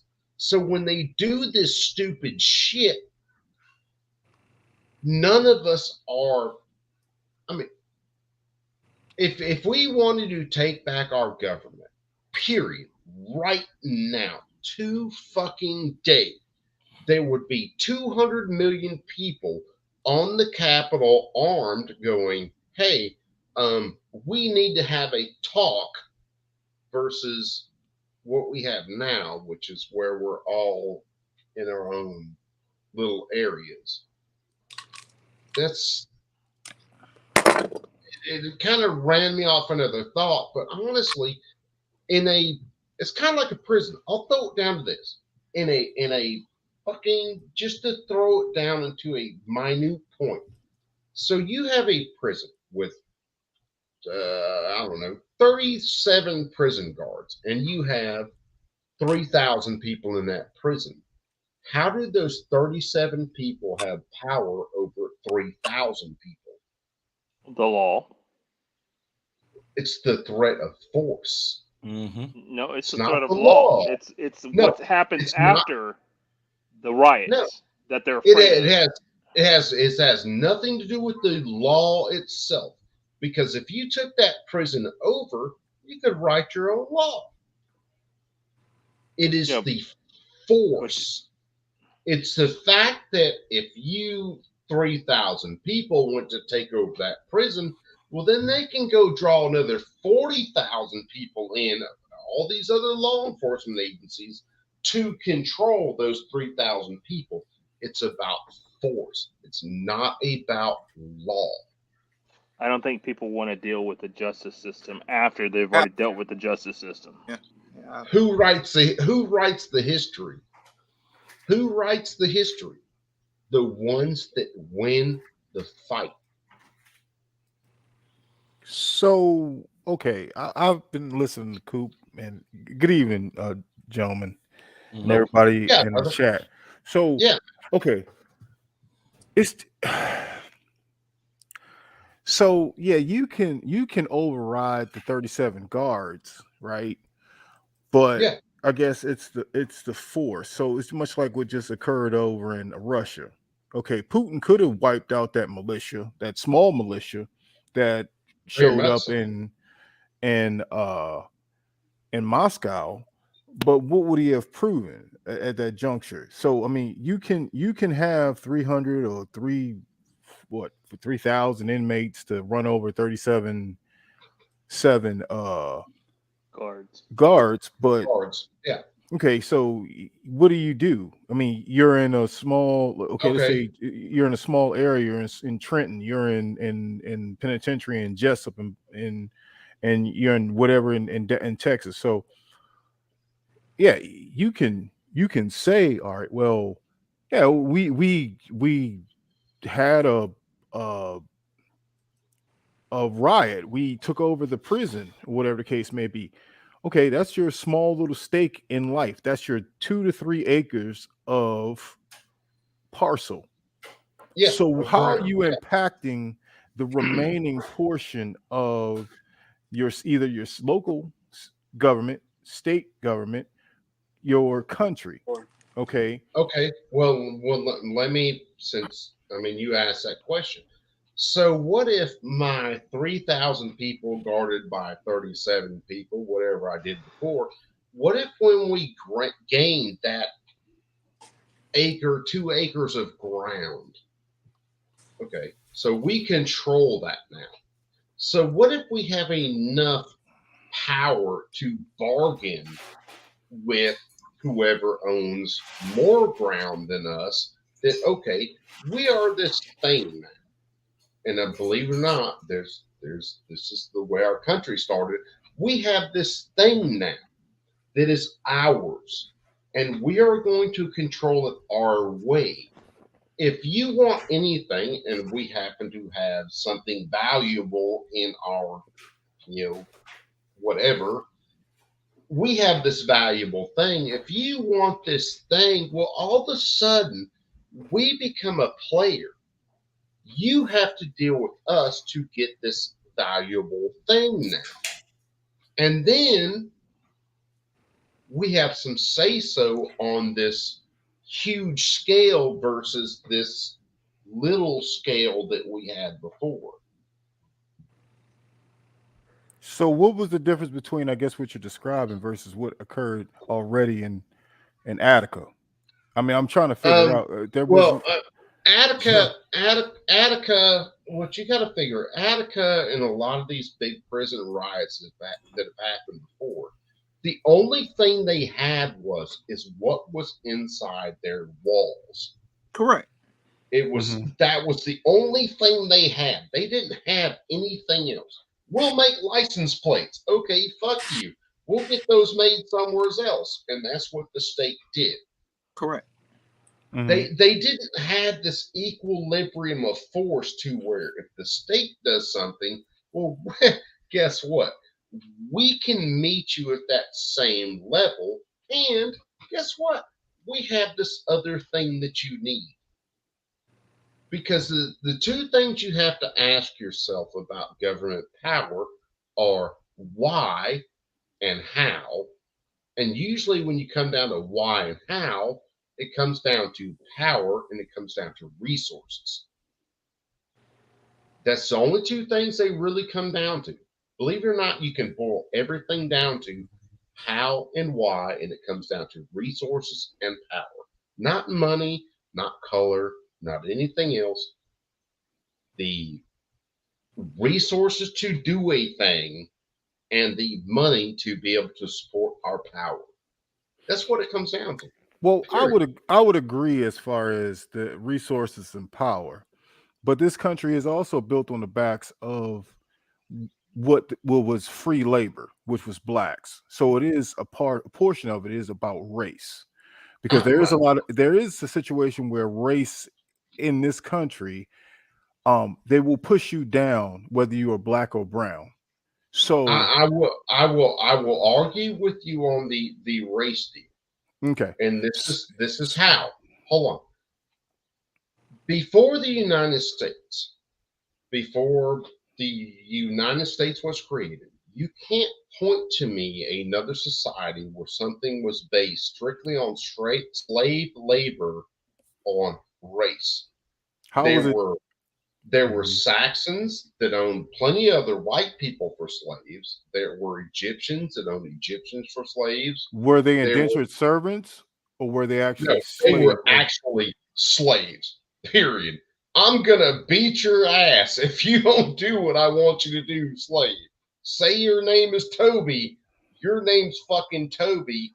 I'm beating your ass. You're a slave. So was we all enjoy the residency of the United States of America. I pretty much, unless TAC has taken on some other foreign. We ain't been able to. So at least in this particular country, what you mean? I took on some of the form. What you mean? Form of the hell you mean? No, I'm not. I'll save that for later. But unless you have no, hold on. Hell no. Unless you've taken on, I was gonna say some foreign, sponsors, things of the sort. What you mean foreign sponsors? What do you mean? Meaning your ass, then you done gone to damn either Africa or Asia, and you done got yourself a sponsorship where you having this particular chat to be displayed over there, where you bringing somebody else on. So in turn, If you have not taken anybody else on as far as a sponsorship to be like, hey, I'm going to publicize this chat over into another country, another foreign country. I'm going to stick with the United States of America with regards to this. What it do? This chat is going to be here. By nobody, but okay, go ahead. I figured as much. So, United States of America was built on being capitalist, right? Also, being capitalist, we need to get free labor. Free labor meant, hey, we can, or I should say, cheap labor. What is your cheapest labor from the onset of this country? Slavery. I'll answer that question for you. You don't have to worry about it. What has also been the second most cheapest labor to this country, most recently in a modern day and times, it's been going to get brown people, illegals, to do work here that Americans won't do because they are getting whatever it is incentivized by this government. So I don't know what's going on in other countries. The past history, they say, oh, well, hey, Trump, his people didn't own slaves. Whatever that means to anybody else who's out there who heard that and read that. I just heard that today. Got you. So that's a brand new thing to me. You look at this country and you see where this country was built. Okay. It was built off the backs of blacks and continues for whatever reason, whether it be I'll use this word, this is Mauricism, lazosity. We don't want to do, we lazy as hell in this country. So we don't want to do work or whatever. So I'm going to go and find somebody else at cheaper compensation to do the work that Americans don't want to do.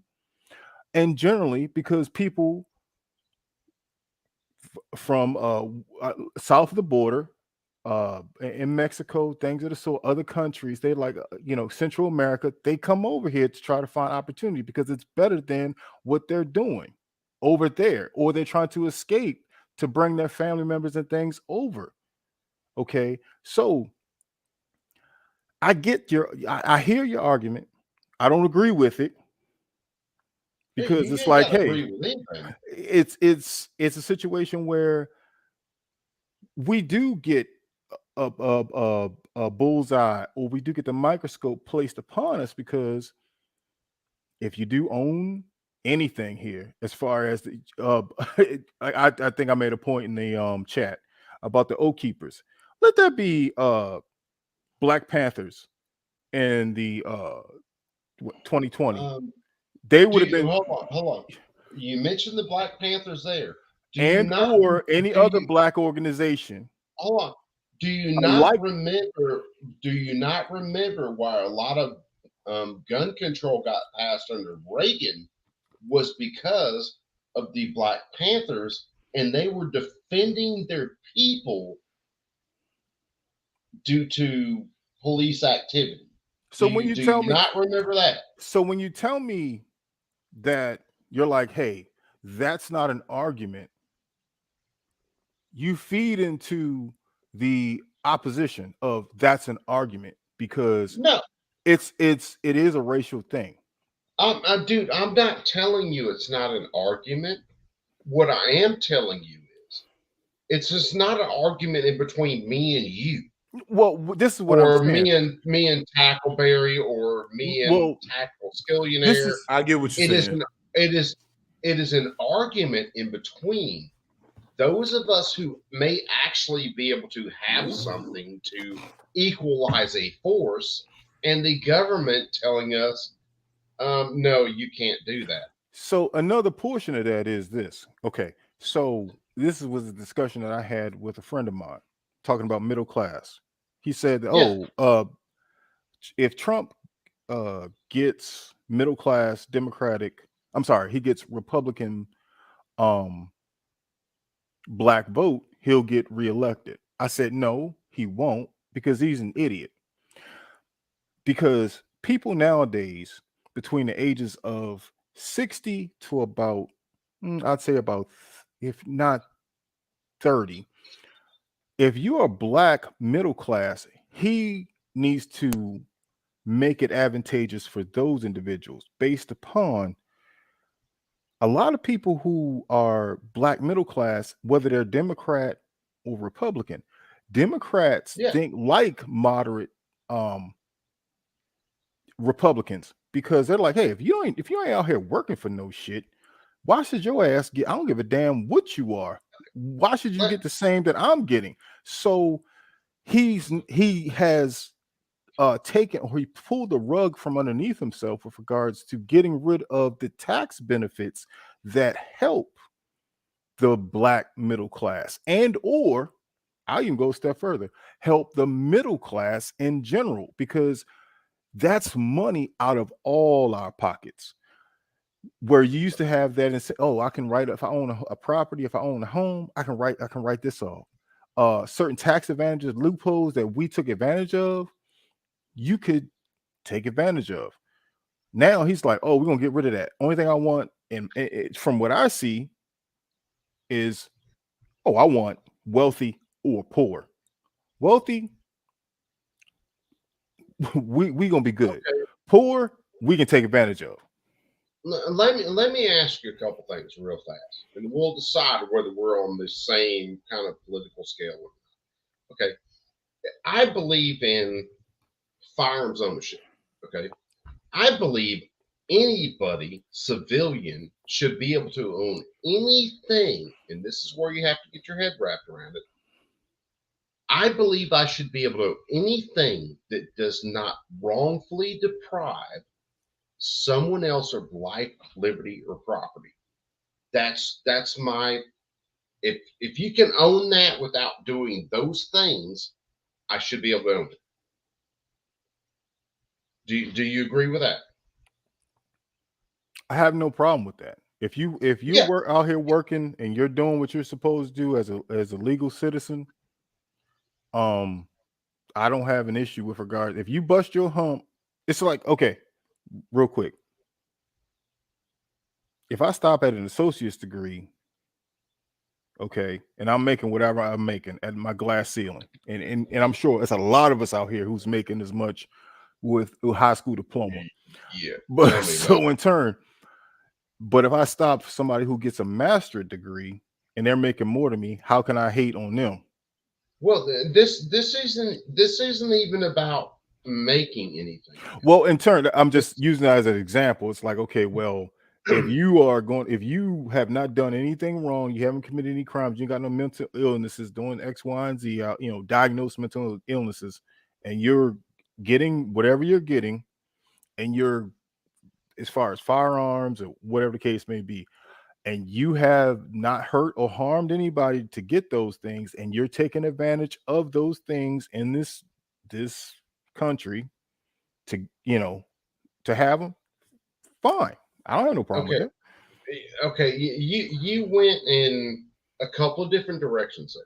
So let's boil this back down to, if I can own it and not wrongfully deprive someone else of life and liberty and property, wrongfully deprive them of it. That doesn't mean you can't break in my door and shoot you in the face and you just have that shit coming. This is, I cannot wrongfully deprive you of life, liberty, or property. I should be able to own what I want to own. I have no problem with that. Okay, I see.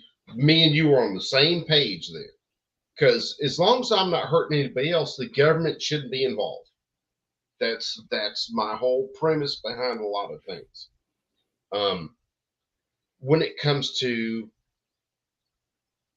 and man, I am so far beyond voting these days, and it ain't even funny because I have lost my complete belief in voting, period. When it comes to our government, you have a government that seeks to put all of us in these little boxes. You're black, you're white, you're Korean, you're Japanese, you're this, you're an immigrant, and all that. And they put us in these boxes. Okay. Boxes separate things. I've done shipping and receiving. I've done a lot of shit where I had to deal with boxes. Boxes separate things.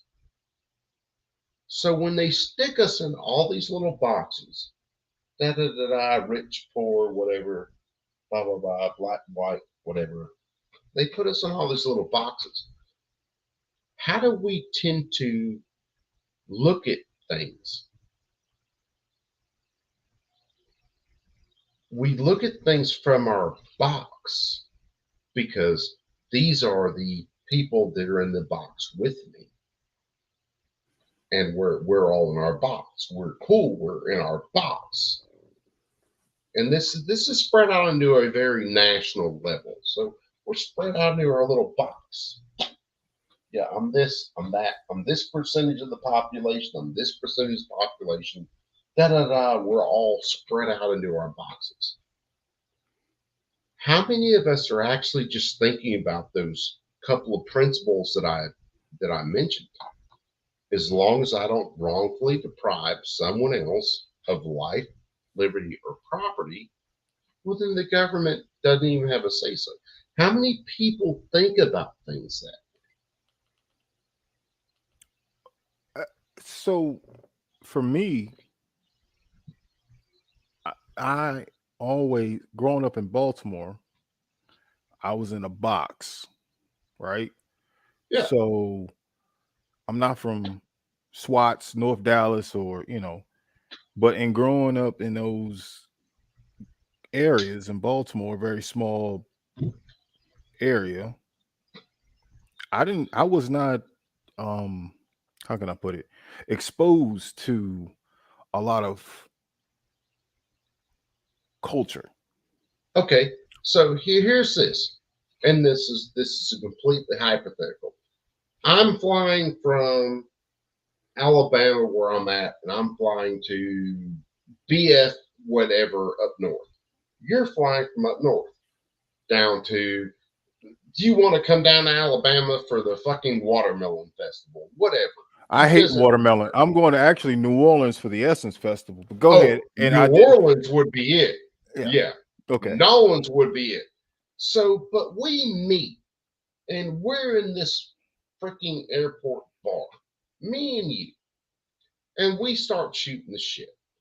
We're just in there for a couple of hours. Say we got a layover, and I'm like, yeah, man, I got, this gun, that gun. You say you got this gun, that gun, and we just start shooting the breeze. My white face doesn't matter any more than I'm assuming, because you're not on camera, darker face. We're agreeing on a principle. And that principle is we should be able to own these things, and the government should not be able to tell us we can't own these things.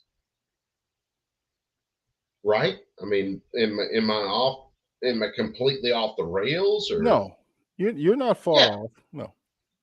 So that's where, and this is what fucking kills me about people. We need to meet at that same kind of point that, okay, we can do these things.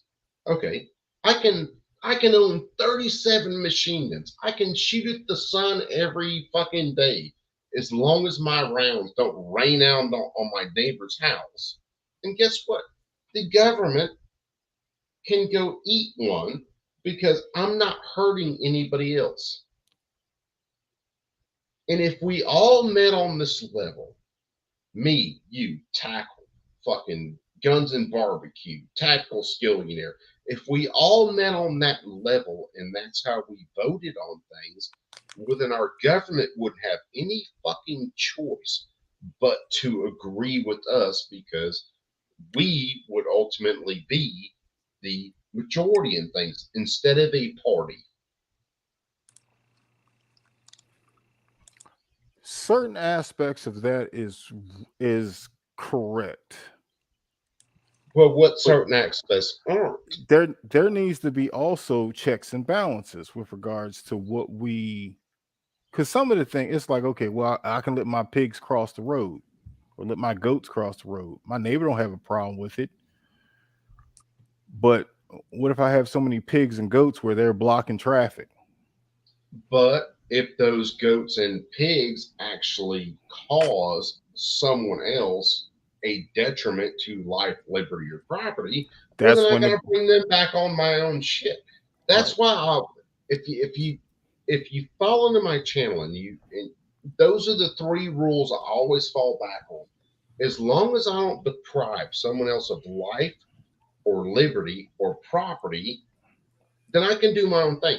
Now, if you think I deprive you of life, liberty, or property, you can bring me to court, and the court can decide on this. Okay, well, what did he do? He had a fucking 50 caliber aircraft gun in his backyard. Okay, what did this deprive you of? Well, my neighbors didn't want to move in. Okay, well, did your neighbors know this jackass had a 50 caliber aircraft gun in his backyard? And they go, yes. Well, obviously, I didn't deprive you of anything. We're back to the races, and you can go do whatever. You didn't describe my property where I shoot my 50 caliber aircraft gun at 2 o'clock in the morning as a bed and breakfast where you could get some sleep. That's on you. But ultimately, if you stick any group of people into an area together over an amount of time, they will find an equilibrium. Right. To where there are certain rules that are agreeable. In prison, that's rape. And if you don't like rape, you can knife someone in the neck. That's prison. Hello. Not that I've been raped. Tackleberry, don't get no ideas. What the fuck y'all talking about? Me get some ideas, bro. I don't want no man, but I don't want no man meat. I'm He said London Bridge is falling down. London Bridge. I'm saying me and him gonna work that girl. Any of you guys follow fucking Johnny Snow, and he posted that video the other day. If you don't follow Johnny Snow, you got to look Johnny Snow up. We know who Johnny Snow is. He used to be with Santee. Yeah, but he used to be with Santee all the time. Yeah, he used to be with Santee. He posted this real video the other day. These guys talking about things in prison. I ain't gonna go into them here. Yeah, I did see that. Yeah. Yeah. Send it to me. Send it to me, Skilly. Send it to me in the chat. I will. You gotta follow that because that's real. But if you don't agree to those things and you have issues with said issues, well, then you have defense, right? That's what we have. Now we have bring this back to a whole big ass bubble, okay? We have a government that tells us you have to be in this box, you have to be in that box, you have to be in this box, and all you boxes can't get along. And all the time you guys can't get along, well, we're over here doing this other shit that is depriving you of all your freedoms, and then we're going to tell you can't get along some more. That's the box we're in. That's the goldfish bowl. Well, okay, so this is so I didn't finish. So okay. You got 2 minutes to wrap it up. All right, okay. Wrap it up. So 2 minutes. Wrap it up. Come back. Yeah, roll. Like I said, it was a situation where my upbringing, being in Baltimore, then as I got older, playing ball, getting teammates that were of other cultural backgrounds, as well as I've gotten older and life experiences to see. It's like, okay, well, the world is America is a melting pot.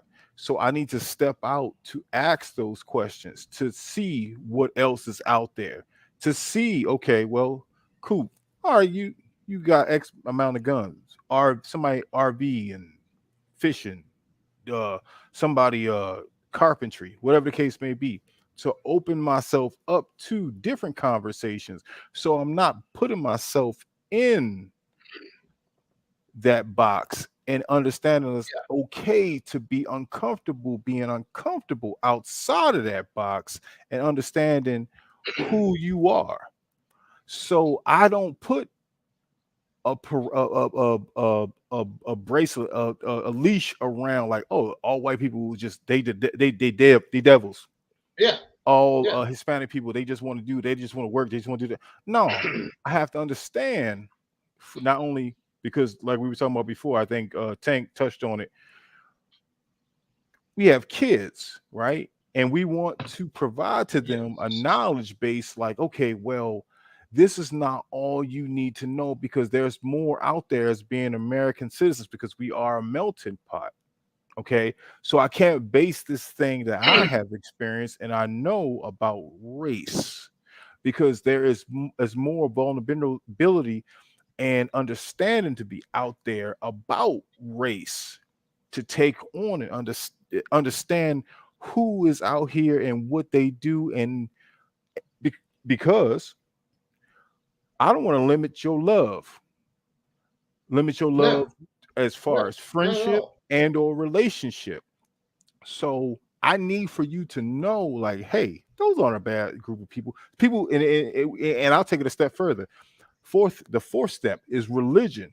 Oh, because they're Jehovah's Witness, they're Muslim, they're this, that, and the other. You can't count on them. They won't do. No. Just because of their religious beliefs, you have to understand it, recognize it, adapt to it, and it's okay. Whether you are in a friendship or a relationship, take that portion of it in, because guess what? You can't dictate to me, to them, what your boundaries will be when you get older, which you decide to take on. So you have to be endearing to others' experiences, beliefs, whatever they are. Take that in, because guess what? We human beings, we're here. We should be like chameleons. Really, we should be adapting to whatever is provided to us and be able to move and motivate. So you have to take that information on and just understand if it's best for you. So absolutely, yeah. So no, for dude, me, you're on point, 100%. So for me, I'm not saying that it's not a portion of it. When we talk about race, yes, I understand it's not the motivating factor, because I'm pushing for it not to be the motivating factor for our adolescents, our kids, and for this country established. Okay, I want to push for it to be a change, but it's there. Not to say we can't overcome it, because we have some young, established, and free spirited minds that want to move past it, but it's there. Let's break that. Let's get rid of that. Yeah, dude, Maurice, I'm right there with you. And I'll God does not want to kidnap damn Tackleberry show. But I do have this. I'm an opinionated kind of guy. But I'll throw out a couple things at you real fast. You can take 30 kids out of any race, dump them in the same fence together, say at 2 years old, 3 years old. The first minute or so, they're going to look at each other and be like, hey, my arm looks like this and that arm looks like that, but they look like that. Give them a minute or so longer, they're going to play together, because racism is a learned thing. It's a learned behavior. Yeah. It is an absolute learned behavior. I've watched my kids.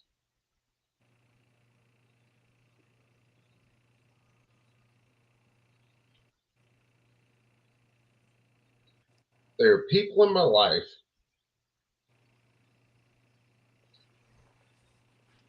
that were other colors that taught me how to be a better person. So I've never raised my kids to look at anything different. I've watched them look at other kids and be like, God damn, you got a hell of a suntan. And within 5 minutes, they're playing together. It is what it is. We don't learn those biases from birth. They are taught. Mm-hmm. You know, that's a learned behavior, and I've seen them before in some very personal situations, and in some where I was just working for a company and I was over at someone's house doing some things and heard some shit, and I was like, okay, you know, and you go on about your business and you do your thing, you know, is what it is. I'm here to do a service. I do what I got to do. I'm out the door. They can go be those people while I'm not here. The bad part of it is that all of us older people, through all of our lives experiences and shit, we get conditioned as much as if I took a kid, my son, my 3-year-old son, if I taught him, you don't like that color, that's where we're at right now. We get played that game by the government all the time, and we fall into this shit. That's my biggest damn issue with a lot of things, is because we don't have to be. If me and Tack hit a bar together, me and Maurice hit a bar together, me and Carl hit a bar together, and we're like, oh yeah, hey, we got this, you got that, we're buying drinks, we're sitting around shooting the shit. Guns and Barbecue walks in with his cane, and we got to lead him to the table so we can buy him a beer. Tactical Skillionaire's there. He leads barbecue in. He's like, hey, this is my blind white friend. And he doesn't realize he's white, so don't tell him. We could all meet at that table. We could all sit around the table, shoot the same shit. We could all talk about the same things. We love our families. We love our friends. We love freedom. We love to be able to do these things that we call firearms and shit like that. And we would never have a single issue. I mean, we just have a good time. Hey, I just went out. Yeah, I was fixing to say, Tack might call me a fat white boy, but I'm gonna have to admit to it because I'm a little bit around. Hey, listen, Carl can tell you one thing about us, and Bobby could tell you this. We're gonna joke, but for the most part, everybody's respectable, and we're gonna have a good time. If we go out to a bar, we're gonna have a good damn time. It ain't gonna be no BS. No. We ain't looking for no trouble. We're gonna take ourselves out of trouble because we are grown men and we got too much to lose. Everybody got too much to lose. And for the most part, if we fool with you, if we went out to lunch with you, it must was something good about you for us to hang around you, because if we thought you was a piece of shit, we wouldn't even fool with you. That's true, Carl? Would you go I'm not going to lunch with a piece of shit. I'm not breaking bread with a piece of shit. Yep, this is true. I'm dead ass serious. I'm not going to break bread with a piece of shit. So I'm not even going to give you that much of time. I'm not even going to allow you to see that side of me. I'm not going to give you, access to that. That's access for selective few. Yeah, you damn sure ain't going to see my family. You're not going to be on, which you could be on YouTube, but you're not going to see my family. No. You're not going to see my kids on the stream where we're all out goofing off and talking. That's granted, somebody could if they looked it up.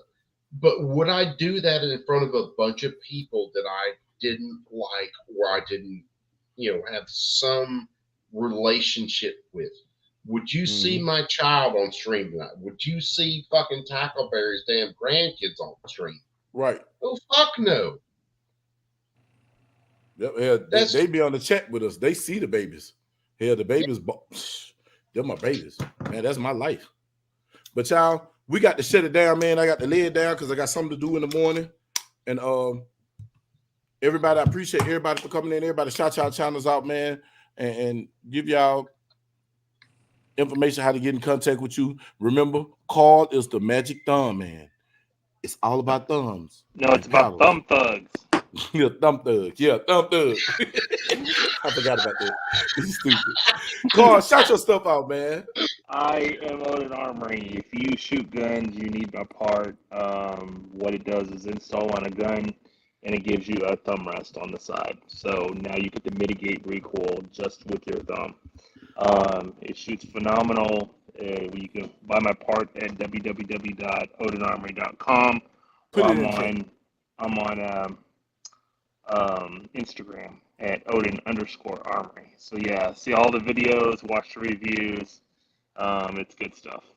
But yeah, thank you for having me on. I appreciate Bug and his efforts and everything he's been doing, to bring 2A and everything real to you guys. But yeah, thank you and good night. Appreciate you, Carl. You're ugly. Now, talk to him, Coop. Tell him where you at. Tell him how to get to you. Man, I thought Carl was pretty. Now you put me on here. Now I'm dog ass ugly. Wow, but man. no, Carl is a cute dude with thumbs. Yeah, we all got. Some of us got thumbs. We ain't gonna tell you. He made a thumb rest because his thumb get tired. But I'm gonna leave it at that. But go ahead. But no, you can find me, man. CNT Designs and Arms. On YouTube, you can find me on Twitter when I'm not banned. I'm banned right now. Apparently, you can't call people useful idiots and tell them they're NPCs without getting banned on.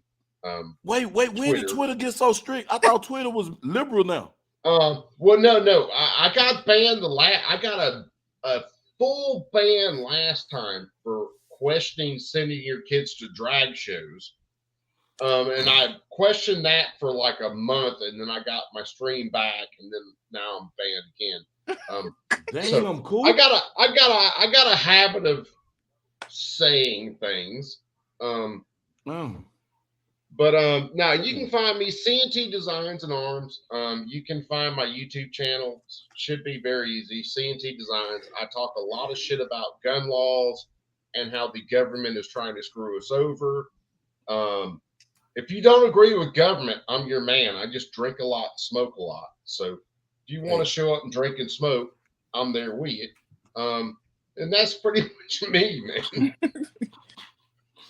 All right, y'all. All right, cool, man. I appreciate you, man. Look out for us next week. I love you. All right. Kaboop. Oh, I'm sorry. I'm sorry about that, bro.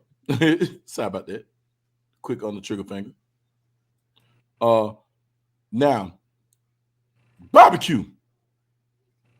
Shout your channel out. He said the Utah Oreo. This man is wild, bro. You see that skillet? Barbecue.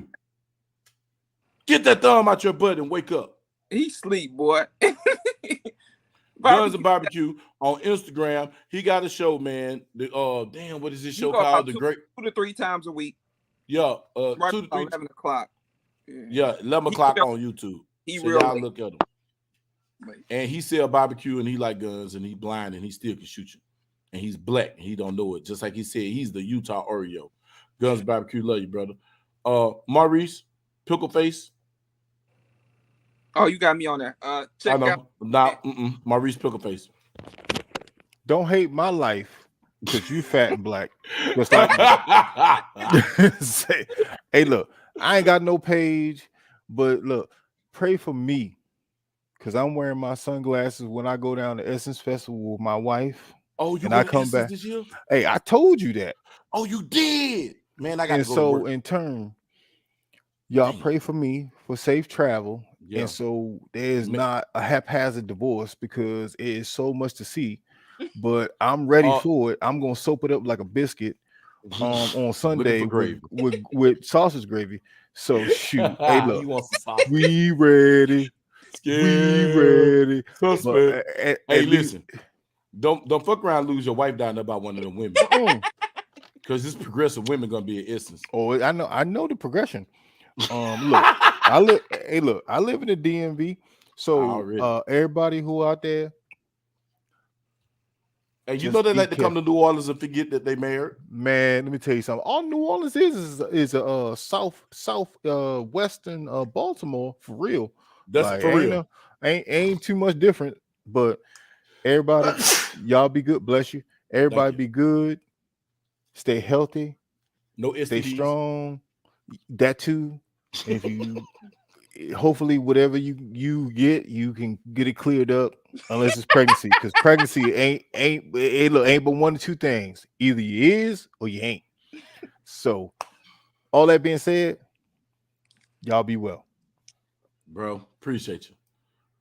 Tactica, skill your nerd, aka Mr. Take It Out, Mr. aka International Strip Porn Star. Talk to him. But make sure you put handsome in front of that. Oh, handsome. Handsome porn star. Shit's getting weird. Hey, thank y'all for checking out the big homie Bug, man. We always have a good time. Another great lesson, man. Decisions can alter your life, man. And for that 14-year-old, man, he definitely made a life-changing decision to defend his mother. Or however you want to see it, if he's wrong, if he's right. In my eyes, the young man did what he had to do to protect his mama at the end of the day. But definitely come check me out on Sundays. It's Bulletproof Sundays live talk, 1 o'clock Eastern. I am on Twitter, and I'm on. You on Twitter now? Yeah, I think I am. How the hell you get on Twitter before me? Oh hell, I'm slipping for real, man. I got to go and get that. I need to start streaming on both channels now, and try to get both of these channels up. I've been bullshit. And also Instagram. So check me out, man. Y'all be blessed, safe, and see y'all on the next one. Love you, Skilly, man. That's my tactical sewer rat. Hey, man, y'all know who it is. It's Tackleberry Bees. I does these on Two Breezes, man. Thank y'all for another tune in to another great show. Great guest. Thanks to the panel, Coop, Guns and Barbecue, Tactical Ski, now Maurice, my boy Tank, OG Tank came through the building today, man. Joe VaQ, you know what I'm saying, came through today, bro. Everybody, man, the show love, you know what I'm saying, that came through today, bro. I appreciate all y'all, man. Shout out to the Bug Nation, man. Look, be on the lookout next week. I should be streaming both channels. I'll be streaming the Tackleberry Bug.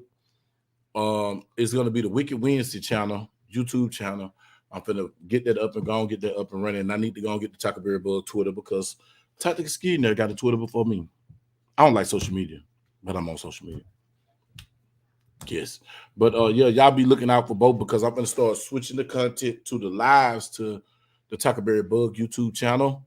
And Tackleberry Bug gonna be everything. You might get a live here every now and then, but I'm gonna try to do specifically lives on that channel and give y'all, you know, the gun content. And the Whicked Wednesday gonna be whatever, you know what I'm saying? It might turn into a vlog channel. I don't know. Podcast, it might be something. I ain't made up my mind and I ain't dedicate myself to it yet. I've been still playing. But I appreciate everybody, man. If nobody told you, God loves you. And if nobody told you today, they love you, I love you. Tackleberry Bug love you. No homo to you dudes.